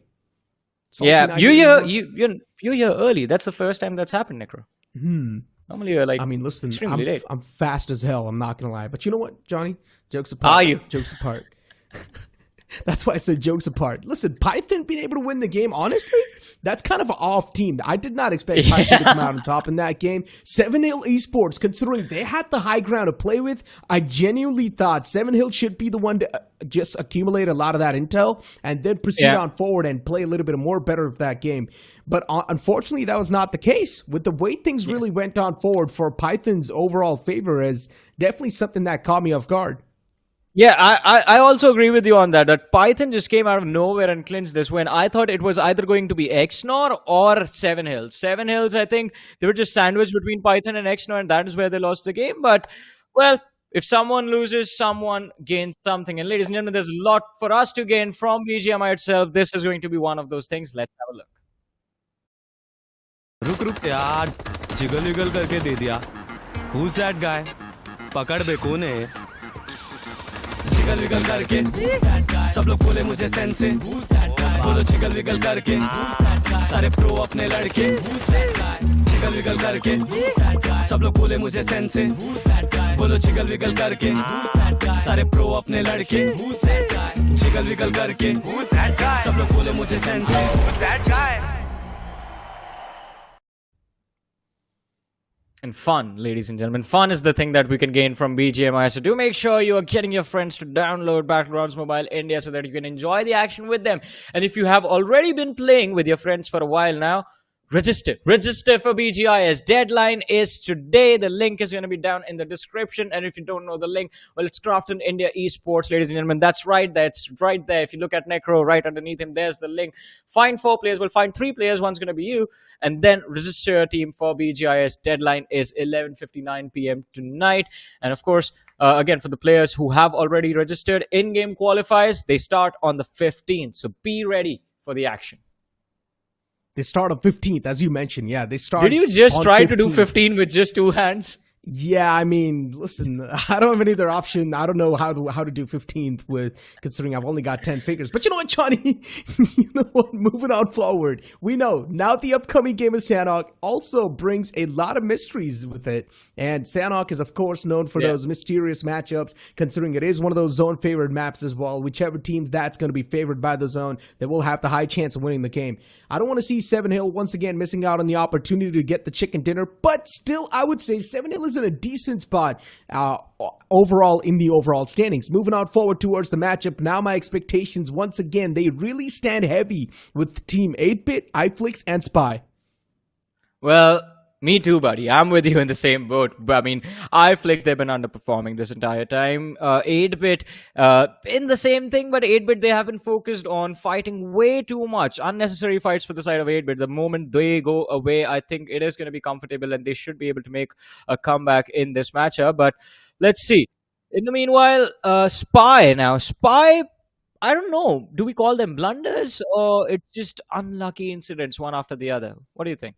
I think so. It's just Spy really coming up with a new lineup, and that lineup is not able to click enough well. Yeah, I fair guess enough. it's one of the main problems. I guess these lineup, they haven't really had enough practice with each other. We had a big conversation about how it's necessary for a team to build that communication, and the only way you're going to be able to build that communication and synergy if you've spent enough amount of time with each other. And I guess maybe Spy have not done so. But speaking of being able to spend enough time with each other, Team 8-Bit, they have been doing so. And still the struggles are now continuing. Team 8-Bit, we're not seeing any type of extraordinary performance from them. Instead, they're just trying to keep the survival. Instead, they're just trying to get as many points squeezed up as possible. X7 MIZO, barely able to squeeze those many points away as well. You can't still say they're trying to stick with the consistency. But this game of Sanhok, it needs to be a banger for a lot of these teams, Johnny. Yeah, they have to drop a nuke if they want to make an impact on that overall leaderboard, because now Seven Hill, XNOR, these teams will have taken an upper hand with how they've been, especially XNOR in particular. I mean, racking up all of those finishes again and again. I think that gives them an edge. Seven Hill, this game of Miramar was big for them, but I mean, had they just gotten the chicken dinner as well, it would have been the banger performance that you always talk about. But let's see. I mean, Sanhok, it's the last game of the day, so that means you have the opportunity to just go YOLO in this matchup. Exactly. My eyes are going to be locked up, as I mentioned, on 8-Bit. I want to see them perform a little bit more better. My eyes are going to be locked up also on Spy, Elite, and a couple of more teams. I want them to finally rise up and make waves as much as possible. Seven Hills in the previous game, yes, they were super consistent. XNOR, they have been astonishing me with the way they have been playing a couple of these games, and XNOR is another one of those consistent teams. That's doing so good so far in this group. Now expectations will be there from the team that we expected to perform, and they're not able to perform. Python just coming in out of nowhere, getting that chicken dinner secured, just surprising all of us. Last Hope Esports, Hub Esports, not able to rise up as well, Johnny. What is going on with these teams? Well, what is going on is what I'm asking. X7 against the players of 8-Bit, and it's an early fight. Aditya kicks things off with an incredible knock to begin this fight, and now Mac looking for the second, has the MT49 to work with. His teammate right next to him. They get the second knock as well. It will be traded out though. Juicy looking for more. Will he find a Two-Face? Does not really have any HP to work with. And Team 8-Bit, they've lost two players. Mighty was knocked out as well. Who has the edge in this fight, Necro?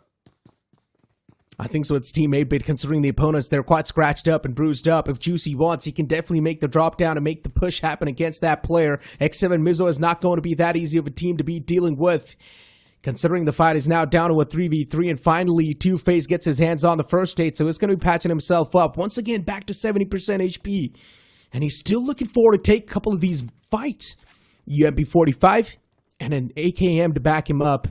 Some good close-range weapons that can help him win this fight, that's for sure. 8-Bit, they've got a big storm brewing up, and soon. And as I mentioned, this game really matters a lot for 8-Bit and even X7 MIZO. Both these teams, it's better to just disengage from the fight if you want to squeeze away as many points as possible. But how can they do so? One of them, they need to start disengaging as quick as possible. And the loot is the main issue. It's the main concern. That's why you see 8-Bit moving inside of the ruins finally. Let's see. I mean, as you said, loot is definitely going to be quite important for them, and they have replenished whatever they needed. They have the ammunition to work with. Armor helmet secured as well. The only thing that would be cherry on top of this tasty cake would have been some utility, but hey, look at that. GWL, they show up out of nowhere, and the team that was under threat from 8-Bit is now under threat from GW as well. Two-Face knocked out. Should be an easy revive though.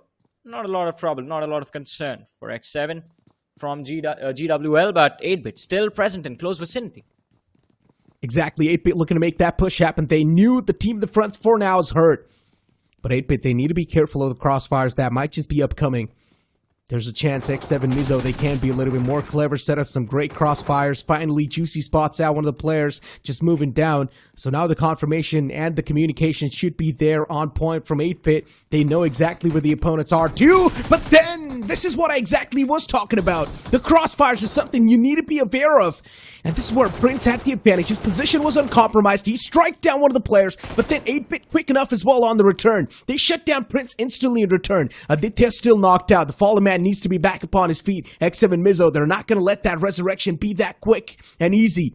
Juicy still around the corner. GWL, they have made their push happen. They heard all the gunshots, and even GWL, they want to take the advantage of this fight. Considering it is the last game, just try and secure as many points as possible. And even GWL, they're super desperate to get these points in their hands.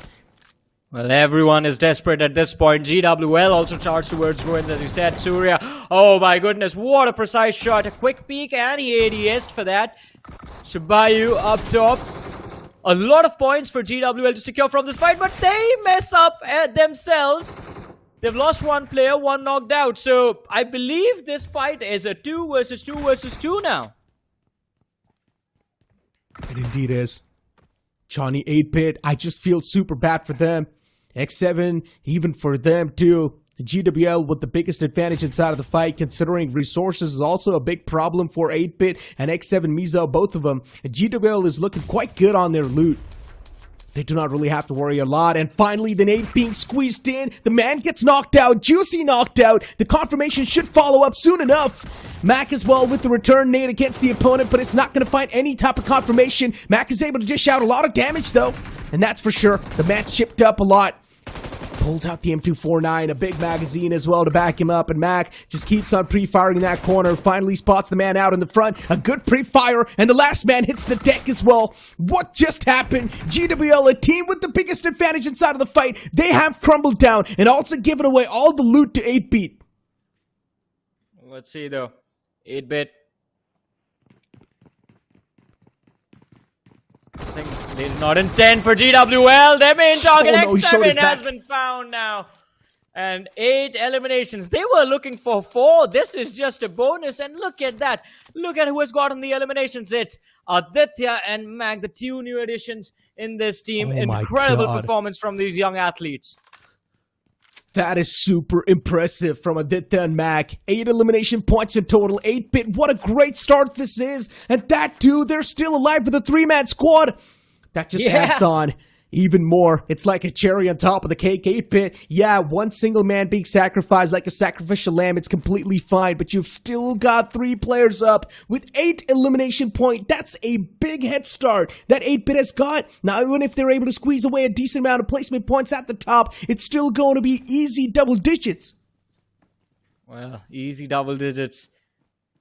I think that is what they are waiting for, but last hope now on our screens after the dust has settled from that fiasco in Ruins. Let's move over to the Karma team of the pit. Last hope. Again, first 2 games not really going their way.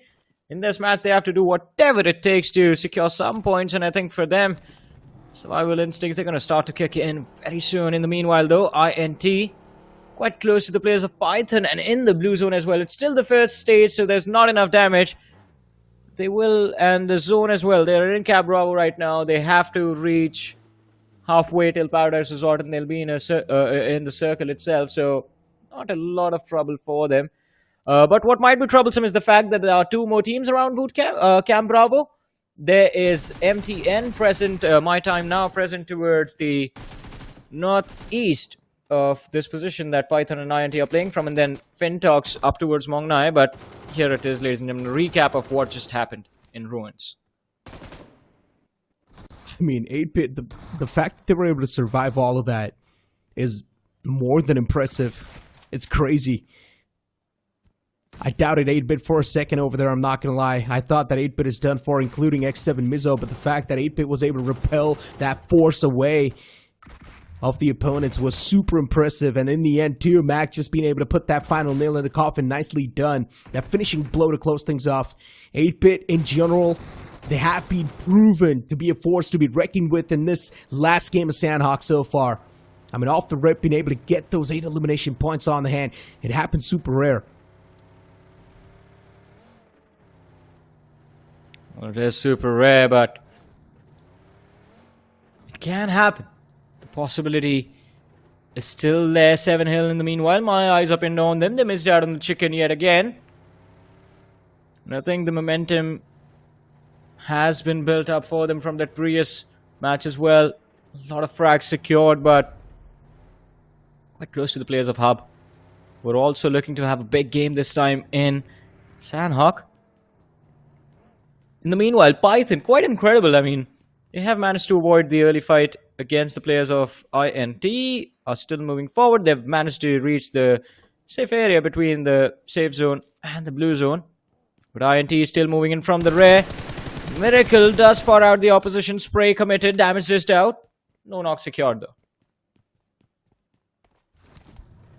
Johnny, it's going to be Camp Alpha Circle. And you know, in these circles, you need to be the quickest one inside of the zone. Or at least on that island. If you're going to be the one to breach in late, well, all the good positions will be taken away, and there's a chance it will also be held back by the other team just guarding the edge line. So you need to be as quick as possible to make it inside of that island. Seven Hills, of course, on the top of the hill, as usual. That's where they like to stay, and that's why their name is Seven Hills, I think so. They love the hilly areas. They love to play on the intel that they gather from the hilly areas. And for now, they're also being the zone magnets, considering the zone just shifted right on top of them. Yeah. One of my favorite songs growing up was Run to the Hills by Iron Maiden, but if Seven Hills is there, you better not go there. Those hills, they have eyes. And scopes and weapons and ammunition. Yeah. And I think no one is even trying to approach their Temple Hill position as of now. Everyone is still playing either on the main island. Xno and Spy have crossed over, but they are playing close to the shoreline as well. Team IFLICKS. Now, what do you think IFLICKS will accomplish in this game, Necro? But so far, they haven't really done anything for me to say anything, Johnny. It's really tough for me to say anything about how IFLICKS are going to be paving their pathway in the future. They're still on the southern side, right next to the Team 8-Bit. And considering Team 8-Bit is feeling themselves, I'm not sure if they would want to take the same route as 8-Bit. They would at least want to try and stay away from them. I mean, we know it's 8-Bit. Of course, IFLICKS has got no clue. But considering they've got the man advantage in that fight, there's a chance they might come out on top. So you never know how this one's going to be unfolding in front of us. But Team IFLICKS, one thing is for sure, they do pack a punch. So I'm expecting a decent outing. But within the upcoming few minutes, if IFLICKS is not able to get their feet on in the island in the front, then it's a big problem. Well, it is definitely going to be a big problem for them. Because even 8-Bit will be able to spot these individuals if they have those 6 X-scopes and they decide to take the bridge to cross early. Team Storm. And instead of a storm, all we see is the calm that's there before it. And the lap is complete. Safely as well. In the meanwhile, though, look at that finish feed. Shots fired. 8-Bit. They have one more knock in the bag. Once again, engaging in a fight. Rajput knocked out. 8-Bit for them. This is a date with destiny. That's a free piece of candy just lying on the floor. And 8-Bit, they're going to pick it up instantly. INT, 2 of the players knocked out. INT on the verge of, once again, just being completely dominated and shattered by 8-Bit. And INT, it's one of those teams that hasn't been able to perform so far inside of the competition. 3 games passed by. INT, they're still struggling. I guess the qualification is not going to be done by this team if this keeps on going on. Yeah, this is going to be tough for them, but there's always opportunity to recover once they return in week 3 and week 4. In the meanwhile, lost hope. I can feel the hope slipping away, Necro. Because the MT in such a brilliant position. They have a wide spread going on. They have the information of where the players of Last Hope are. And to make matters worse, look at the radar. You have believers closing in from the other side. So, Last Hope, well, unless Jadoo actually turns into a magician and starts, well, doing some amazing magic tricks, I don't think this team is going to survive. Johnny, Team IFLICKS, the survival's looking a little bit too dire now. As I mentioned, in the upcoming few minutes, if Team IFLICKS is not able to get their feet on the Camp Alpha Island, the survival might just be tough. And right now, Team IFLICKS, there's a chance they might just collide against Team Python. There's probably going to be a little bit of a stalemate situation over there. And the longer you keep on stalling, the tougher it's going to be to breach inside of the zone. Sanhok is a zone favorite map. You need to respect the zone a lot, and especially after this new changes. Yeah, you cannot even go for the med strat, so the second way out is not there anymore. Before now, it's the Team BL in front of us, just trying to play across the edges, around the edges, trying to move on the opposite side towards Hot 10. It should be a free breaching point for them, actually. There's no one there, so for Team BL, it's a good entrance. It seems like a good entry point for them. And quite incredible, they were able to avoid all of the conflicts that were waiting for them in this rotation. So I would say this was a brilliant play that I did not expect them to make. In the meanwhile, LH, Last Hope, they are making an incredible play of their own. 2 players remaining. And both of them have split up from each other. I think we are going to witness a heal battle, but Believers, do you still believe in them, Necro? With I do. Finshot taking shots on them. I mean, it's one single fisherman, and there's too many fishes in the front. Even if one of the fishes do get their feet on the ground, they might just turn pretty deadly. Before now, oh no, the fishes are actually getting caught! And Skull and his teammate doing a great job just doing that precise shooting against the team in the front. They're not even getting a chance to step their ground or step their feet on the ground. This is getting way too tough, Johnny. I guess I'm not really going to be believing in them anymore. Believer, they did a great job in the first game, but then the follow-up hasn't been there from them. And now even the Wall of Death moving up. Believers, they need to do something as quick as possible. But FINTOX, for them, this is a date with destiny. The amount of elimination points they have been able to gather, it's insane. Well, then they're going to pick up a few more. Lynch. They've committed everything to finishing off Believers. I see the individuals running out of ammunition, and that is not advisable in a situation like this. Believers, though, they've made it to the other shoreline. Getting themselves on land is going to be tough, though. It's like a Davy Jones situation. Been cursed to stay in the water this entire time, and look at where Galaxy is. Oh, did he see his skull? Oh no. Well, he did, and marked. shots being fired, yeah. He just gave away his position. Yeah.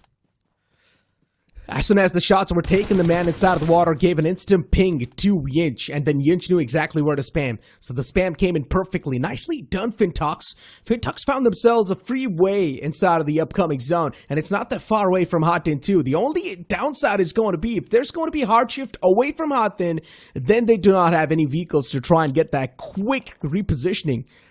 Before now, MTN and MB right next to each other. Jin has not spotted the man out in the front just yet, but talk about IFLICKS, as I mentioned in the upcoming few moments, if they do not get their feet on the camp out file, and it's going to be a big problem, and that's what is exactly happening. IFLICKS, Gil is knocked out. It's all down to Top G and Doomy, but the team in the front, which is MB, they're dishing out a lot of damage. Even Joker, Top G knocked out. IFLICKS, what a big blunder this is! And Fury gets confirmed and finished by someone else. It's a complete different third party. Oh my god, IFLICKS, that blunder costing them their life inside of the game, and Mike just the qualification as well. Yeah, that is what I'm worried about, Negro. That is the exact thing I'm worried about, that this mistake might have just cost them this entire first 2 weeks of the grind itself. On the other hand, 8-bit, they are not looking to stop. Mighty is the only man who has been left, or in fact finished off with no finishes. Mac went out with 4, Juicy is there with 3, and did I see one of the players with 7 eliminations? Because the total tally is 14 already in this game, with 10 teams, 25 players still alive. And 7 Hill, well, I think they are getting a little too over-eager. They have been on top of this Temple Hill for a long time, and no one has come close to them. They have 1 finish, and I know for a fact this team is just getting, well, a little frustrated. Where is everyone, is what they're asking themselves. Well, here the players of Spy in the distance, but is DSync gonna take the first shot? Johnny, they sneak in successfully. They do not get spotted by DSync, and DSync's got no clue. There's an entire team just approaching him, unless there is some sort of a cover fire in the backlines too for DSync. If DSync gets caught all by himself, this can be a great start for Spy for this fight. It's an uphill battle anyways. All the disadvantages stacked with the players of Spy. And I guess a couple of shots are taken, so there's position. Also, he's given away. Frost is way too low. Pulls out the shotgun up close and personal. But DSync still not able to get the confirmed knockout. Pulls out the AKM as well in the clotheslines. Finally gets the knockout secured. DSync is going for the overcommit. He needs to back away. He's done his job more than enough. 7 Hill, just go for the patch up and keep on applying that constant pressure. And that's what they're doing. Utilities tossed in the front, but no confirmation, no reward found with that util. And still, this Ninja OP keeps on pushing up. I don't think the utility confirmation is going to matter to 7 Hill. They want to secure those finishes, but Ninja falls back into the safe area. Warren from the side of Spy. He's going to have to fall back. Frost. Oh no, meds. There's no bringing him back into this matchup. Frost is going to get finished off. Oh no. Beast Does he have heals to make it work? In the meanwhile, 7 Hill, they refocus. If you can't get finishes in one place, you're going to find them in the other. And they just find the players of Team Storm. 2 more finish points secured by 7 Hill, looking for more.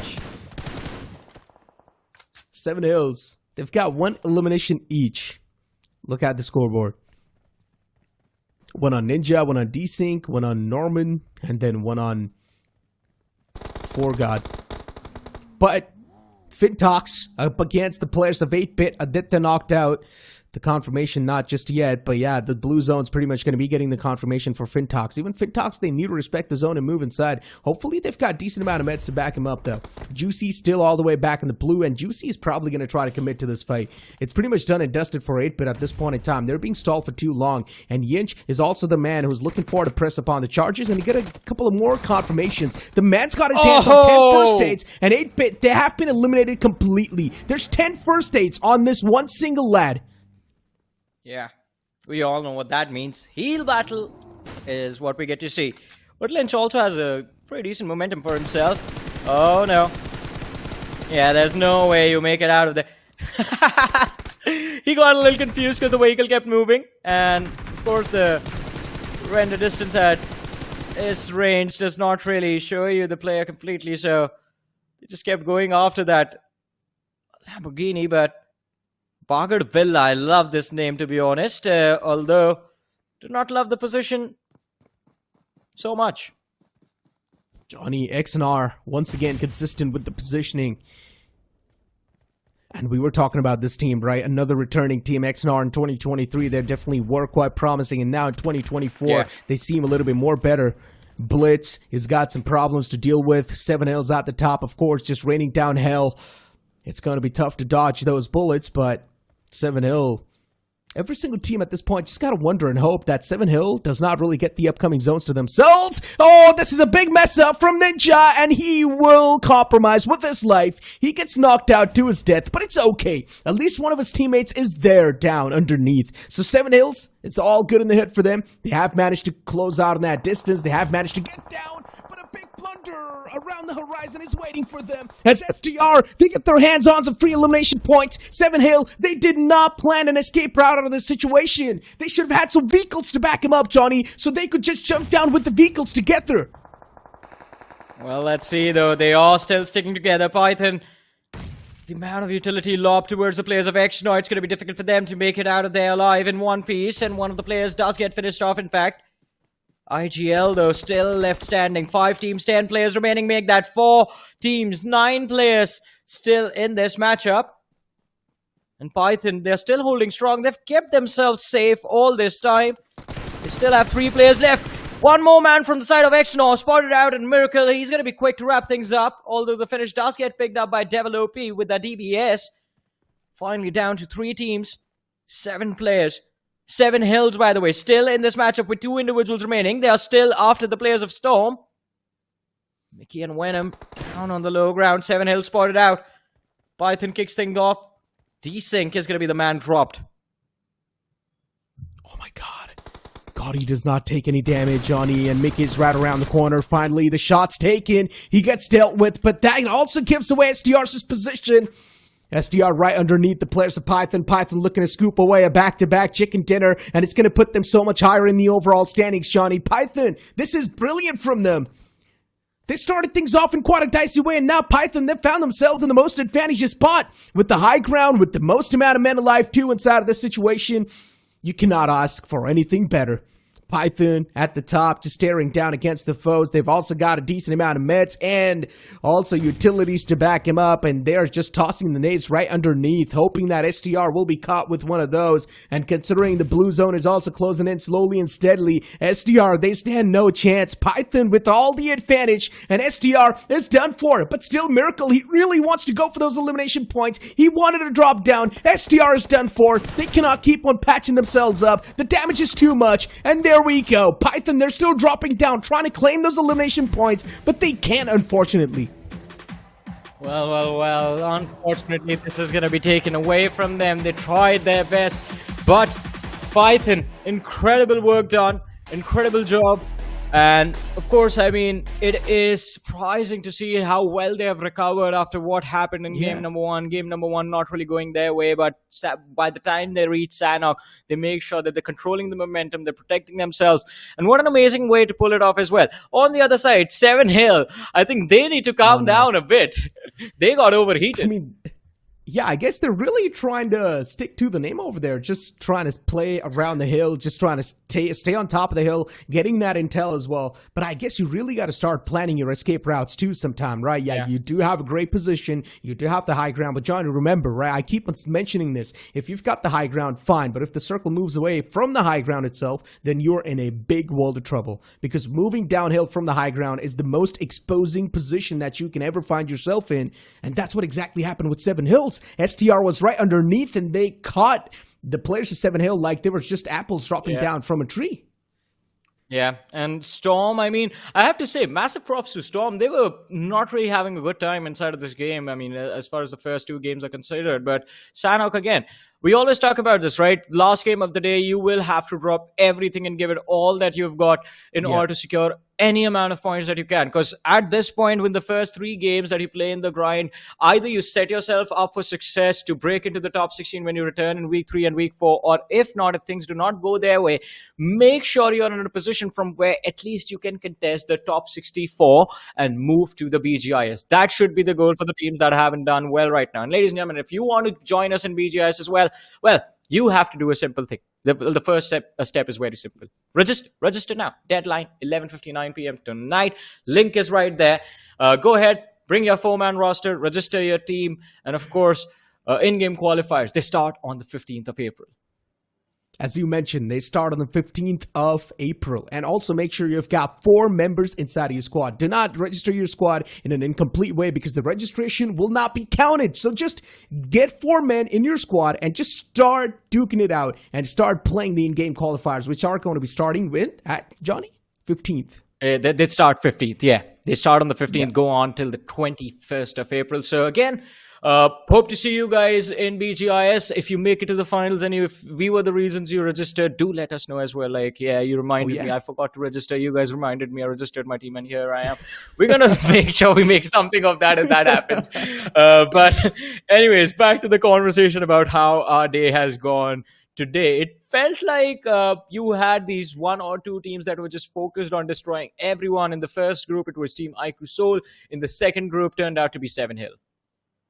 I mean, we expected inside of the second group, it should have been 8-bit. We expected it should have been 8-bit, but unfortunately, that was not the case. 7 Hill and Python at the same time, just stealing the entire show. XNOR as well had some glorious moment for themselves. I would say XNOR, once again, just staying consistent throughout the board. But in general, 7 Hill should have had that game of Sanhok, hands down. Only if they would have got their hands on some vehicles, 2 cars, and they should have been good. You can just drop down with the cars and then try and play things a little bit different. But just because they dropped down on their feet, they took a lot of that fall damage and they got screwed up massively by the team that was right underneath, which was SDR. And then XNAR, once again, the positioning gameplay was phenomenal. They were at the top. They also had the circle right on top of them. And XNAR, they took the maximum advantage of that fact. Now, ladies and gentlemen, it's time to find out the MVP of the previous game. I think so. It has to be someone from XNAR, right? I think it's going to be someone from 8-bit, maybe. I don't know. I mean, let's find it out. Let's keep it simple. You and I can't do maths. We're not good at maths. Number crunching is not our thing. But it is from 8-bit. It is Aditya from 8-bit with 7 eliminations, 13% map impact, and 50% finish contribution for the team. 8-bit, they were having a ball in this match from the start till the time they were wiped out. 14 eliminations secured by this team.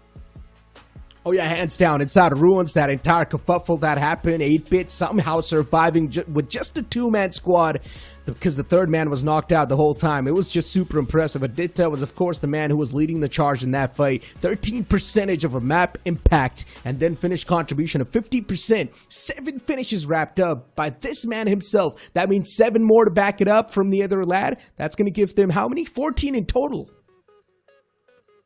Well, and those 14 points, I want to see what the impact of those points is going to be on the overall leaderboard. But here we have the top performers, Aditya, followed up by Lynch from FINTOX. Then we have Mac from 8-bit again. We have Bagar Billa from My Time Now. And of course, Devil OP from Python. all the 5 players in front of us, and also Mac over there, as I mentioned, right? 8-bit Mac getting 4 elimination for himself with the map impact to 7% and the finished contribution to 28. And then you've also got FINTOX over there with 5 eliminations wrapped up. I think so FINTOX, for them being able to take down the fishes in the water, it was one of the most easiest fights to be converted, and they did so perfectly too. And then Devil OP there too from the side of Python. Python did not really have a lot of elimination points over there, but they got the chicken dinner, so still they must have the most amount of points. But then I guess I was wrong. 14 eliminations, as I mentioned, from 8-bit. That's going to give them 15 points in total. And then Python Gaming right underneath them with 14 points with consistency. Team Storm coming in out of nowhere and getting themselves 11 points. And 7 Hill Esports. This game of Sanhok should have been theirs, but unfortunately they missed out on the opportunity. Yeah, they missed out on the opportunity. I mean, the placement points are what keep them in contention, though. And I have to say, this is one of the most close games we have seen so far in the first week. 8-bit, 15 points. Amazing Python with 14. Amazing. 7 Hill, as you mentioned, missed out. My time now as well, 8 points. Not too shabby. XNO, though, they dropped the momentum from the previous match. Just 7 points coming in from this game. Team IFLICKS. Now, this is a surprise, seeing Team IFLICKS there with just 6 points. We expected so much more from these players. That is true. IFLICKS is now, of course, a big sign of concern. If they're not able to get a lot done, then it's a big problem. Believer Esports, just look at this dip in the performance. After getting the chicken dinner in the first game, Believer Esports was nowhere to be seen. Even in the last game, X7 MIZO as well, the inconsistency hits them like a truck. Hub Esports, we expected a lot of improvement from this team, but unfortunately, no, that's the opposite. Then we move on forward toward Last Hope Esports, another team we had expectations from. Even they were not able to perform. Spy Elite, another team that I genuinely thought was a decent name inside the community, but Spy Elite, they have completely let us down. Well, let's see, though. It is going to be interesting to see how the overall leaderboard turns out. As you mentioned, Spy Elite, yes, a letdown, but the other teams have stepped up quite nicely. We have Python with 34 points, sitting on the first position, 2 chicken dinners secured. XNO with 31 points, again, closely contesting the leaders of the leaderboard. Team 8-bit on the third with 27, 7 Hill with 25 points on the fourth. X7 MIZORAM, they've done quite well for themselves, 21 points secured, just 4 placement points, 17 eliminations. IFLICKS, 20 points on the board. INTxFURIOUS on the 7th with 19, and FINTOX on the 8th with 19 points as well. IFLICKS, rough outing. Furious, rough outing. And FINTOX as well, rough outing. X7 MIZORAM could have done a little bit more better, but I guess the circle is something that threw a lot of teams off guard. Moving on forward towards the latter half of the board, this is where you're going to be seeing a lot of the upsets. Spy Elite, one of the biggest ones, hands down. Then you're also going to be seeing Last Hope Esports with only 5 points accumulated. Spy Elite only getting single digit in 3 games. That really stings. And then Believer Esports, the team that got the chicken dinner, is on the latter half of the board. Wow. Not really where we wanted to see them. And GW as well is one of those teams that we expected a lot more from. Unfortunately, wasn't really the case. And again, Hub, another team, a lot to be said. But hopefully, again, Necro, it is not done. They still have week 3 and week 4 where they can come back. And maybe we're going to see them bounce back in those later weeks of the tournament. But still, I mean, an unfortunate series of events for sure. Exactly. I mean, unfortunate is an understatement for some of these teams, man. Honestly, there's been a lot of the letdowns. I genuinely thought in the end we might just see a massive comeback from this team, but this is the only group that we did not see any type of last moment comebacks from. It's been consistency ruling all across the board. 8-bit staying consistent, getting those elimination points. Honestly, even 8-bit could have crumbled down massively, I'm not gonna lie. Even if they would not have gotten those, if they would not have gotten those ruins fights in their way, things would have been way dire for them. Luckily enough, 8-bit came out on top in those 2 fights, got 8 eliminations secured off the rip, and then continued their journey for the upcoming islands as well. That's where things sort of got a little bit more in their favor. But ladies and gentlemen, speaking about favors and speaking about things going your way, one thing that is currently going your way is that you have a little bit more time left over to register inside of the BGIS. If you guys haven't done so, make sure you're getting 4 members inside of your squad and registering your squad right there on the link that is right over here, right underneath Crafton India Esports. And the registration ends on 11:59 p.m. today. There's not a lot of time left. There's only a little bit of time left, so make sure you do it. Yeah, exactly. Get the registrations done, and then on the 15th of April is when you will have to show up and play the in-game qualifiers, ladies and gentlemen. In-game qualifiers, they go from the 15th till the 21st of April. Be prepared, and of course, register before you are ready for your matches. I mean, that is the most important thing. If you're not registered, then I mean, yeah, you're not really playing at the BGIS if you're not registered. And again, we really hope to see you guys make it far into the tournament. Really hope you make it all the way, because it's always exciting to see young talent being discovered. I have been talking about it since the start of the day. In fact, since the start of BGIS last year. I mean, it's always amazing to see young athletes and see them develop their skills throughout the tournament, see them evolve throughout different tournaments, and then finally make a name for themselves in the best grassroots level tournament in this entire country's esports scene. A big opportunity for you. And again, week 1 with that Necro does come to an end. Week 2, we have a lot more big names to go through. Exactly. In week 2, it's of course going to be a banger. Johnny, as you mentioned, there's going to be so many big names. And I guess the audience can already start making the calculations. Already all the big names that haven't been performing so far, that will be there inside of week 2. And also a lot more returning teams from 2023 will also be in there. There's a lot of big names, ladies and gentlemen. You guys can already start placing your bets on your favorite teams that haven't been playing so far. But week 1 so far, Johnny, has been super exciting too. Things started off in quite a calm way, but then later on, it just started to catch up the heat. We love those early game aggressions too. The new point structure, it just added on a little bit more of that flavor. Yeah, exactly. And it was quite exciting to see how things turned out in week 1 itself. A lot of surprises that were quite pleasant. We were quite pleased to receive them. A lot of surprises which made us just question everything we've watched in the past, the history of the players themselves, and what these lads have been up to this entire time since the officials ended last year, and now they are back again. But it is going to be interesting to see how week 2 turns out. Of course, a lot of lessons have been learned by the teams that were just sitting and watching, but was this observation enough to help them improve their performance? Week 1 was filled with a lot of disappointments and good moments at the same time. But ladies and gentlemen, as Johnny mentioned, that's it going to be for week 1. We'll see you guys in week 2. But for now, that's going to be it from me, Necro, and Johnny. We'll see you guys in week 2.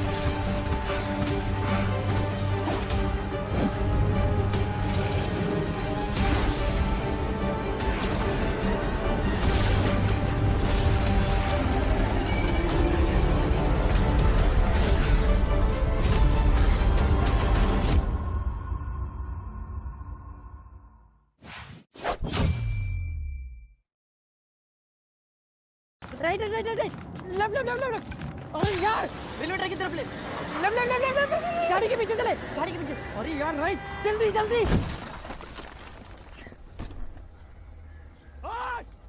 उतर उतर चल finish कर दे उसको रुकना मत Action redefined, even on the go. Download Bullet Echo today. रुक यार, jiggle wiggle करके दे दिया. Who's that guy? पकड़ बे कौन है? जिगल विगल करके सब लोग बोले मुझे सेंस से. बोलो जिगल विगल करके सारे प्रो अपने लड़के. जिगल विगल करके सब लोग बोले मुझे सेंस से. बोलो जिगल विगल करके सारे प्रो अपने लड़के. जिगल विगल करके सब लोग बोले मुझे सेंस से.